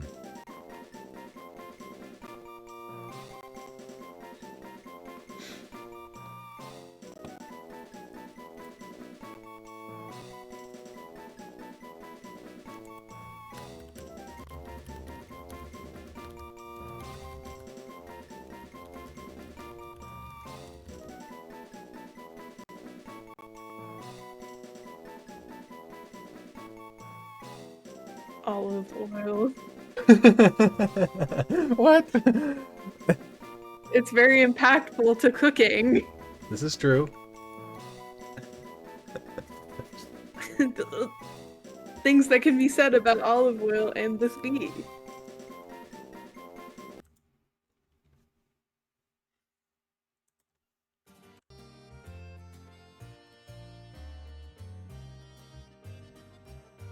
Chili crisp? Chili crisp. I kind of like that. Why'd you mute? Oh, you didn't. That was weird. I kind of like chili crisp. You're back. I think it's cute. Spicy little thing. Mhm. All right, it's time.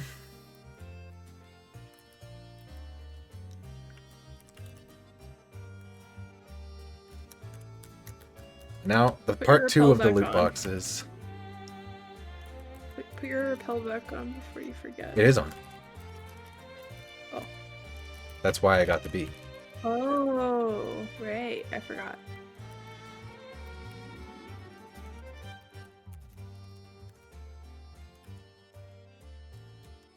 Okay. Mr. Maldo, you go here. Alright, it's dive sim time. I'll turn in-game music on for this. So this is probably the biggest batch of encounters we're going to get for the rest of the game. I think the rest of it is sort of metered out, because you're saving most of the routes for roamers. Then you'll just get a couple encounters at a time. So, I'd like to... Regardless, I think this is a pretty big box upgrade. I got 2 fast offensive Pokemon, and I got 3 rock types of diverse typing, which I was sorely lacking. Battle armor relaxed? That is a strong start, Mr. Arugula. Okay, whatever. That's fine. This guy's gonna do what he needs to do. That's good. Which is sit in the box. Modest Cradily? Okay. Suction Cups. Does this have multiple abilities? I don't think it does. No, it's always Suction Cups. Okay, yeah, whatever. It's got average bulk, which is probably all it needs. Now, this guy actually sits in the box. Armaldo's like a usable Pokemon. This one, not so great.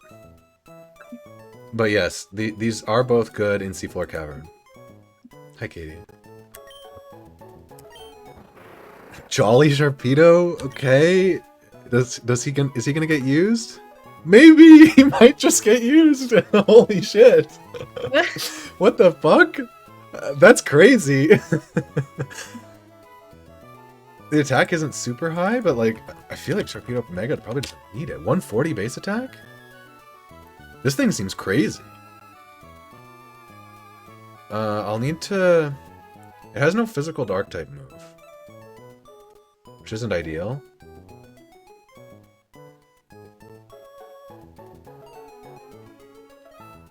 But like Dark Pulse is probably usable. I doubt I'm ever scaling Crunch onto this. I don't think it would ever matter that much because I've got Dark Shifu. But this is like actually really good. I had low hopes for this. But this is pretty sick. Naive Aerodactyl? What the fuck? Whoa. Rockhead instead of a Nerve? That's probably better. Oh my god! Oh my god! Holy shit, it doesn't even have bad special defense.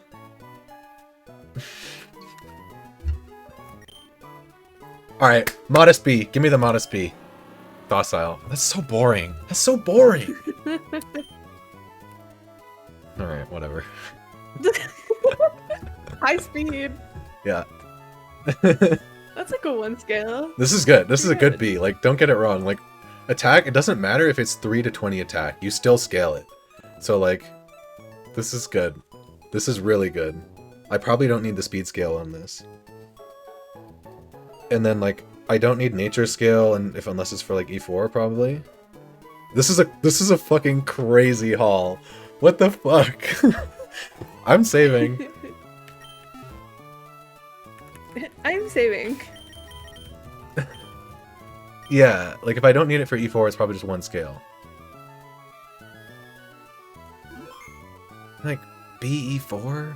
It's not as boring as Golly E4, admittedly, but this was pretty sick. Let's grab some screenshots, and then this will be all for today. This is an unreal haul.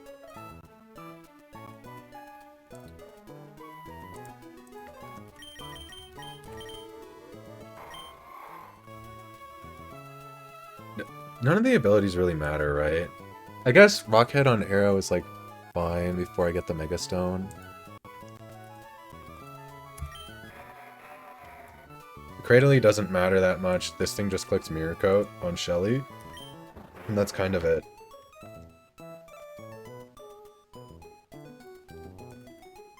This thing is pretty insane. Unnerve on Arrow? I could see that, yeah. Only on just double edge for okay, so yeah, then that doesn't really matter.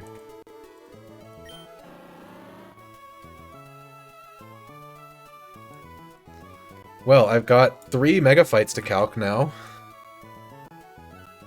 Which is kind of crazy.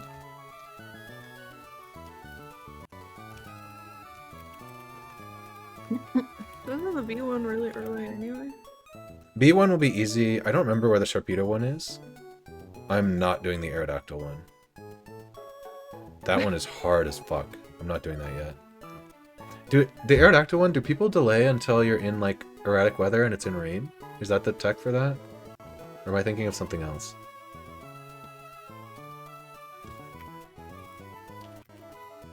Easiest in rain, okay.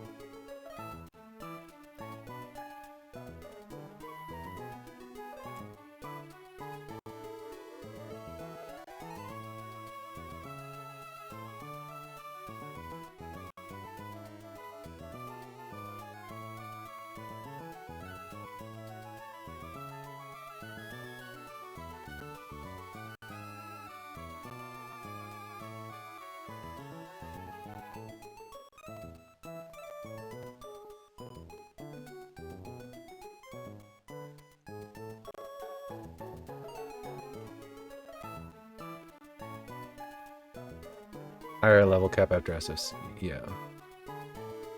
Yeah.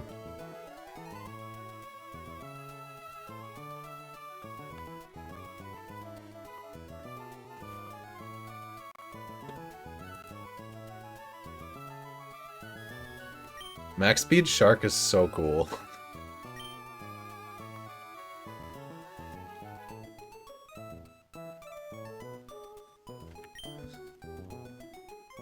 Okay.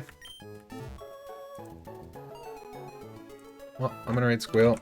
He is also doing Dive Sim right now. I don't know if he can get all the encounters yet. I don't think he has up to Sutopolis cooked. But he doesn't need to get anything from Sutopolis because he already has B. He just has guaranteed Milo there. So we're gonna call it here for today. I'm not sure when I'll be back, but I've been having a lot of fun lately. So we'll see. I'll catch y'all later. Peace.